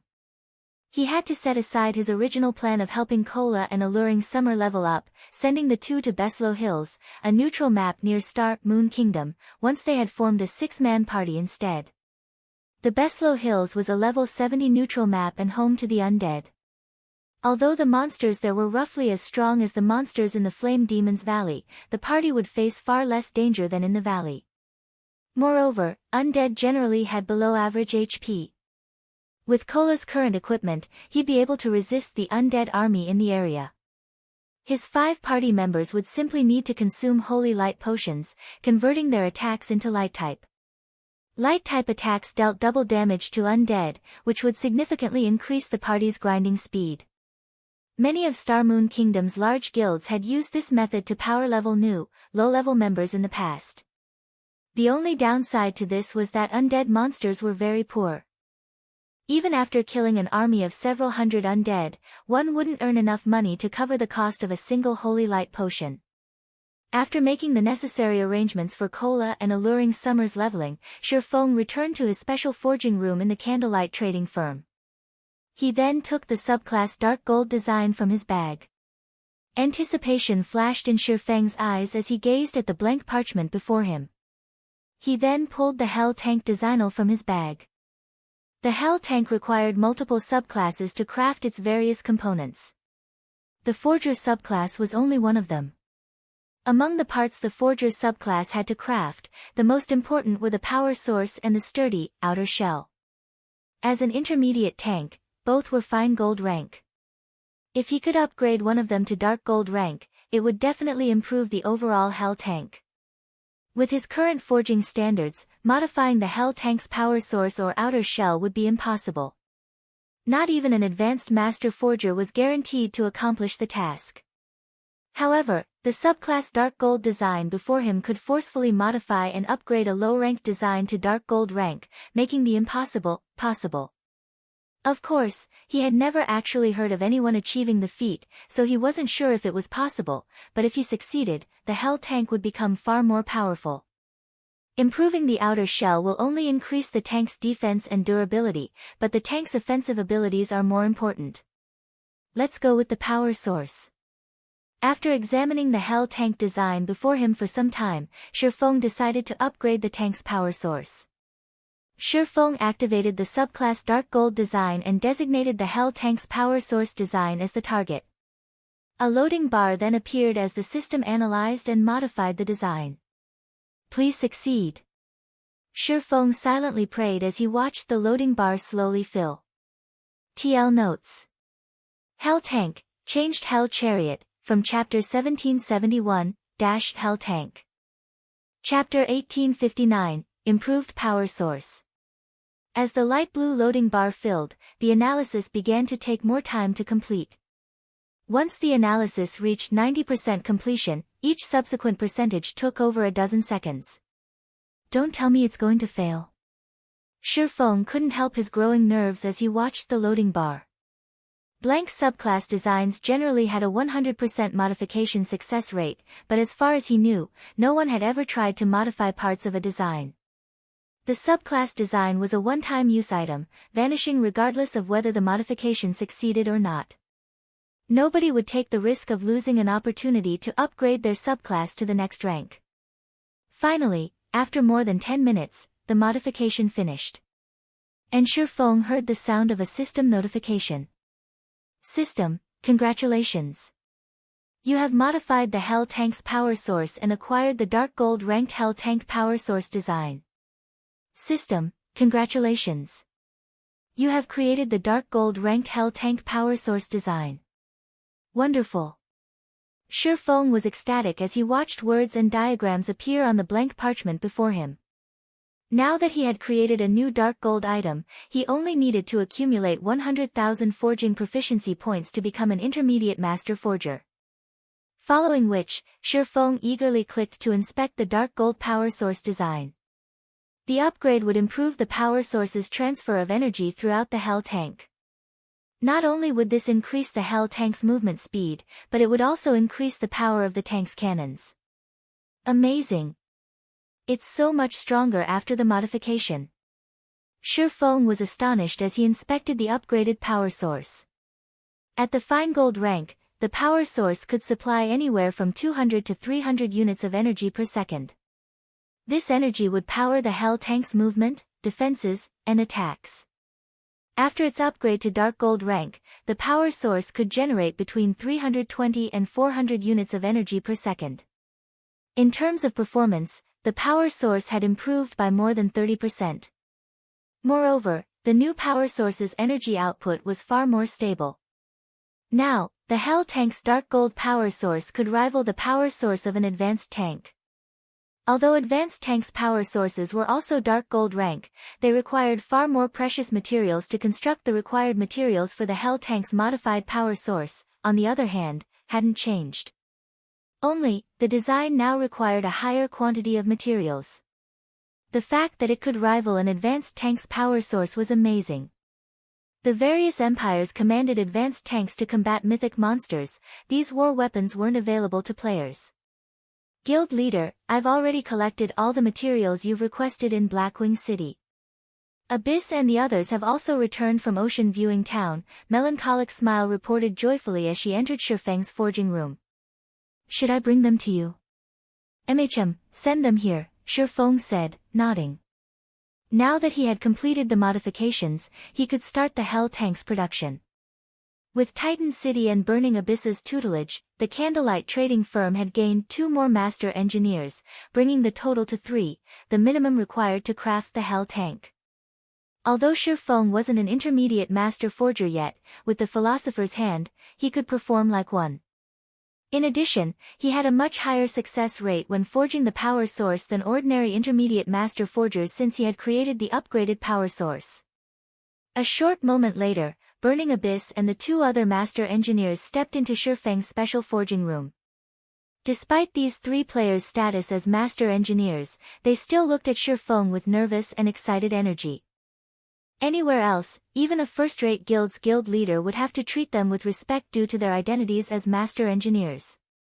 However, as employees of the Candlelight trading firm, they knew their place in the trading firm. Master lifestyle players might be good, but they were not irreplaceable. With the Candlelight trading firm's strength, it would have no issues nurturing more masters in the future. They were proof of this. Guild leader, do you need us for something? Burning Abyss asked. I've asked you here today to help me produce an item. However, before we do, you'll need to sign a confidentiality agreement, Shi Feng told Burning Abyss's group of 3. If any of you don't wish to do so, I won't force you. I'll just find someone else to replace you later. If there are no problems, the contracts are on the table. Burning Abyss and his companions revealed confused expressions. Before they had become master engineers, they had signed Candlelight's core member contract, which was already quite strict. Logically, there should be no need to sign an additional confidentiality agreement. Although these 3 were curious, they didn't hesitate to sign the new contract Shi Feng had presented. Good. Since you've signed the contract, take a look at this, Shi Feng said as he revealed the Hell chariot design to the 3 master engineers. If you don't have any issues with it, you may begin production right away. When the 3 master engineers saw the design, they were dazed. Amazing. This is an intermediate tank. Burning Abyss's eyes glowed with excitement as Head read the Hell tank's introduction. The other 2 master engineers couldn't tear themselves away from the design after seeing it, and they wanted nothing more than to test their skills on the Hell tank's production. Although they had learned a lot while producing speedboats, the knowledge they had gained was a drop in the ocean compared to what they would learn as they crafted this intermediate tank. If they grasped the Hell tank's production method, it could even help promote them to intermediate masters. Guild leader, we don't have any problems with the engineering aspects of this design, but some of its components will require an intermediate master forger, Burning Abyss said awkwardly. Don't worry about that. I'll send the components to you soon, Shi Feng said. Shi Feng's decisive, confident reply stunned the 3 engineers. Has the guild leader already been promoted to intermediate master forger? This thought popped into the master engineers' minds. They couldn't think of any other explanation for how Shi Feng would acquire the required components. An intermediate master. They had only become basic masters after a long struggle, and even now, they had no idea how to become intermediate masters. They didn't even know if they could reach the intermediate master rank, yet Shifeng had just hinted that he had already become one. Alright, you guys should get to work on the basic components. I'll have the forging components sent over soon. Naturally, Shifeng knew what these three were thinking, but he didn't bother to refute their assumptions. Although he wasn't an official intermediate master, he wasn't far from becoming one.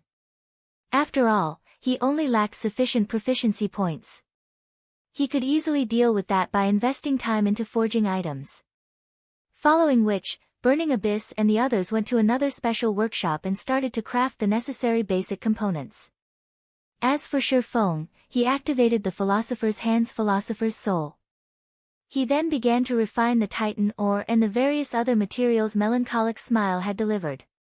After 8 straight hours of work, Shifeng had finally crafted all of the Hell Tank's forged components.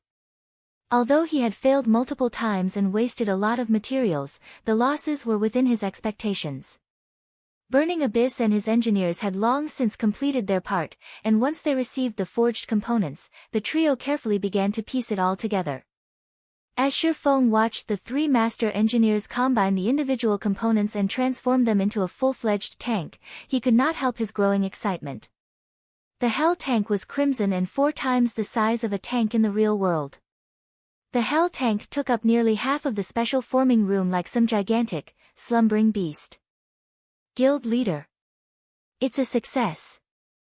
We combined all of the components successfully. Burning Abyss shouted in elation as he inserted the final piece and received a notification from the system. Chapter I-860, New Hell Tank. Burning Abyss's joyful voice echoed inside the spacious and messy special workshop. When the other 2 master engineers saw the cold, pitch-black Hell Tank before them, they, too, could not help but become excited. As the makers of the Hell Tank, they knew very clearly just how amazing it was. The Hell Tank's armor was made from Titan ore, an incomparably tough material that was basically indestructible to current players. If players couldn't damage the Hell Tank's armor, then they wouldn't be able to reduce its durability, either. With the frightening mana output of the Hell Tank's power source, the tank would be capable of rolling over any Tier 3 monsters in its path. As for Tier 2 players, they were no different from powerless children before the Hell Tank. The destructive power of the Hell Tank's body itself was already plenty troublesome to players, what more the firepower the Hell Tank possessed. When they thought about fielding the Hell Tank in combat in the future, they could easily imagine the Hell Tank's destructive power instilling fear into their enemies. They really wished they could put the Hell Tank to use right away. Excellent. Shifeng also could not help a little excitement as he looked at the completed Hell Tank. Burning Abyss and the other 2 only understood that the Hell Tank was a very powerful weapon. However, they failed to appreciate what an intermediate tank represented, never having witnessed how frightening an existence an intermediate tank was when used against players out in the fields. Even a 100-man, Tier 2 expert team would be helpless against a fully armed intermediate tank. There would only be one outcome, death.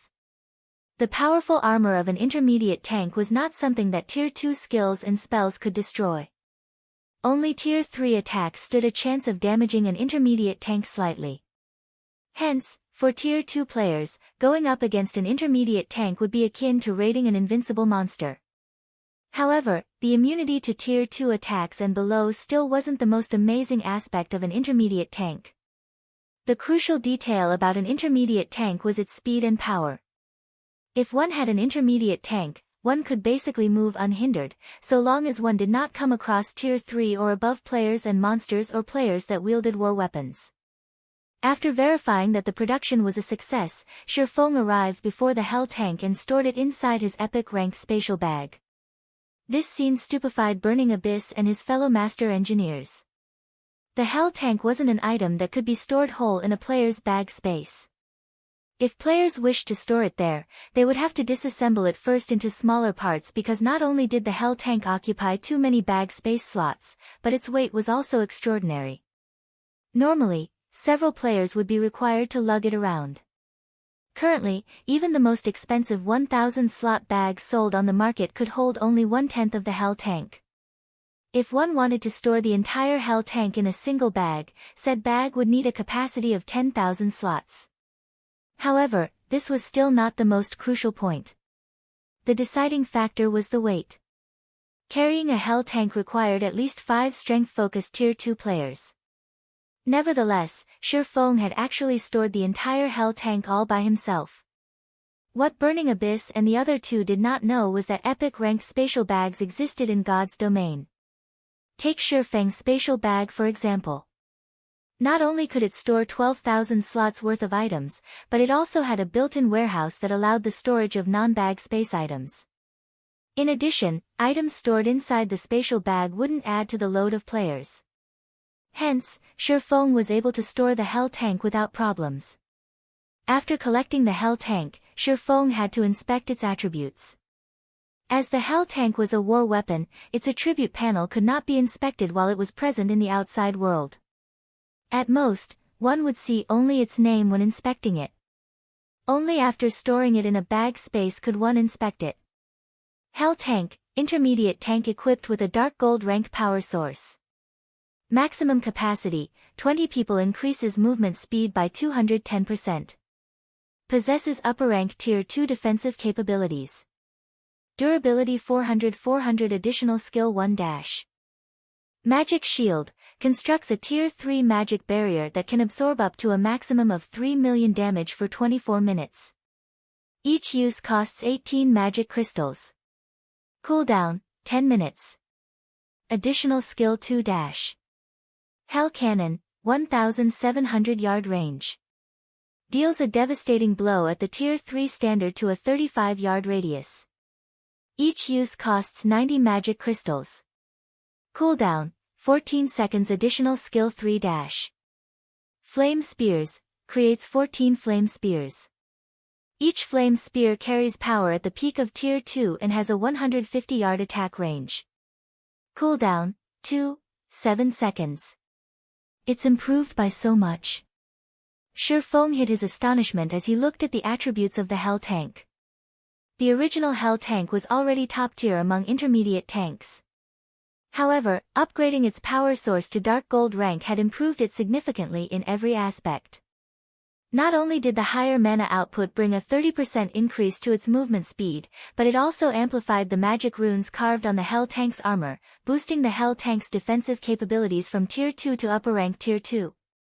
With this, even Tier 3 attacks would barely damage the Hell tank.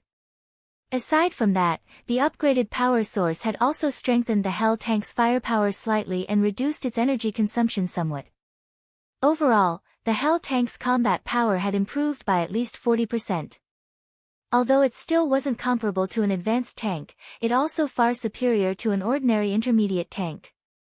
Guild leader, now that we've completed the first Hell tank, may we start production on the second one? Burning Abyss asked carefully as he looked at the silent Shi Feng. He was already captivated with the Hell tank at this point. The engineering techniques involved in the Hell tank's production were superior to the production techniques for the ships he had made thus far. One could say that tanks were his current romance.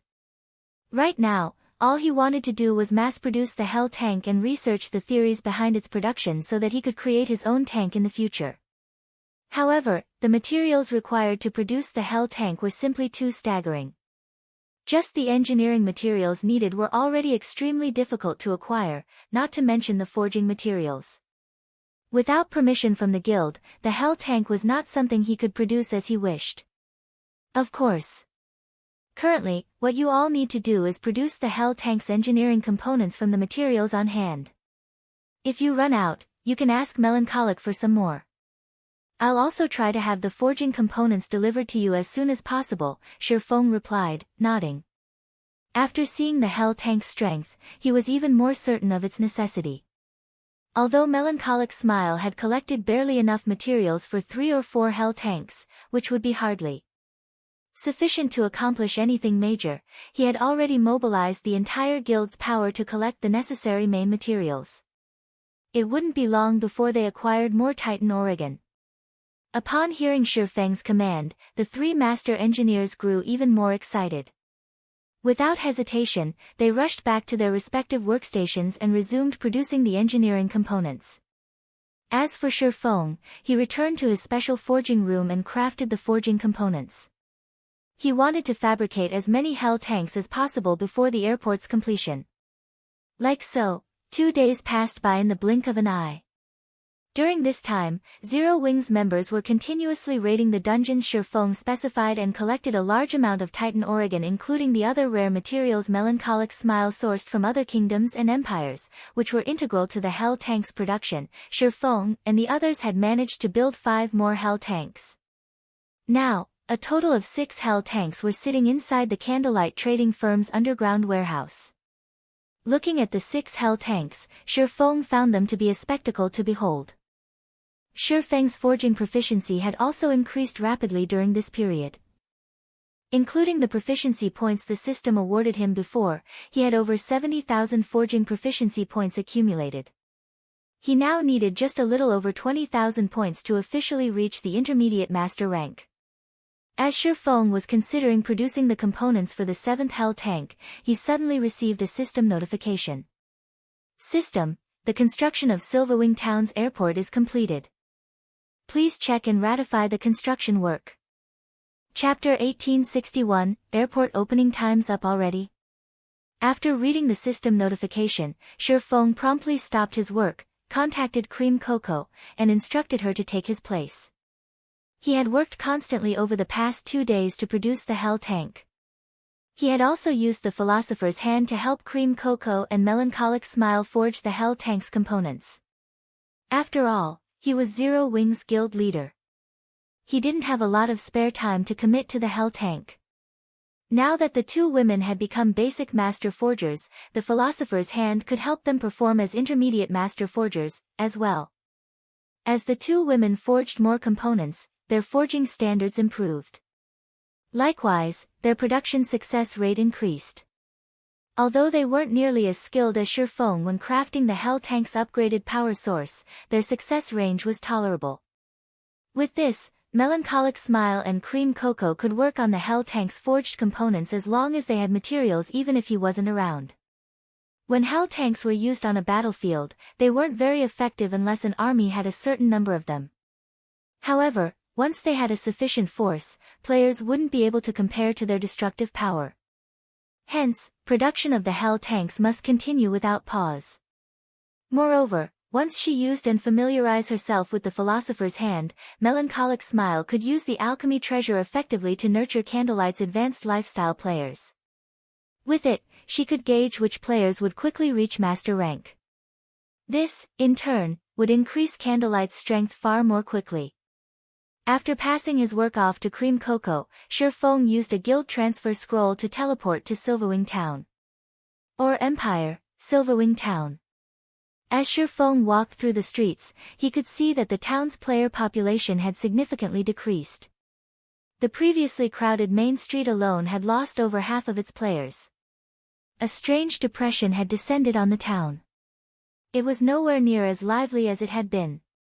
Sure enough, the Crimson Flame Fortress's allure to elite and expert players is quite strong. With a glance at the streets, Shi Feng noticed that the majority of these players were ordinary players. Very few were elites or experts. The Crimson Flame Fortress definitely couldn't compete with Silverwing Town in terms of facilities, but it could teleport players to various locations near the Ore capital city while evading the Ore army's strict patrol. It was a fatal attraction for elite and expert players since this allowed them to reach the Azura mode regional dungeon with far more ease. In contrast, although Silverwing Town was very close to the primordial divine ruin, a limited number of players were allowed to enter the ruin at any one time. Meanwhile, the various large guilds and superpowers monopolized the entry slots. Independent players had no chance of entering the ruin. It was natural that these players wanted to head towards the Ore capital city in search of treasure and EXP. After all, every player wanted to grow stronger and get rich overnight. The Ore capital city provided a golden opportunity. Even if players failed to find amazing treasure, they could acquire enough magic crystals in the regional dungeon to earn a small fortune, selling them to the various large guilds in bulk. Although the various team dungeons had a chance of dropping magic crystals, they didn't drop many, and the drop rate was painfully low. In contrast, even the ore capital city's level 50+ Lord-ranked monsters had a considerably high drop rate. And these Lord-ranked monsters were common in the regional dungeon. Damn the Blackwater Guild. They've gone too far. We're not even Zero Wing members. We are just here for a few Silverwing Town transportation quests, yet they treat us like Zero Wing members, annihilating our team without a second thought. That's just the tip of the iceberg.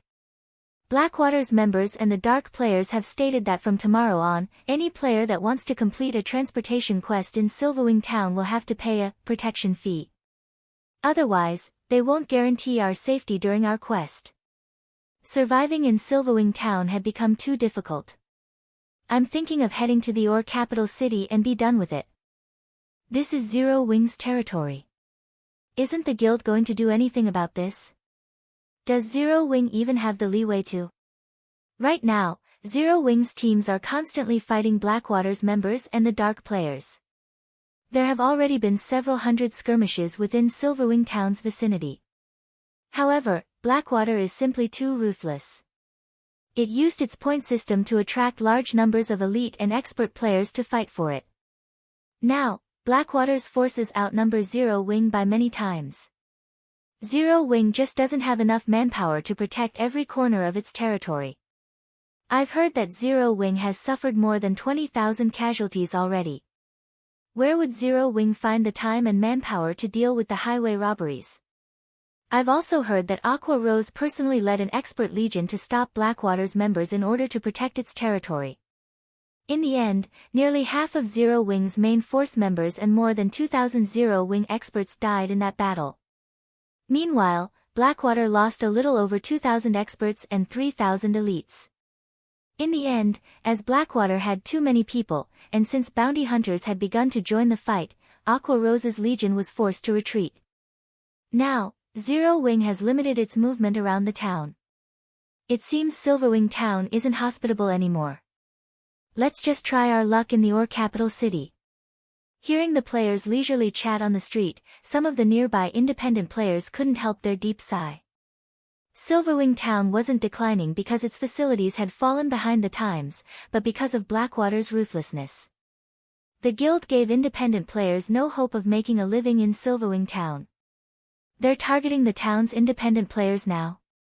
Sure Feng was surprised as he overheard the conversations. Has Blackwater's leader in the Ore Empire been replaced? Guilds rarely involved independent players when they fought each other in God's domain. Not only was the act morally bankrupt, but it would also leave a bad impression of the guild. Most importantly, it would turn independent players against the guild. Yet, Blackwater ignored these consequences and attacked independent players. It had even gone as far as to charge protection fees. The vicious methods the guild employed wasn't typical of Blackwater's previous pattern. Previously, Blackwater had operated arrogantly. Although it had tried to use overwhelming power to force its opponents to submit, the guild had only pointed its blade at its enemies. The guild hadn't involved bystanders. However, Sure Feng didn't give the matter much thought as he made his way towards the new airport. Regardless of what Blackwater actions, there was one thing he could be sure of: the guild was his enemy. Although Blackwater's new tactics were unexpected, now that the airport was complete, he could begin to take action. Very quickly, Sure Feng arrived in the town's eastern outer area. Since this area didn't have any particularly important buildings, very few players normally visited this side of town. Since Silverwing Town had deteriorated, even fewer people wandered this way. However, the gigantic magic barrier that enveloped the airport was extremely eye-catching, so a few passing players had stopped to examine the massive barrier. Recently, over a dozen level 100 NPC guards had gathered at the mountain-like barrier's entrance, attracting even more attention. Lord Protector, I am the guard team's Knight Captain Fleisch.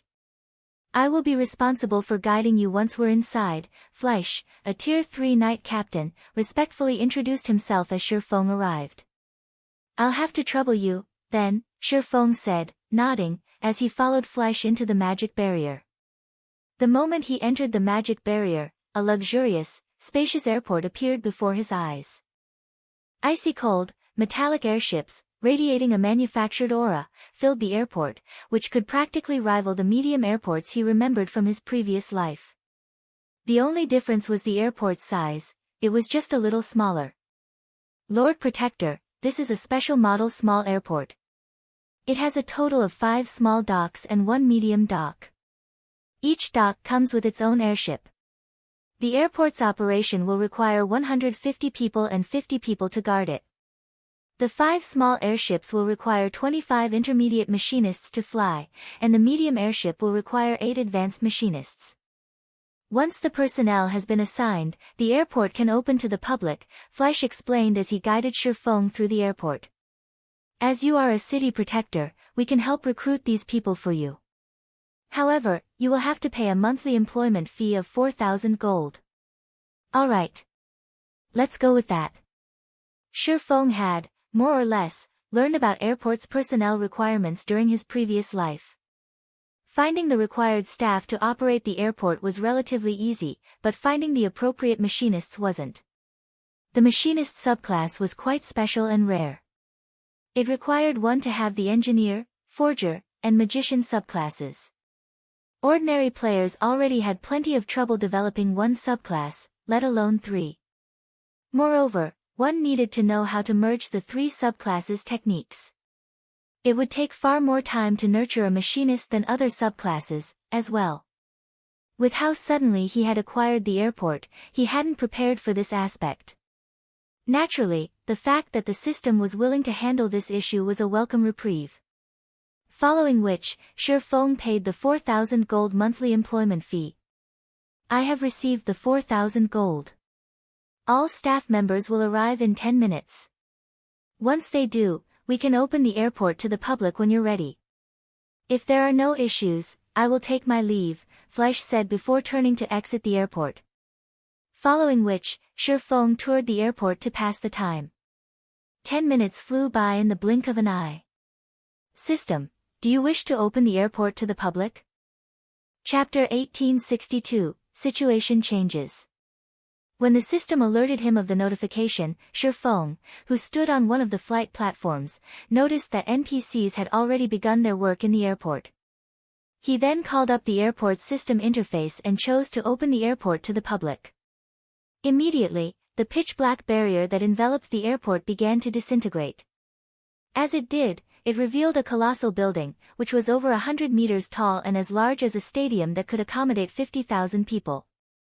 6 airships were suspended on their flight platforms, which were located on the airport's top floor. In the blink of an eye, the airport had become the most iconic building throughout Silverwing Town. Crap! Is that an airship? How is this possible? How does Silverwing Town have airships? I thought only NPCs could have them. What's going on? Zero Wing has constructed an airport in Silverwing Town. The airport's revelation shocked every player in Silverwing Town. It was difficult to ignore since the 6 airships were so eye-catching.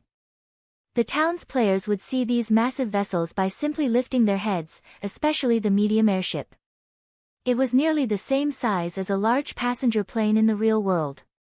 It looked like a flying battleship. As everyone discussed the airport, the sound of a system notification reached their ears.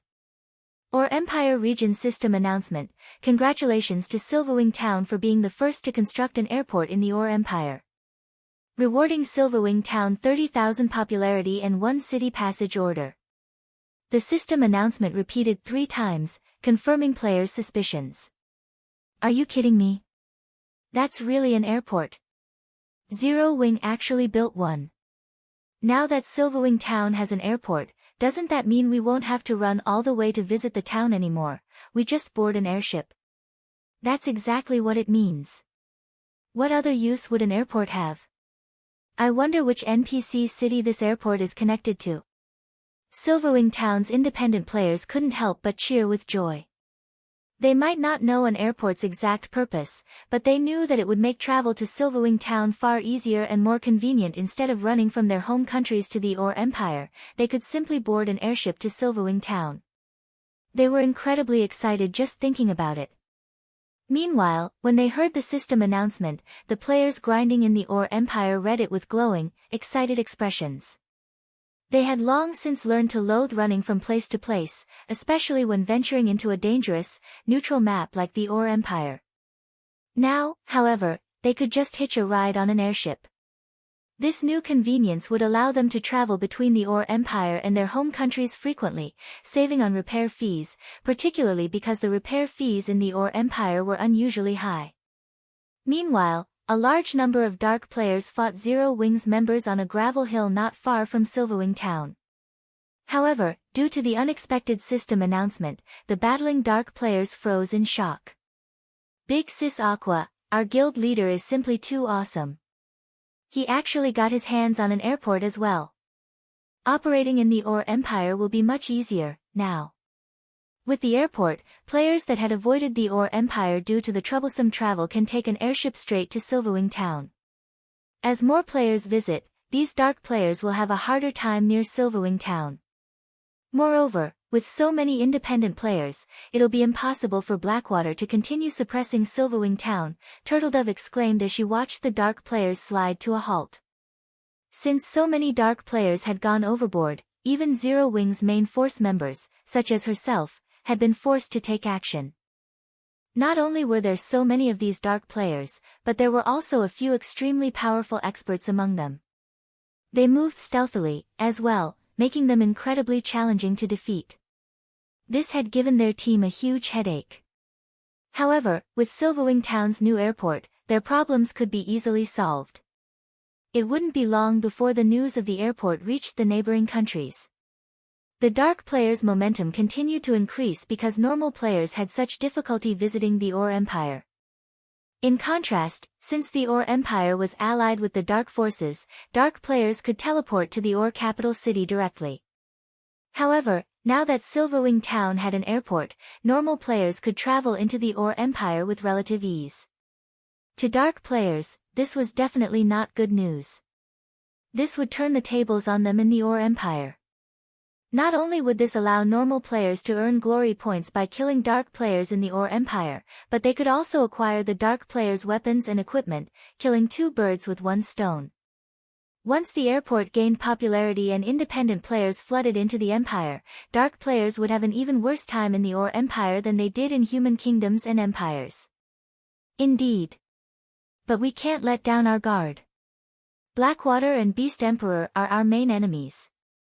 Based on the latest reports, Blackwater has dispatched its capable vice-guild leader, Xuanwu, to lead the fight in the Empire.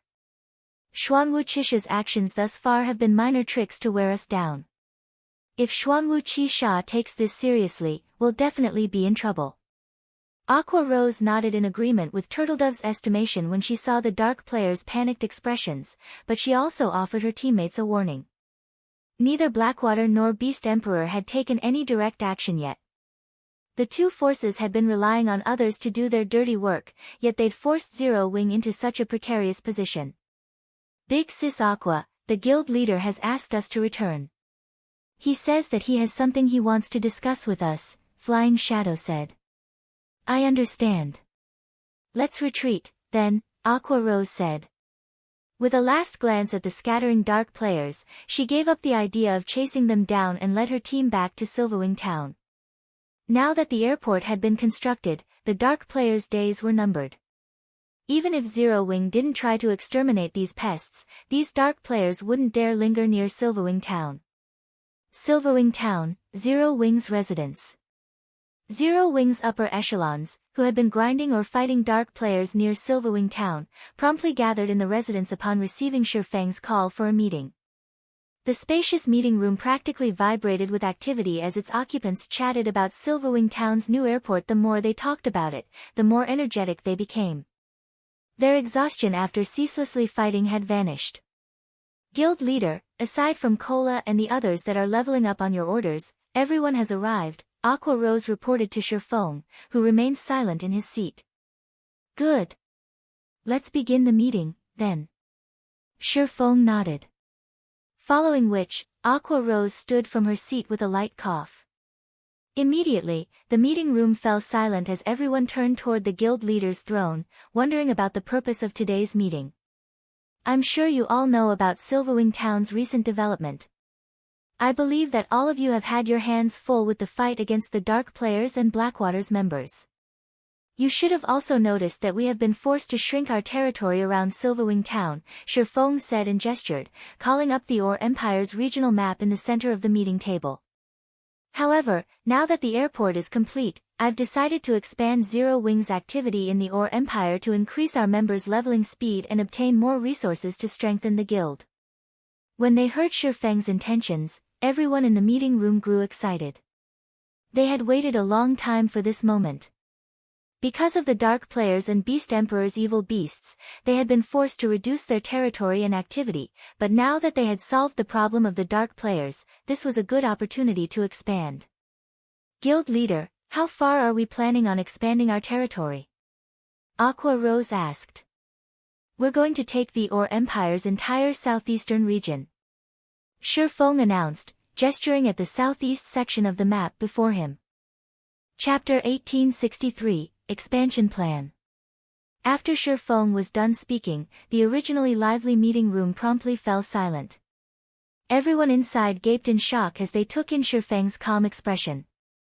It was as if he considered what he had just mentioned something trifling, something that could be accomplished easily. The Orc Empire was an extremely large map. Although it might not be comparable to an actual empire, it was at least 10 times larger than an ordinary neutral map.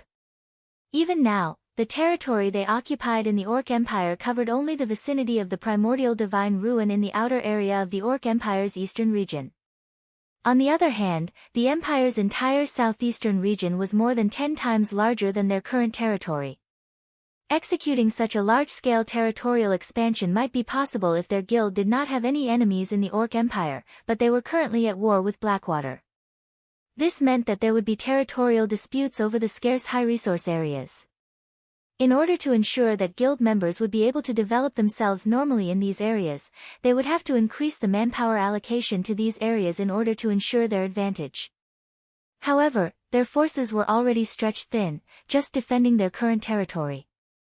Spreading their forces further would allow Blackwater and Beast Emperor to deal them a severe blow.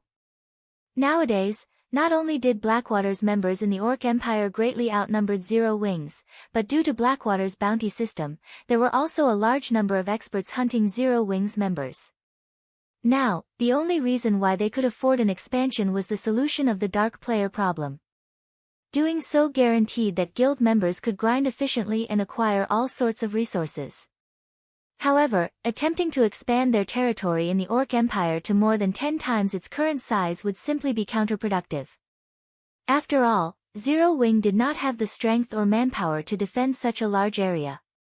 Without sufficient manpower for surveillance and patrol squads, the guild's teams would very easily be surrounded and annihilated by Blackwater's and Beast Emperor's armies.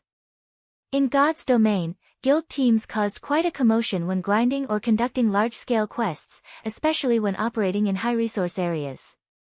Their movements were easily detectable. Hence, whenever guild teams were conducting an operation, they needed people constantly patrolling and monitoring the surroundings to prevent getting ambushed and surrounded by enemies. Moreover, even if they dealt with the manpower problem by moving more members from Star Moon Kingdom to the Orc Empire, the players tasked with surveillance and patrols needed to have sufficient strength.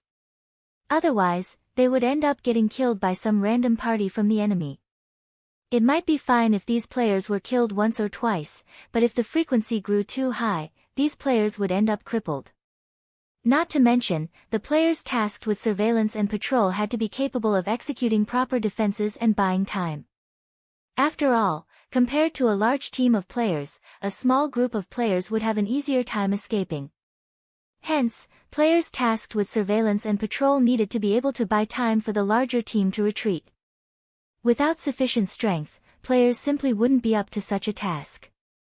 Guild leader, although we can acquire more high-resource areas by expanding our territory and increase the guild's development speed, with our current strength, we simply can't afford to defend such a large area. This expansion will just end up backfiring on us and give Blackwater the opportunity to weaken our expert and elite players. Aqua Rose then added, my suggestion is to occupy 2 or 3 high-resource areas first. If it's just that much, we'll have enough manpower and strength to defend these areas. Once we stabilize our strength, we can then proceed with occupying more high-resource areas. The crowd inside the room expressed their agreement after hearing Aqua Rose's suggestion. While expanding Zero Wing's territory by more than 10 times would indeed increase the guild members' leveling speed significantly and rake in a lot of wealth that was dependent on them being able to defend their territory. If their members were to get killed repeatedly by Blackwater's and Beast Emperor's forces, then the expansion would just do more harm than good to their guild. While it is indeed good to take things step by step, we simply do not have the time for that right now, Shifeng said, shaking his head. If we go by the current number of members we have in Silverwing Town, your suggestion is indeed excellent. However, I plan to transfer at least 150,000 members from Star Moon Kingdom once we're done with the expansion.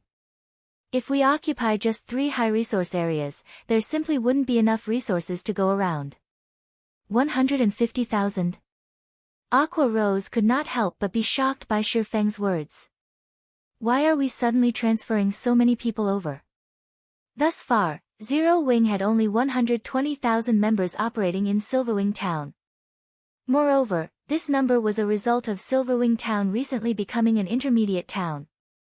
If the number of guild members operating in Silverwing Town more than doubled, the current leveling resources available around Silverwing Town wouldn't be enough to allow them all to develop rapidly. Moreover, due to the appearance of the airport, the leveling resources available within the vicinity of Silverwing Town would soon face further pressure from the influx of independent players. Everyone else in the meeting room also gasped at Shifeng's statement. They simply could not understand what was going through Shifeng's mind. Their guild leader's plan was ludicrous. While increasing the number of guild members operating in the Orc Empire would bolster Silverwing Town's strength, at the end of the day, God's Domain was still a virtual reality game. In every virtual reality game, leveling resources were finite, each leveling area had only so much resources available. Too many players sharing them would impact the leveling speed of these players. Although transferring so many guild members over would increase Zero Wing's momentum in the Orc Empire within a short period, as more time passed, Zero Wing's members would fall behind Blackwater's members in terms of both levels and equipment. This was also the reason why the various superpowers did not concentrate all their members in a single location, despite having a huge advantage in strength and numbers. Even if a superpower were trying to target a power in a particular area, it would only dispatch a small number of expert and elite members. This way, not only would it increase the guild's overall strength in the area, but it also wouldn't affect the other guild members operating in the affected area.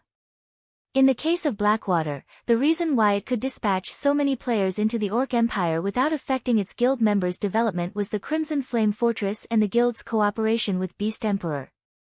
With these two factors, Blackwater was free to monopolize all kinds of resources in the Orc Empire.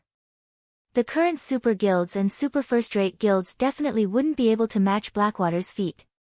I believe you all know about the secret stone fortress that recently appeared in the Orc Empire, Shifeng said. It's the only NPC fortress in the Orc Empire operated by the human race. The fortress comes equipped with all kinds of facilities.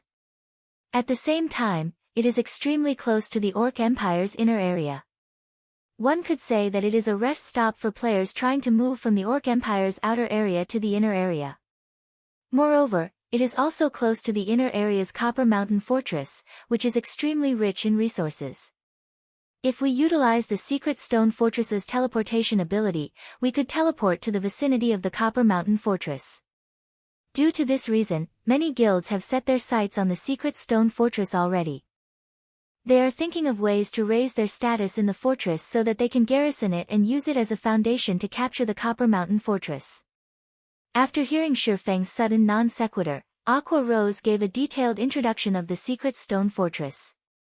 At this point in time, the Secret Stone Fortress was already a competition ground for the various large guilds. Particularly, after witnessing the Crimson Flame Fortress's daily income, the various superpowers were extremely eager to control a fortress of their own. That's right. Originally, I wanted to keep this matter a secret. However, there is no longer a need to do so, Shifeng said, nodding. He then swept a glance at everyone present and added, through completing a quest, I have already acquired the rights to garrison the secret stone fortress. I believe you all should understand what this entails.